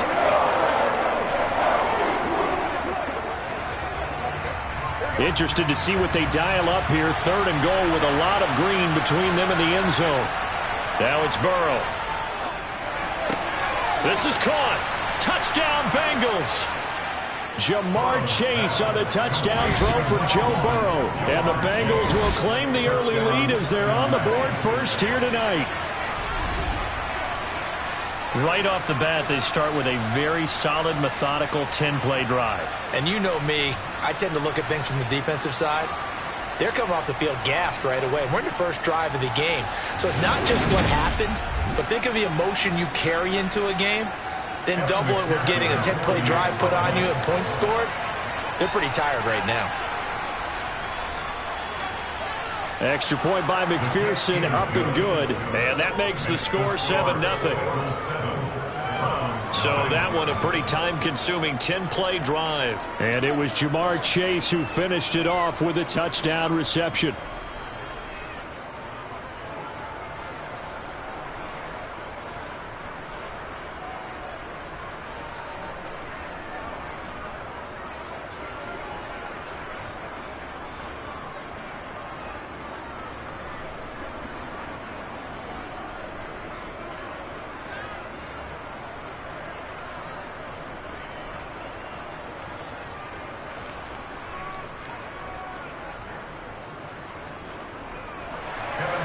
After the touchdown, McPherson on to kick this one away.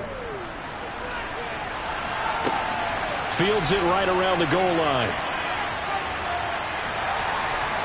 And it's a pretty good return here as he'll get this up to the 29. So here are the Browns under head coach Kevin Stefanski. Bringing this crew out, it's someone known for his big arm since he entered the league back in 2016, Jacoby Brissett. I tell you what, when he's on schedule for that week, secondaries take notice because you've got to stay alert back there on every snap. A truly powerful arm, one that's capable of challenging any level of the defense on any given play. That's why so many scouts preach arm talent when preparing for the NFL draft. A quarterback with arm strength to make every throw in the book, he's an asset to have in any offense.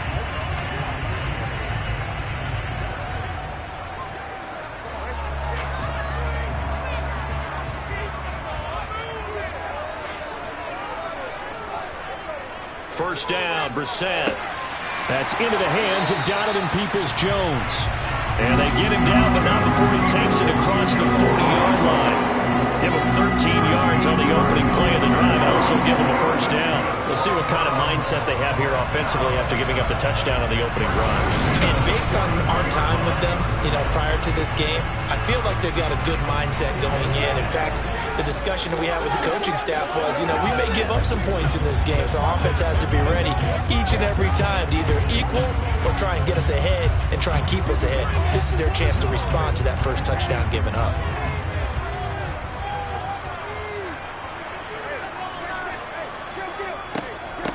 First carry now for Kareem Hunt.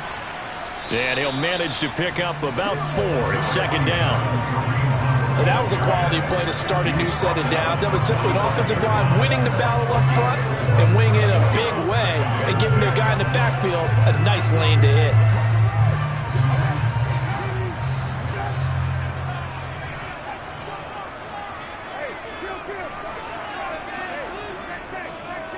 First carry for Nick Chubb. And only a couple there as he'll take this up to the 47. Just not a whole lot of room to operate there on that carry. No, not at all. They did a really nice job staying in their proper places and not allowing any lanes to open up. A nickel look now for the Bengals as they try to stop him here on third down. To throw is Brissett. He's got his receiver, Cooper. They're able to convert on third down, and that sets up a first and goal. A very early momentum changer there. Actually a dream killer for the defense because they forced a third down. Felt like they had a good chance to get off the field defensively, and then they got hit with that big play.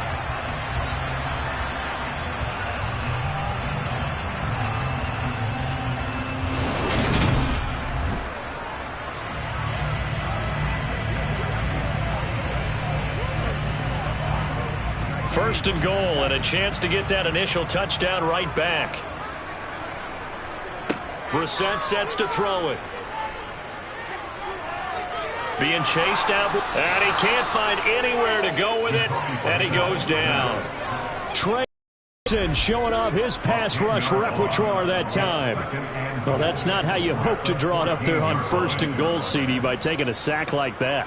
Well, they tried to be aggressive, didn't they? They didn't want to try and work their way past the goal line. They wanted it right there on that play. Unfortunately, it backfired against them. Now they have to try and pick it up here moving forward.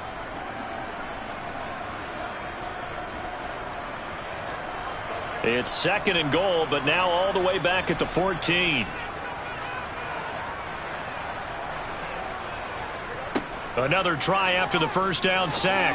Brissett, and his throw's going to be incomplete. It hasn't been a real good start to this game from a defensive perspective, but now after the incompletion on second down, things may be changing. If they can come up with one more play, they might be able to get out of it with just a field goal attempt. Third and goal, and still a long way from the end zone.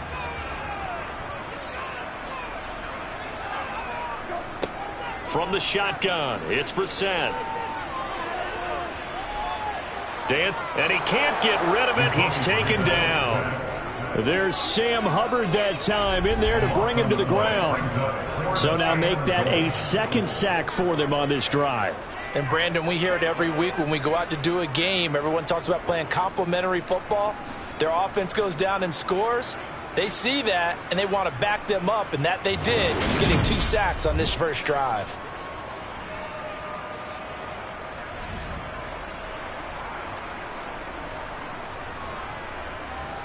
Cade York on now for the field goal. This from 44 yards out, left hash. York able to send this one through.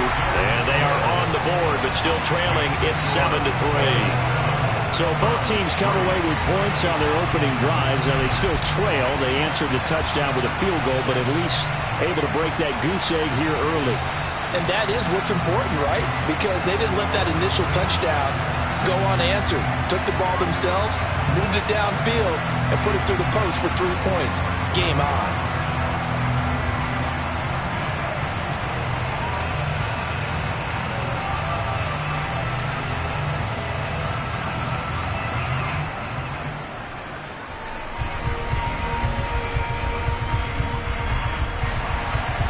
York ready, and here we go as he sends this one away.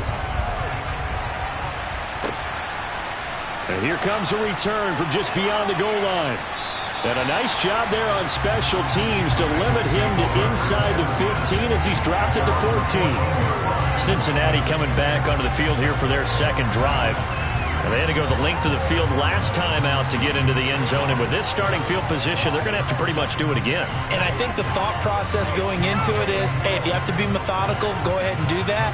But what you really want are a couple of big plays. Eat up chunks of yardage and cut down the number of times you have to snap the football. Here we go.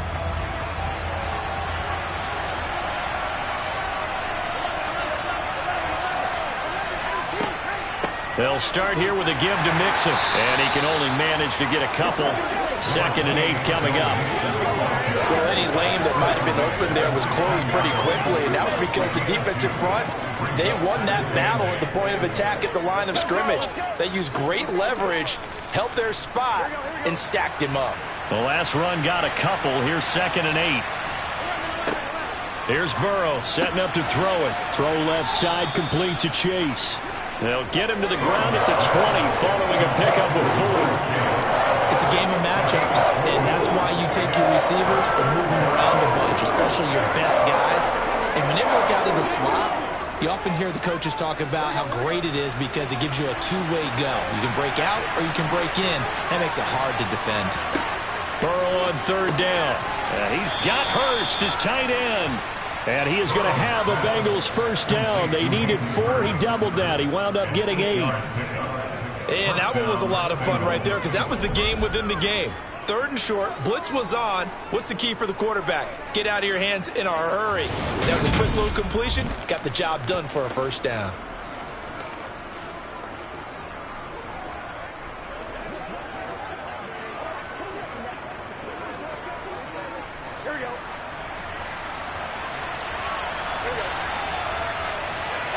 Throwing now, Burrow on first down. Again, that's Hurst. And he'll be stopped at the 35, but not before he picks up 7 yards. Such a tough position to defend near the line, even when you add a second defender, but the big man shrugged off the extra body and made the play call a success.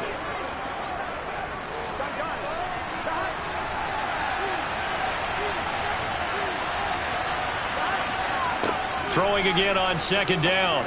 Burrow. This goes out wide from Mixon. And he's got room. And he's going to get this down to the 35-yard line. Good yardage after the catch. Is that play good for 30 and a first? Well, that is a running back who was not about to go down easily. He fought his way through the contact until the seas opened up for him. And as a former defender, I can tell you with certainty, those are the ones that have you losing sleep at night. I would not like to be in that film room on Tuesday going over that one. Just a pretty poor effort defensively, and it leads to a big play. And you can see the distance traveled there after the initial contact on the next-gen stats. First down, here's Burrow. Over the middle, that's caught by Chase. And he's brought down here just outside of the 20. Had the offense humming on the first drive. Not much has changed here on drive number 2. No, and I think a lot of times confidence just really kicks in for a team. They may have been confident going into the game, but once you prove it on a drive, it's hard to get out of that mindset, isn't it? And look, let's face it, we can always lock in on the skill position, guys. But those big fellas up front, they're really making this offense go early in the game. Now Burrow on first down. Slant pass to Bull. And he'll be taken down at the 2-yard line. Another strong gain on the last 2 plays. They've moved it a combined 33 yards. It doesn't matter where on the field he is. Even down here in the red zone, he is still slippery with the ball in his hands. And he was almost able to work his way into the end zone. Instead, they'll have to settle for first and goal, but they'll take it.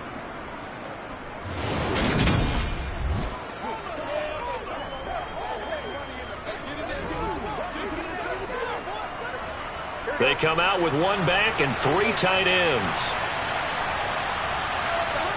Here's Burrow. Under pressure now, and he's going to go down. Sack back around the 8. And the sack leads to roughly a loss of 6, and it brings up second and goal. Well, if you're going to throw the ball on first and goal from the 2, the worst thing that should result is an incompletion for you offensively. But Brandon, this is a different type of football. Back in my day, first and goal from the 2, a lot of big people with big neck rolls, they were on the field trying to ram it into the end zone. It's second and goal, back to the 8-yard line now. Now it's Burrow. Open man is Higgins, and he's got it. Touchdown, Cincinnati. 8 yards on the touchdown pass, and they are able to add on to their advantage. Well, that's what I call an answer right there. They gave up a sack on the previous play. How about what they did to finish things off, turning it right back around? That's the response, and that O-line feels a lot better now, don't they? Yeah, without a doubt, because give up the sack on the previous play, that just hurts those guys because they never want to see their guy get hit. McPherson on for the point after.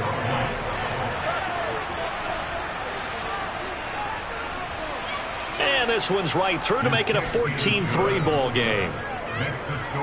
That time a 9-play drive. And it was T. Higgins who capped the drive with the touchdown reception.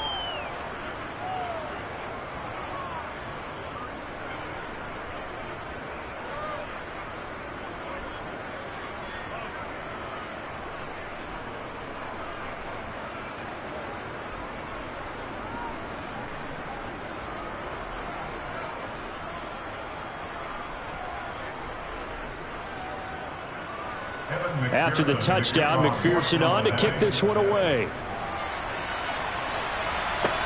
Taking it about the 1. And they will wrangle him down a couple yards shy of the 30. Second drive coming up here for Cleveland as they return to the field on offense. And after the field goal last time, see what they can get here. At least they got points out of the last drive, Charles. I never met an offensive coach that didn't want to drive to end with a kick. Most of them wanted to end with a PAT, right? In this case, a field goal, they'll take it. Way better than the alternative, which is a punt. Yeah, but you met fan bases that wanted that, that weren't happy with that field goal. I haven't met a fan base yet that wants to drive to end with a kick other than the extra point. That's it. Looking left side, and he's got a man. That's Bryant. And he's going to lose yards. They take him down at the 26. He was unable to shake free there. They'll cover him for a loss of a yard. In today's NFL, we're accustomed to the tight end getting downfield and creating plays and wreaking a little havoc in the secondary. Not on this one, though. They diagnosed that one really well. Tried the dump off, lost yardage.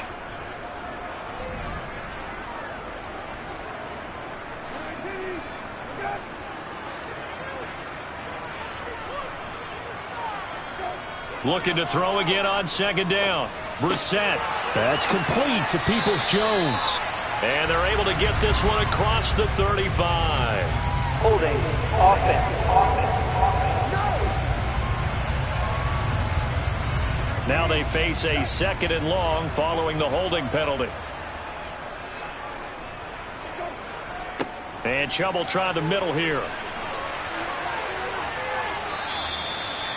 I don't think anyone thought we'd see a run facing second and that long, and that element of surprise, I think, helped make that play so successful. Nice effort on that carry, and it took what seemed like second and impossible, now has him within throwing range of a first down. The Bengals with 2 extra DBs, a nickel look on third. Blanketing the passing lanes. Here's Brissett. And it's knocked away and incomplete. As a corner, you have to be able to run with guys step for step downfield in man coverage and make up ground quickly in zone. You have to put yourself in position to make plays just like that one we saw there. On 4th down, on is Corey Bojorquez to punt. Back deep, Trent Taylor.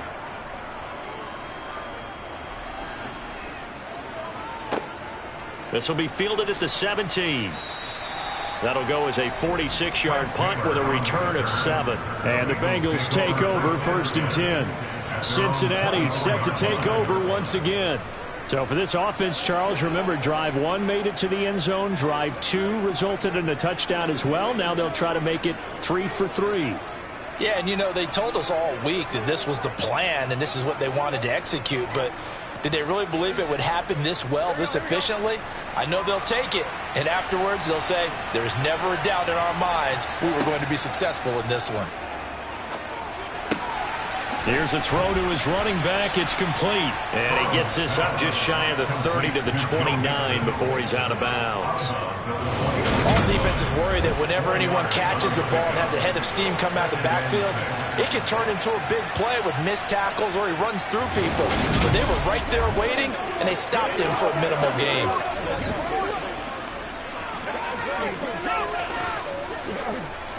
Second and 6, just inside the 30. Burrow going to give this to Mixon. And he'll earn a couple of tough yards past the 30 to the 31.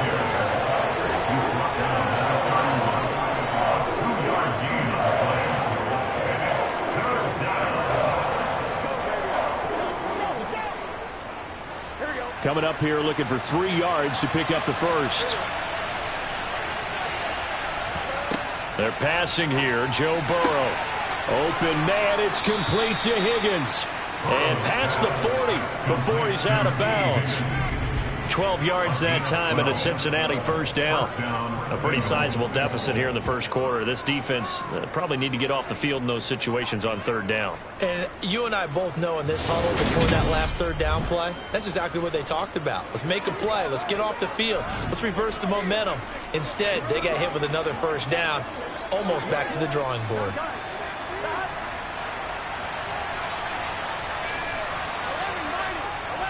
Running left, it's Mixon. And he'll lose yardage here. Back at the 41.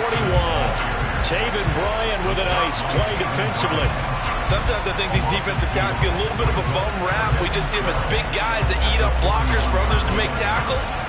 Oftentimes they're quicker than they get credit for. And this time he uses quickness to make a play.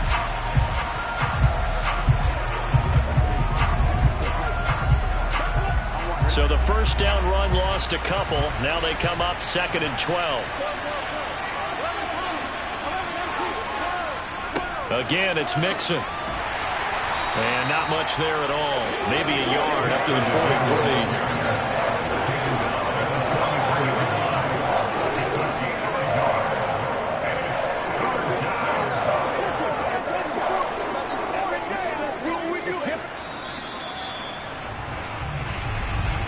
After one, a 14-3 ball game.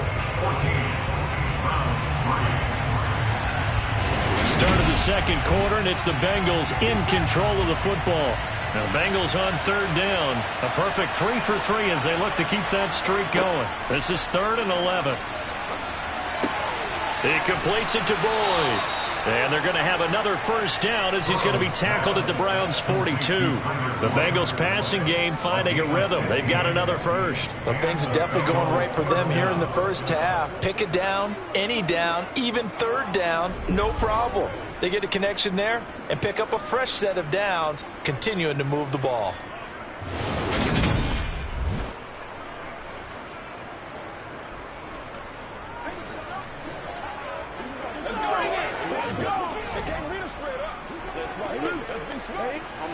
So a 1st and 10 upcoming from Browns territory now at the 42-yard line.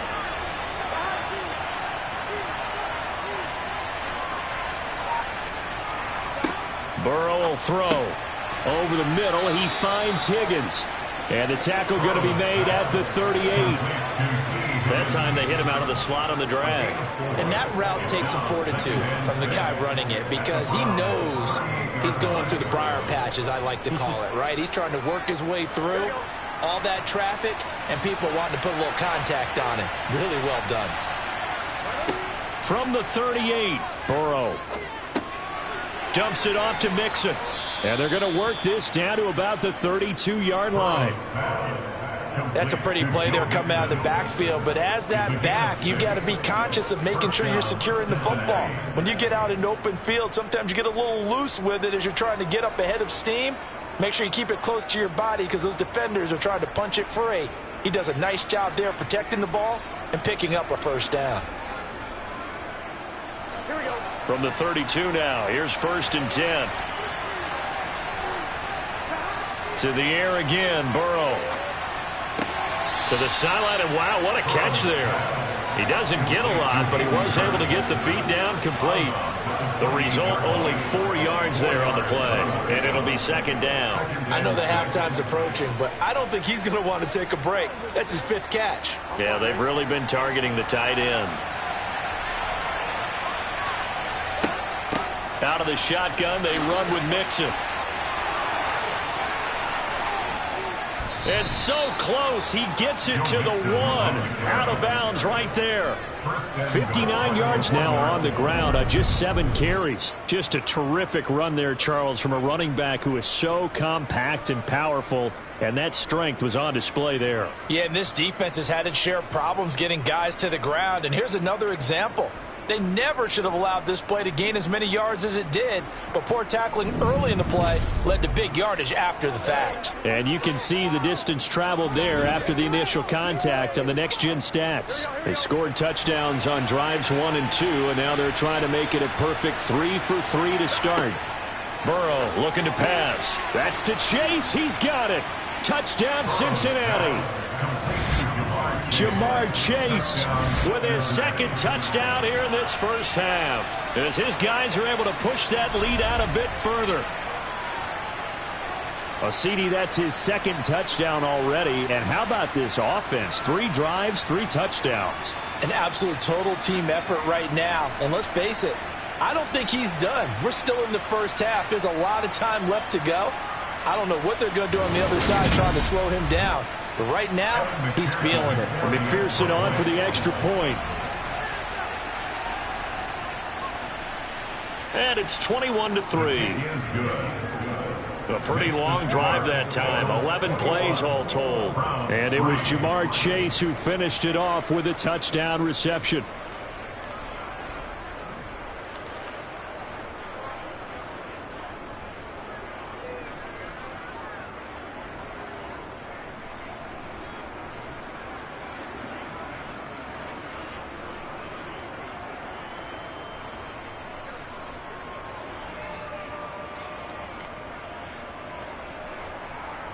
After the touchdown, McPherson on to kick this one away.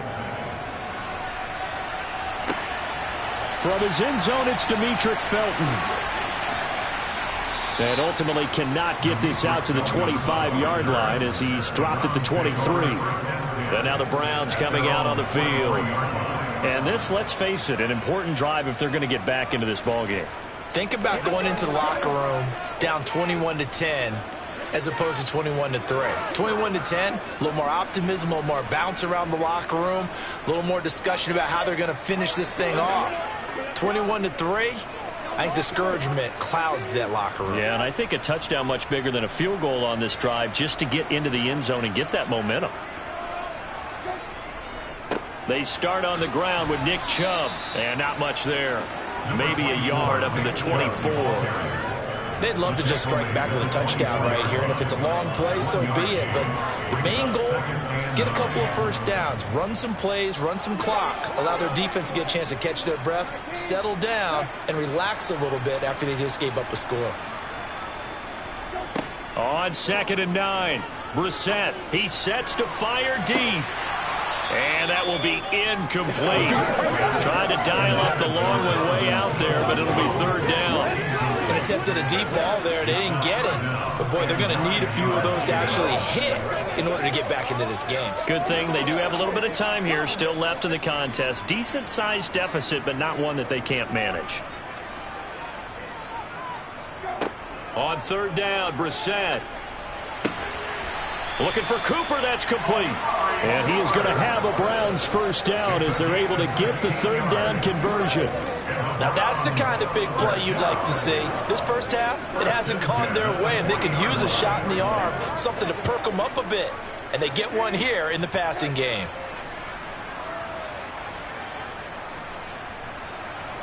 Off the play fake, here's Brissett. Escaping the pressure, and he's going to have to eat this one as down he goes.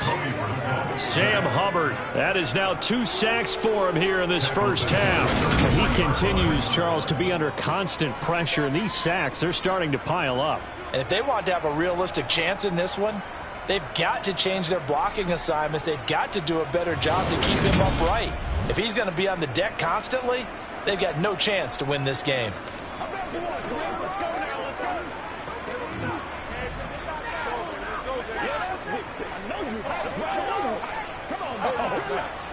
Sacks, a growing theme in this first half. This is 2nd and long.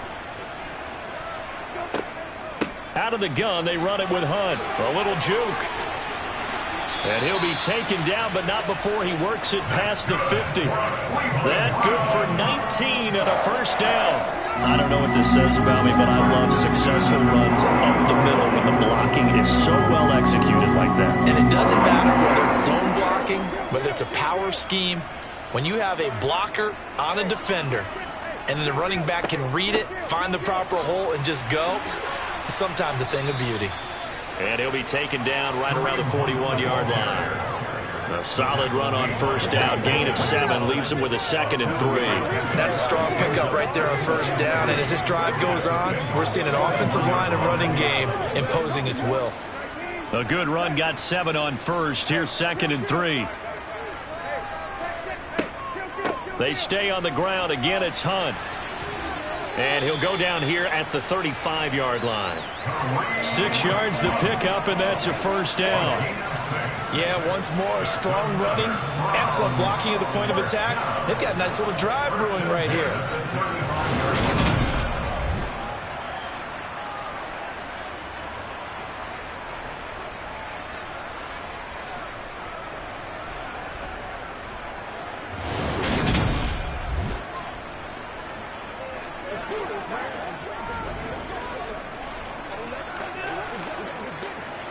This offense finding its legs now. Here's another 1st and 10.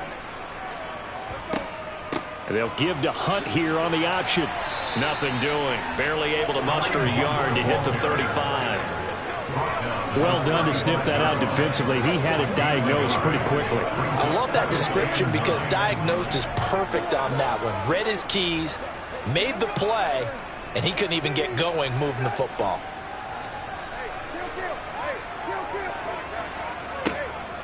They'll run with Hunt on second down. And a short gain down to about the 33. He's taken down at the 33-yard line. A 1-yard pickup brings up 3rd and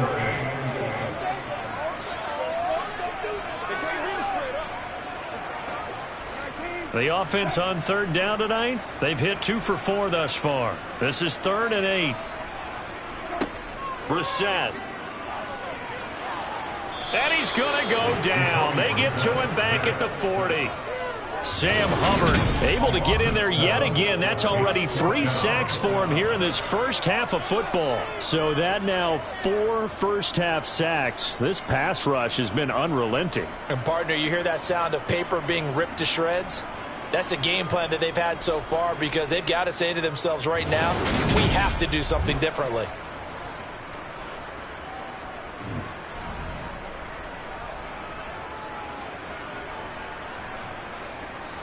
So coming on now is the field goal unit. They're going to try for 3, and he'll need all the leg he's got here.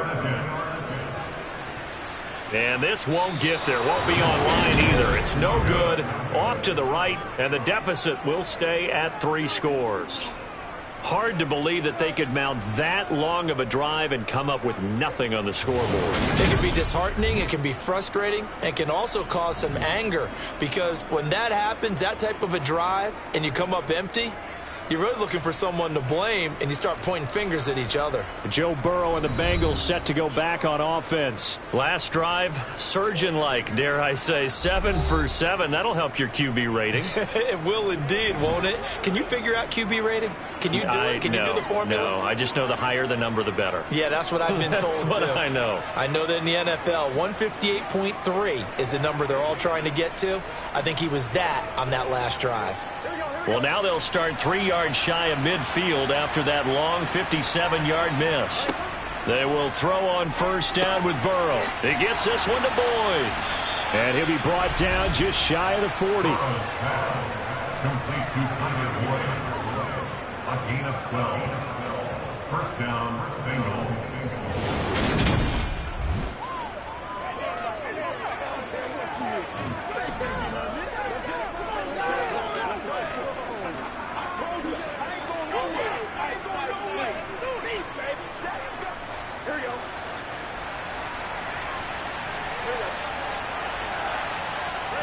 On 1st and 10, Joe Burrow to the right side and complete to Hurst. And he'll be hauled down at about the 30-yard line. And what a nice example there of a tight end doing exactly what he needs to do. How about how he worked his way to the outside, made sure he secured the catch, and then anything after that, we count that as a bonus. And indeed, he gets enough for the first down.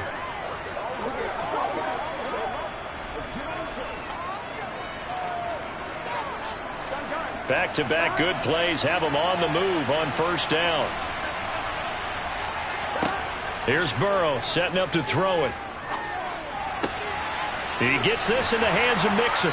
And they're going to get this down inside the 20. I know that no game in the NFL is ever easy, but they're making it look that way. Everything is being done with such precision. Just on this drive alone, 3 plays, 3 first downs. If you're on defense, you're scrambling, looking at each other, trying to figure out how are we going to slow these guys down.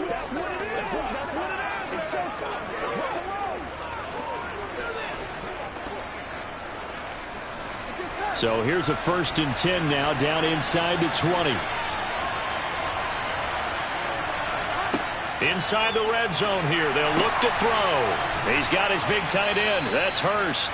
And he's brought down inside the 20 at the 18-yard line. There it is. The defense waking up after 3 plays that hurt them. Finally, they stand up. They have a little pride, too, you know. 3 straight first down type plays. Yeah, they wanted to make one stick on their side, didn't they? Let's focus in on what we got to do here. Here we go.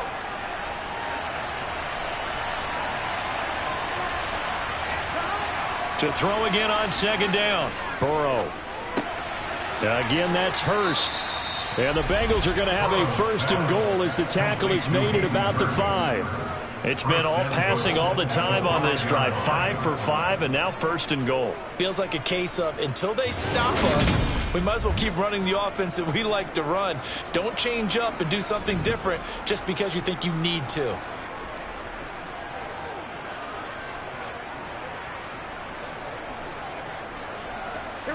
This offense continues to be a hot knife through butter. 3 drives, 3 scores, and knocking on the door again on drive number 4.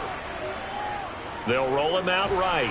And he's going to be swallowed up and taken down. Sacked back at the 5-yard line. In for the sack, Deion Jones. So, Charles, no turnovers yet for this offense, but those sacks now, they're starting to pile up. And one thing usually leads to another because they've got to figure out how the offensive line and everyone else involved in protection can keep their quarterback upright and allow him a chance to throw the ball downfield.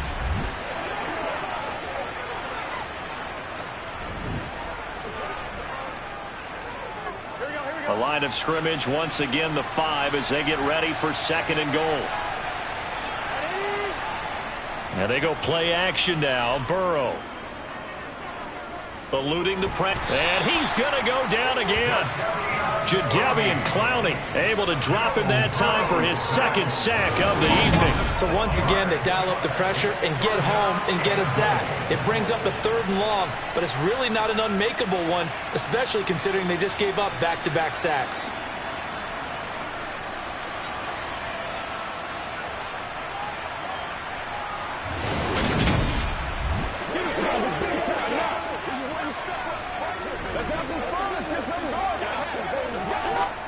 Two straight sacks have them backed up now for a 3rd and goal. Now it's Burrow. He's got Higgins over the middle. And a pretty little juke move there on a nice gain. 10 yards gets him closer, but now it's 4th and goal. And that big gain may just change the thought process here on 4th down. I think in the red zone, they might now consider going for it on 4th down.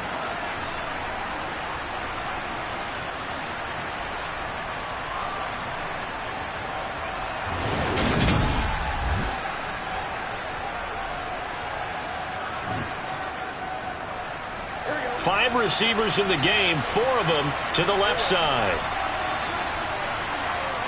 4th down. Here's Joe Burrow. Touchdown! Joe Burrow with a touchdown connection to Tyler Boyd. And the Bengals are able to widen their lead here in this first half.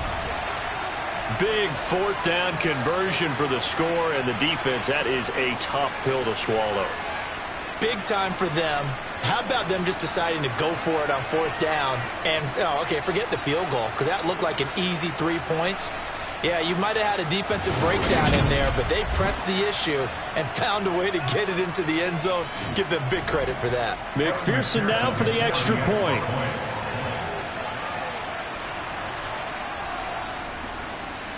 And they open the lead up now to 25 points. A good drive that time as they go 9 plays in all. And it's finished off by the touchdown from Tyler Boyd.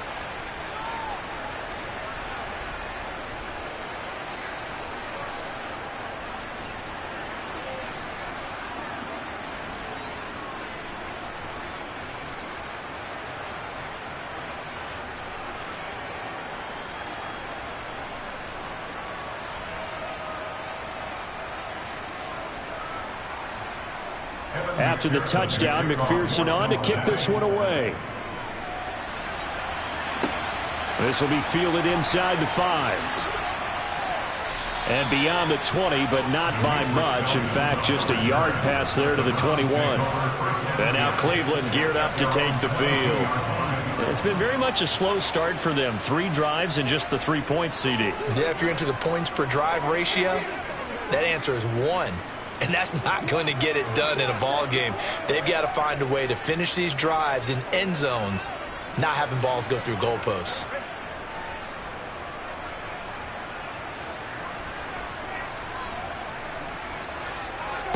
Brissett to throw on first. And he takes a shot on the release as this will be incomplete. To this point, I've been impressed with the work defensively. They have not allowed a lot of receivers to run free.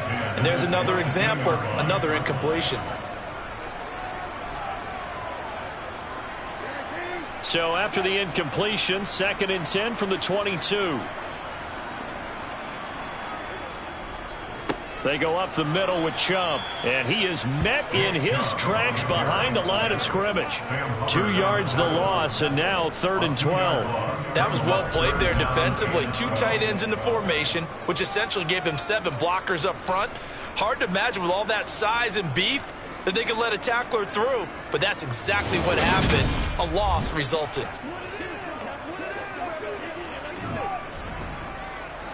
The offense on 3rd down tonight, 2 for 5 to this point. This is 3rd down and 12. Brissett. Got an open man. That's David Njoku, the tight end. And he is going to have a Browns 1st down as they're able to get the 3rd down conversion. It's been a very one-sided game so far. They got to change what they're doing right now, don't they? You can't wait till the halftime speech to make an adjustment. No, you can't, because if you're doing it right, you're adjusting from series to series, and they need a big adjustment here to try and put some points on the board. A 1st down throw for Brissett. This complete to David Bell. And he has a big gain inside the 40 before being dropped. A really nice gain of 25 yards. And I don't think there's any question that this offense is going to need to hit on a few more plays like this. It's been a difficult first half for them, to say the least. And I do believe if they want to get back in this game, they need to start right now. It's kind of like making adjustments. If you try and wait until the half, it's probably too late. They need to get going right here. And he'll be taken down here just shy of the 30. 2 minutes remaining in this first half of football. Only needing 2 yards on 2nd down. Here's Brissett. His throw incomplete. Some of the fans here don't seem too happy about what we've seen in this first half. No, not at all, and I understand why. They look lethargic, out of sync, and it shows on the scoreboard. They missed a field goal on their last drive. Here they need something to even get into field goal range on 3rd down. To throw, Brissett. He'll find Schwartz, complete right side. And he is out of bounds inside the 30. He's got his first catch here before halftime, and it goes for a 1st down. But with the score where it is, you're not thinking field goals right now. You need touchdowns. So that was a much-needed conversion there on 3rd down.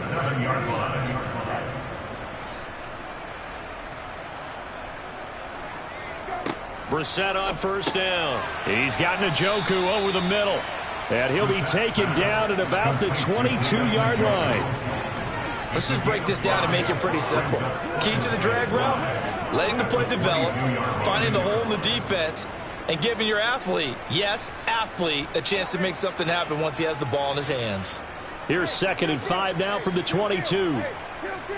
Brissett again. They'll go screen here to Hunt. And they're going to get this down to about the 17-yard line here. And this pass rush has really been bringing the heat and has already gotten home a few times here in the first half. So how about the play call there? Sometimes if you can't protect, you've got to fool them. Screen passes like that can take a little steam out of what's been a relentless rush so far. Now the Browns will use the first of their 3 timeouts as they'll stop it with just over a minute to go before halftime.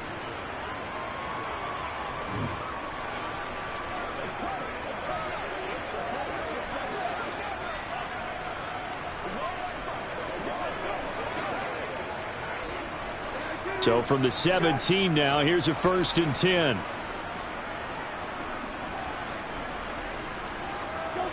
Now Brissett. To the end zone, but it's incomplete. That was a touchdown if he could have hung on. Instead, it was a well-timed collision to jar that one free. Cooper was the target there. That'll bring up 2nd down.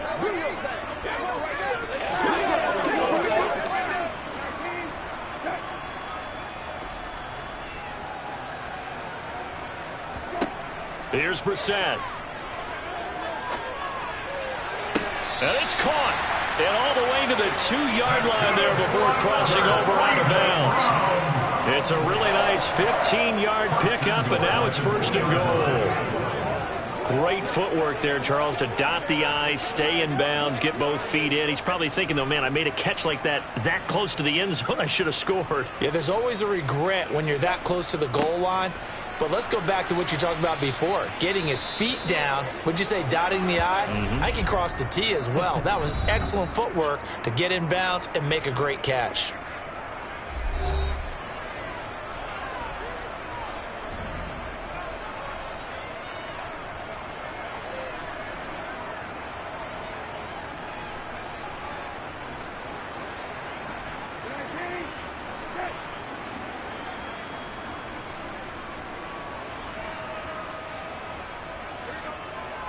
They'll give it to Chubb. And he takes this one in for a Browns score. It's a 1-yard touchdown run. And the Browns get a late score here in the final minute of the first half.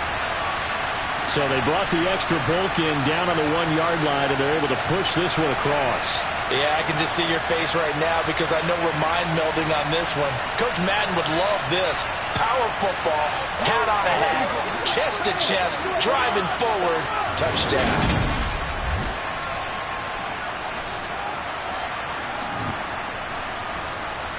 Now Cade York for the extra point. And this is up and good. It cuts the lead to 28-10 now.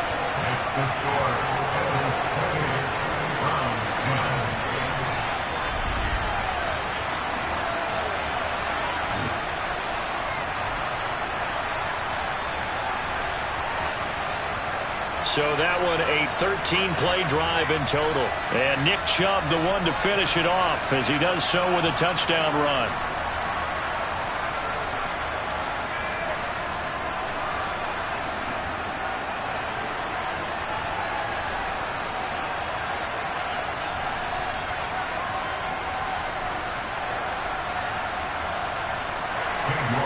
York ready, and here we go as he sends this one away.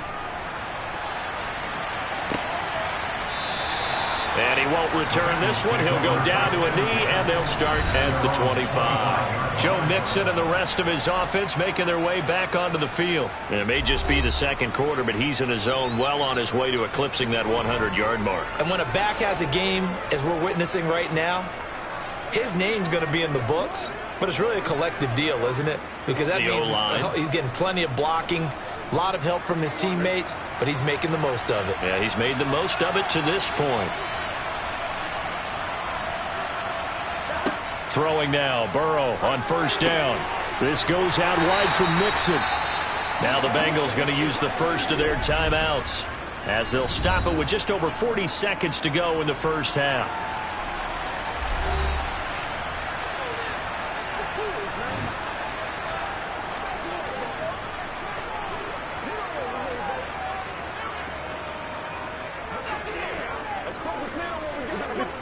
They'll break the huddle, come up on 2nd and 8 at the 27-yard line. Here's Burrow. Trying to get it to Chase, but it's intercepted. Picked off by Greg Newsome. And the Browns are going to take possession of the football. So first thing that crossed my mind is why didn't they just sit on the lead and take it to the locker room? They're in good shape. Absolutely. And from this spot on the field, now you've given the other side a chance for points here going into intermission. Yeah, you changed the momentum of the game, and it's something you did not need to do. The Browns now going to take over late in this first half.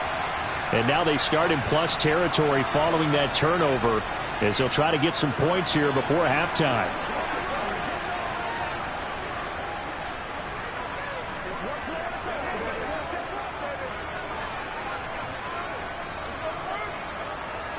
First and 10 here. You know, if they could just get 3 out of this, there's something about narrowing it to a 2-score game at half that makes it feel like much less of an obstacle. He'll get this one underneath to Hunt. And they're going to get this down near the 35-yard line.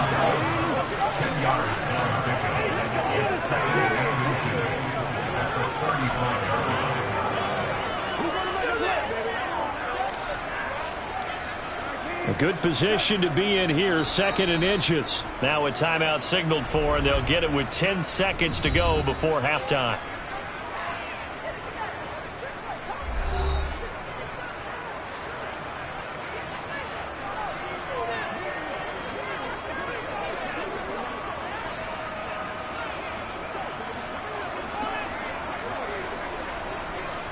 So on 2nd down, the field goal unit is on here as they try to get 3 before half. It'll be spotted on the right hash, a 52-yard attempt. York able to send this one through, and that'll get the deficit down to 15. So, Charles, they get to them with their first turnover of the game and then make it hurt a little bit extra with a field goal. And anytime you give the ball up, what's the first thing a coach tells his defense?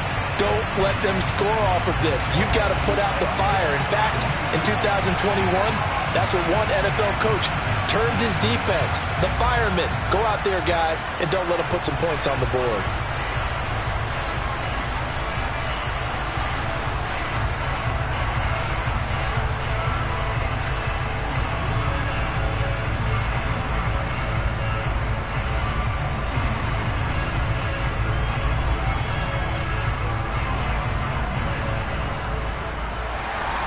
So 6 seconds, all that remains of this first half as the kick is away. From a yard or two deep, here comes a return. And he'll be brought down shy of the 20, so the decision to bring it out of the end zone, not a good one.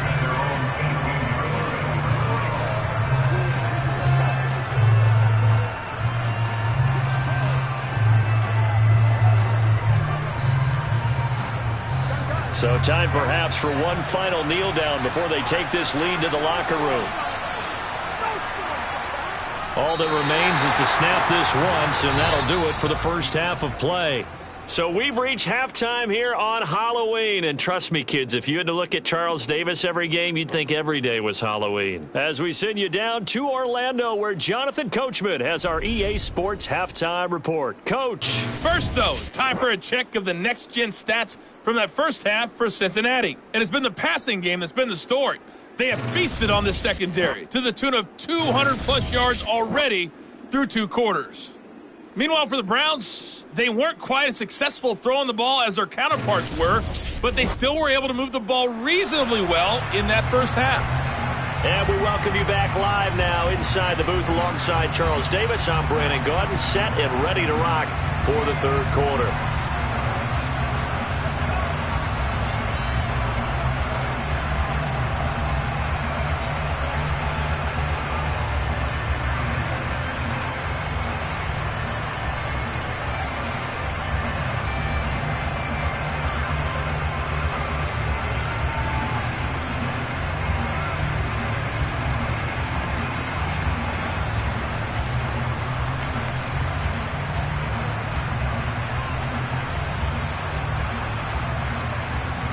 The Browns going to see the football first, but they trail here as we resume play on EA Sports.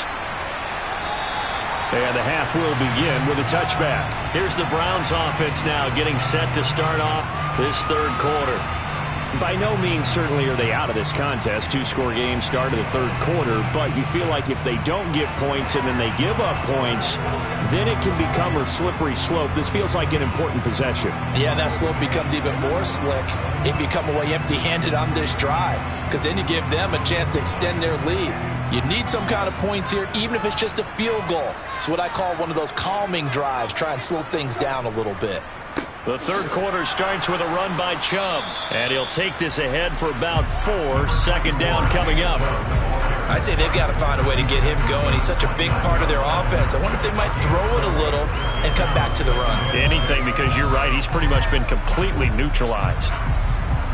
2nd and 6, just inside the 30. Throwing, Brissett. Buying time to his left. Nothing open downfield, so he'll throw it away. I'm sure it was a tough halftime trying to figure out some strategy to get things going, trailing by a lot when they went into the locker room. He's just trying every avenue to spark his team here to begin the third quarter. Not a lot going on that play, though. This offense in desperate need of a conversion as they come up on third down. Brissett.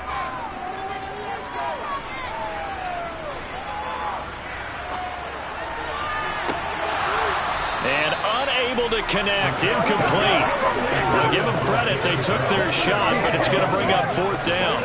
That's an excellent job right there on 3rd down. Like any defense, you never want to let them get anything started, and that would have been a 1st down. Instead, you saw the contact on time, no penalty, and before this drive could get wings, it's 4th down.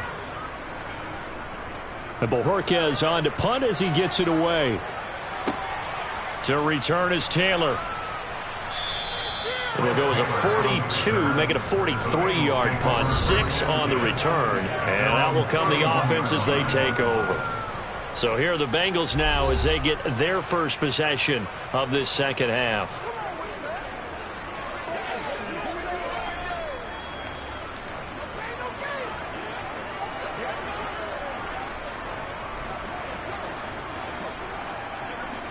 Burrow and the Bengals with a 1st and 10 at the 31-yard line. They'll come out throwing here to start the drive. To the right side and complete to Hurst. So give him 5 yards there on the pitch and catch, and it's 2nd down.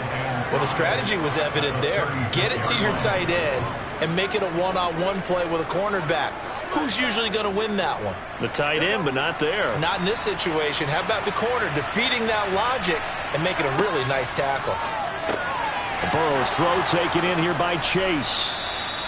He's been big. 2 touchdowns earlier. Now he's got a 1st down here. And he's certainly been a huge factor in this one. He's got the 2 touchdowns to his credit. Now they look to him again. He picks up the 1st. Yeah, I can hear everyone saying, well, why don't you cover him, double him, triple him, do what you have to do. But sometimes they get locked into such a groove and such a connection, it doesn't matter how many guys are in his area. He certainly looks to be in that groove right now.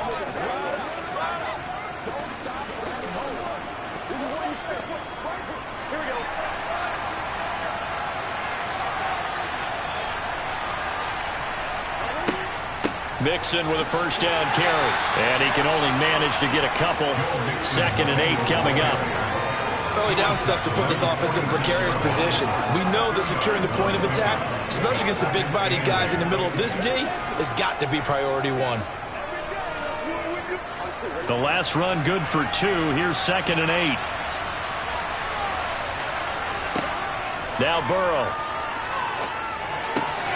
To Mixon on the check down. And they'll get to him after a gain of 7 to the 47.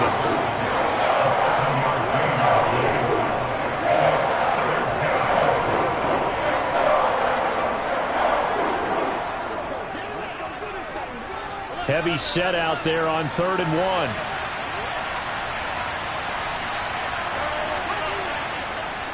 1. They give to Mixon to try to pick it up. And he's going to have a 1st down as he's brought down at the 44-yard line. A 3rd down gain of 3 yards, and that'll be enough. I know the game's changed. A lot of people would say it's evolved. Look, I'm a little bit Neanderthal, okay? I love this. No exotic formations, no misdirection. Just line up and run the darn ball, pick up the 1st down. I love it. Yeah, 3rd and short, that's what you're supposed to do. Like you said, old school, smash mouth football.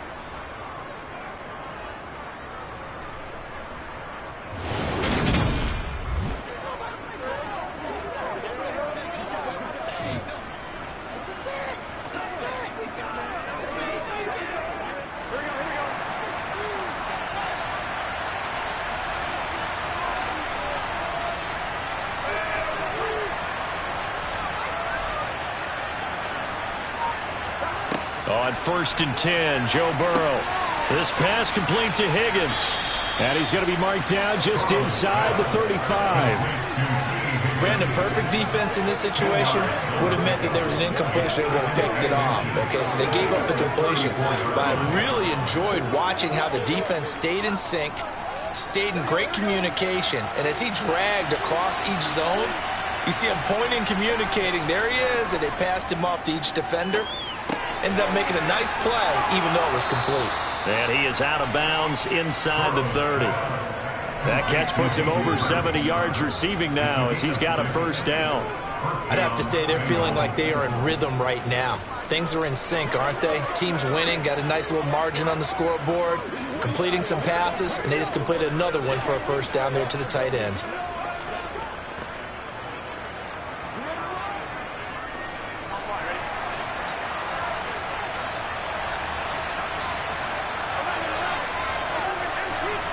First down. Here's Burrow. Dumps it off to Mixon. And he'll be marked down right at the 20-yard line.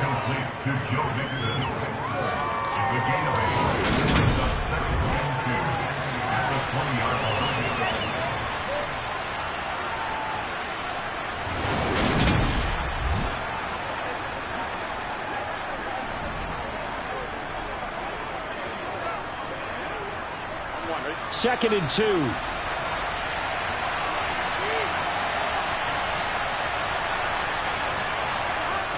They're passing here. Joe Burrow. Forced out to his left. And they're going to get this down to about the 17-yard line here. This time he's getting hit up with a positive play for his offense. The pressure was coming through yet again, but he certainly didn't stick around for the sack on this occasion. Found an escape route and ended up getting the first down before taking the hit.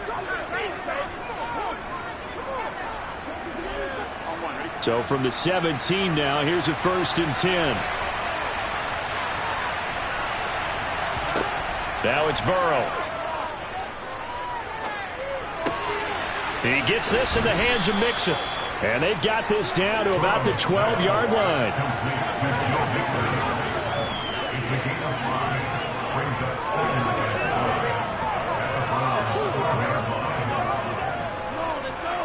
Let's go, man. Here we go.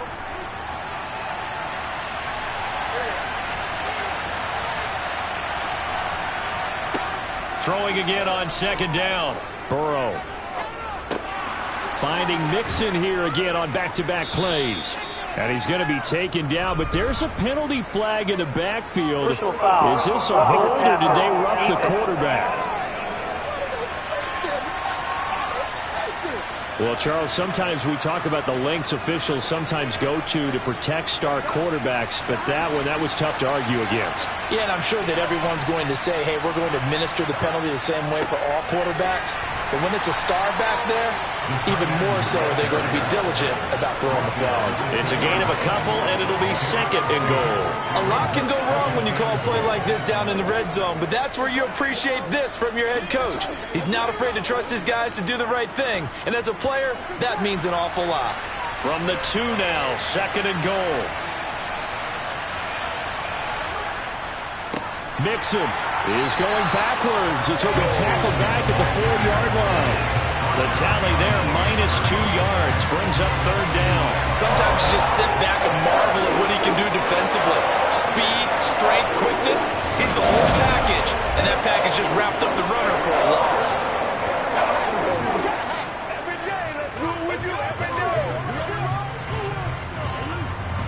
Big play coming here. It's third and goal. Now it's Burrow. And this is going to be intercepted. Picked up by Denzel Ward. And the Browns are going to get the football here as the ball will come out to the 20. So a big chance goes by the wayside there. A tough break on third and goal. Yeah, as a general rule, you know you're usually not going to win games with field goals. But in this case, they had 3 points in their pocket. I get what he was trying to do, but that's a big swing of momentum right there. Ready to take over again on offense. Out comes Cleveland. Over on the sideline, hoping to hit that reset button between possessions. Last time out, they had to punt it away. This time, hoping to finish this thing off in the end zone.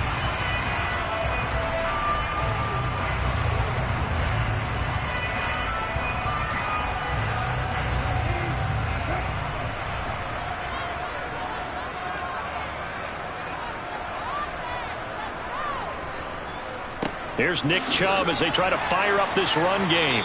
He's tackled a yard short of the marker. Good gain of 9 on first down. First play of the drive, let's give credit all around. Excellent blocking, but the guy carrying the ball, he was the finisher. A really nice run. The last run got 9. That leaves him with 2nd and a yard. Brissett now. That's complete to Peoples-Jones. They'll get 3 as the drive continues. It's a first down. In so many ways, throwing the hitch route is actually one of the safer things an offense can do. Get the ball out to the receiver as fast as possible. Hope he's got man-to-man coverage, and hope that his athleticism wins on the perimeter. On first down, they'll run with Hunt. And he's going to get a solid gain of 9 before being brought down. Second and right at a yard. And there we saw one of the downsides of blitzing during a rundown, because sometimes you get out of your gaps. You don't fit the run quite as well because you're headed towards the ball carrier with abandon.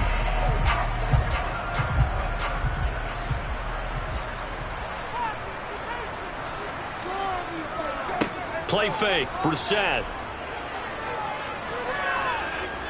Flush to his right. And he'll just get rid of it. Well, defensively, they haven't let him just sit in the pocket and get comfortable, and that's opposite a lot of game plans in today's NFL. Ordinarily, you're trying to keep the quarterback hemmed in. In this case, they brought the heat, and if he flushes out, they're fine with that, and they force another incompletion. This offense in desperate need of a conversion as they come up on third down. They'll run for it. Here's Chubb. And he brings this up to the 46.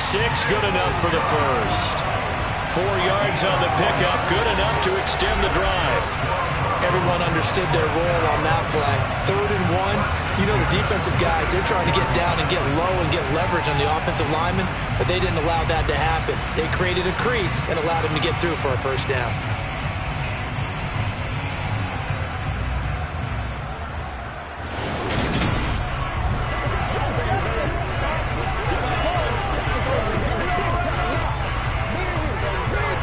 Couple of first downs to kick off the drive. Here's 1st and 10 up at the 46.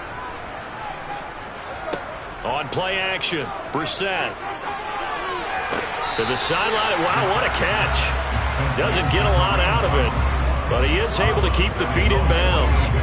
Just a gain of a couple there, and it'll be 2nd down. They should have gotten more out of that, though. He was wide open. I love how emphatic you are with that call, because that's exactly what I was thinking. Wide open in the flat. Give him a ball that he can use to get upfield with, not just catch and go over the sideline. They cost themselves some yardage there. Brissett's throw into the hands of Peoples-Jones. Now 3rd down is looming. A pickup of 2 on first down and just 1 yard there.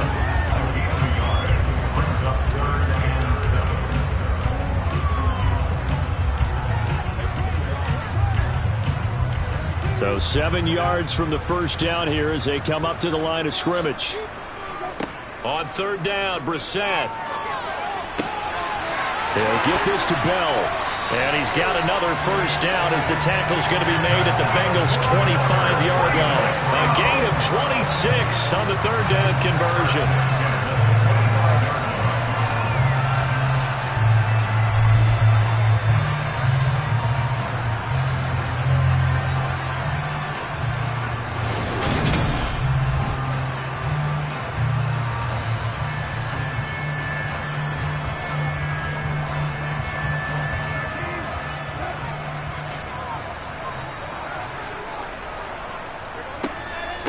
Running with Hunt here out of the shotgun. And he's brought down, but not before a gain of 13, down to the 13. 1st and 10 in the red zone. Despite the score, despite the deficit, no quitting this guy. He's running angry, running through arm tackles. He wants to change what that scoreboard is saying.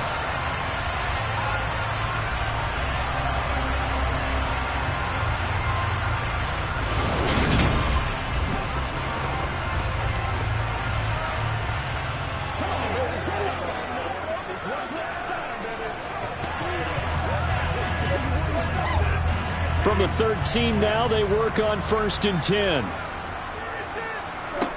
From the red zone now, Brissett. And he's got it. Touchdown, Browns. Kareem Hunt from 13 yards out. And the Browns are able to make some inroads here to that deficit. That's the score you felt they had to have here in the 3rd quarter to get back in this game. And you know that there's an emphasis on their side. Hey, we know this. We know where we are. But sometimes that binds you up so much that you try too hard, you don't get the score. A perfect combination of urgency, yet relaxed enough to get it done. Extra point by York is up and good. And this is back to an 8-point game. So that drive goes a full 80 yards in 10 plays. And it ends with a touchdown for Cleveland.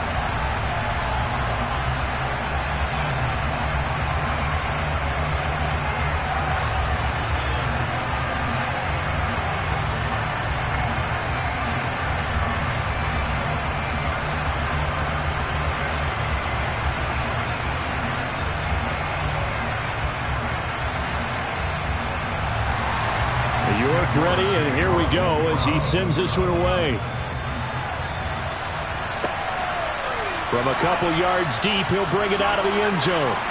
And no chance to get away as they'll get him down at about the 17-yard line. Ready to go on offense, out come the Bengals.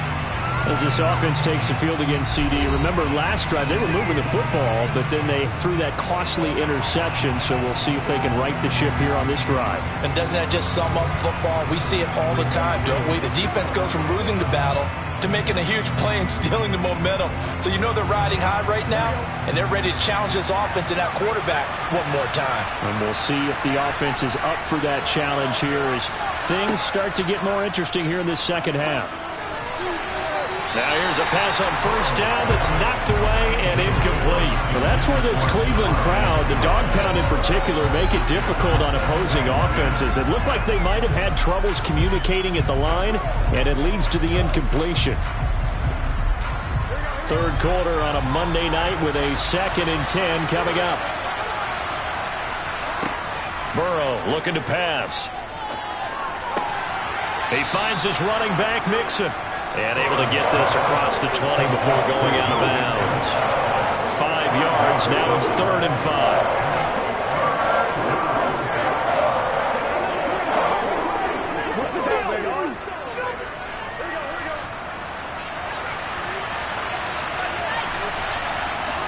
Here's Burrow setting up to throw it. Slant pass to Boyd. And he's going to get this one across the 30-yard line. Burrow to Boyd there for the Cincy first.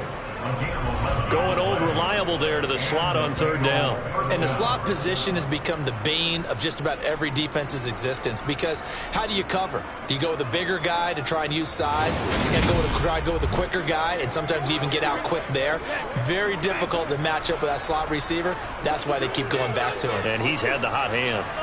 So they'll come up 1st and 10 now from the 33. Burrow will throw. They'll set up the screen here to Mixon. And he'll lose yardage. Brought down at the 32.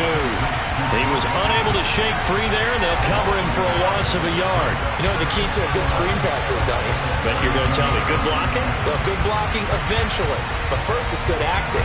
You want to let the defenders go past you, leak out to whichever side or even in the middle where you want to set up the screen, and then you do your blocking. How about the read, though, by the defensive guys? They weren't fooled at all and actually ran with the lineman to where the play was and smothered it for a loss of yardage.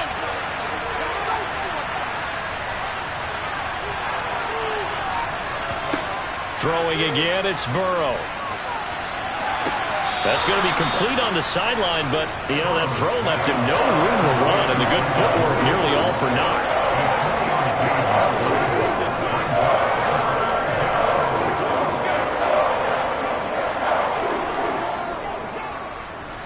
They'll be in search of 8 yards here as they hope to convert the first down. On 3rd down, Burrow. And able to catch it on the left sideline, but they're going to rule him out of bounds. So it'll be incomplete. Certainly one they'd like to have back as it brings up 4th down. And that's a really good job there defensively. They went into this possession knowing that they needed to get a stop. They're in a tight ball game, and they got it done. Great work to force the 3 and out. Got the football right back for their offense. They've got to go to the sidelines feeling pretty good about themselves and encouraging their offensive mates to get some points. They call it 38 yards on the punt, no return. The Browns offense trotting back onto the field. The offense running out, and they are charged up, ready to go after reaching the end zone on their last drive. And normally I'd warn against getting complacent just because they scored the last time out. But I don't think there's any worries with this group right now. This is a hungry group, and they want to keep building off of their last drive. Now they just want the officials to hurry up and place the ball so they can snap it and get back to work. They begin this drive with Chubb. And a short pickup to about the 25. Oh, that's a real nice job there by the defense in front. They just engaged and held their ground. But how about the guy who made the play? We often talk about whether they take a good first step or not. Many times you just don't take any step. Just get your feet moving, get your body going, and then once he made the read, he was able to make the play. From the 25 on second down, Brissett. And this throw a bit late as he couldn't reach back for it. They always say that real estate is about location. Well, guess what? When it's a slant route, the quick ones, timing, timing, timing. Got to be able to lead your man with the football. And the timing off right there, threw it behind him. So the failure to connect on second down, that leaves him staring up here at a 3rd and 8. To throw, Brissett. This caught out left by Bell. And he is going to have a Browns first down as they're able to get the 3rd down conversion. That's not the first time they've looked his way when they've needed a big play. He's been the go-to guy all game long. And they get the hook up again on 3rd down to keep this drive alive.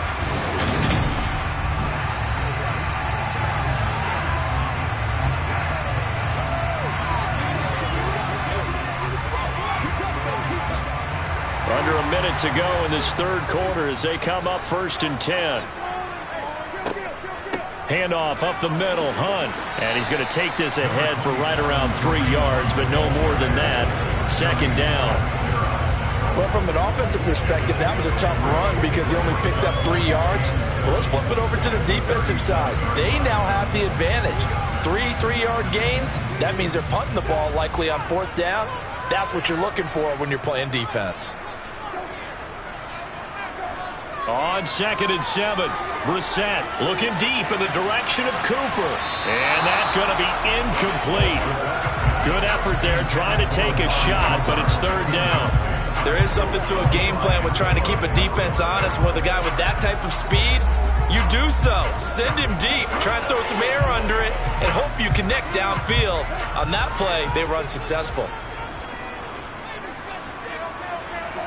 From the shotgun, it's Brissett.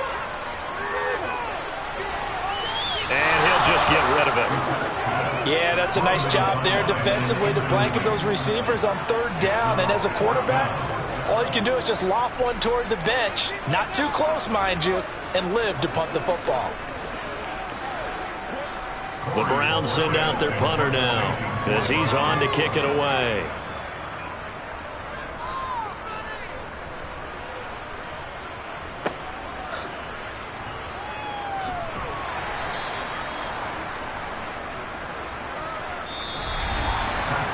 One quarter remains here as we wrap up the week on a Monday night. We'll return with more after this. You're watching the NFL on EA Sports. And we're back now here in Cleveland. It's the Bengals in possession of the football and in possession of the lead as well as we start the 4th. The Bengals drive about to get going. Now, the previous drive they punted, but that was just the first time they've had to do so in this game. And when they turn on the game film, the coaches will rant about this, right? They'll say, oh, God, we got to move the ball, guys. We can't punt the ball away. But they have to keep smiles off their faces because that's the first time in the game they've had to do so. They've moved it quite well. They'll overall be happy with what they've seen. After the pickup of 5, here's 2nd and 5. Now Burrow. Open man is Higgins. That'll give him 60 yards receiving now as he's got a first down. An 8-yard pickup. First down, Bengals.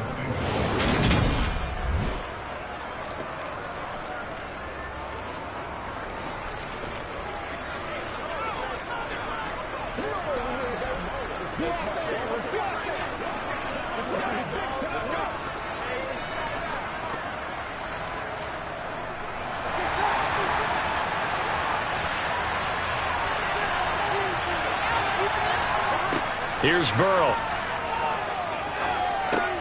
Over the middle, that's caught by Chase. And they're able to work this across midfield to the 48. these guys are running offense like you drive. The pedal is down, stomp down. How about that? Back-to-back completions. They are rolling. So much for being conservative and running that football.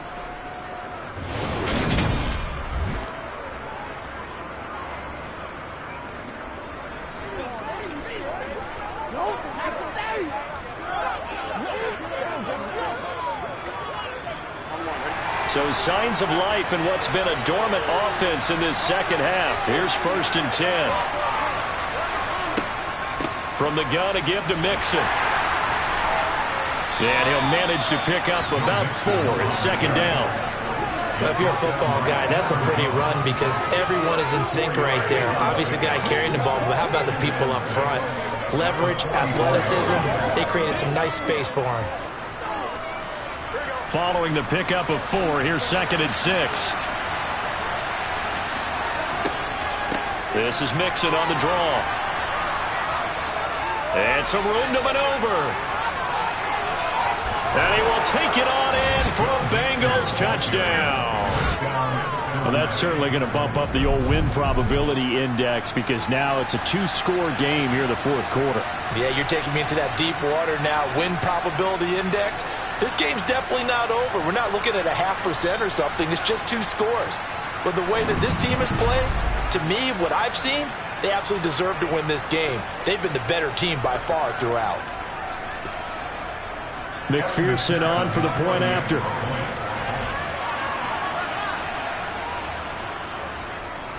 And he's been a busy man, 5 for 5 now as he knocks another one through to extend the lead. So that drive spanned 5 plays, and it all culminated in the touchdown run coming from Joe Mixon.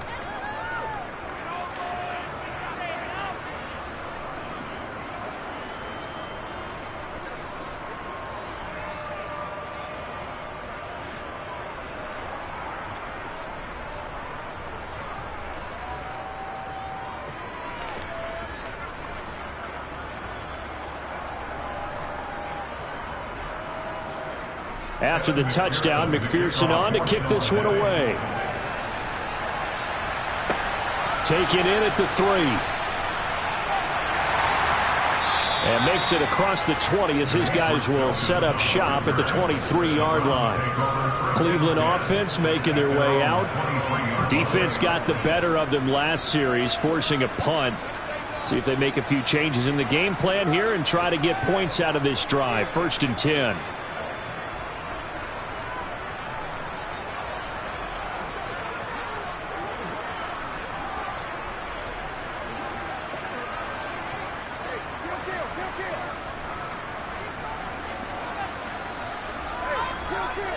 On 1st and 10, Brissett. He'll get this one underneath to Hunt. Give him a gain of 5 on the completion, and that will bring up 2nd down. You got the big lead defensively. Willing to give him that underneath stuff, right? And this is why you work on your tackling. Tackle them after the catch, inbounds, keep the clock running. Just go ahead and bleed the game out that way. From the 28, it's 2nd and 5. Here's Brissett. That's complete to Bell over the middle. They call his number again. It's his 6th catch and a 1st down.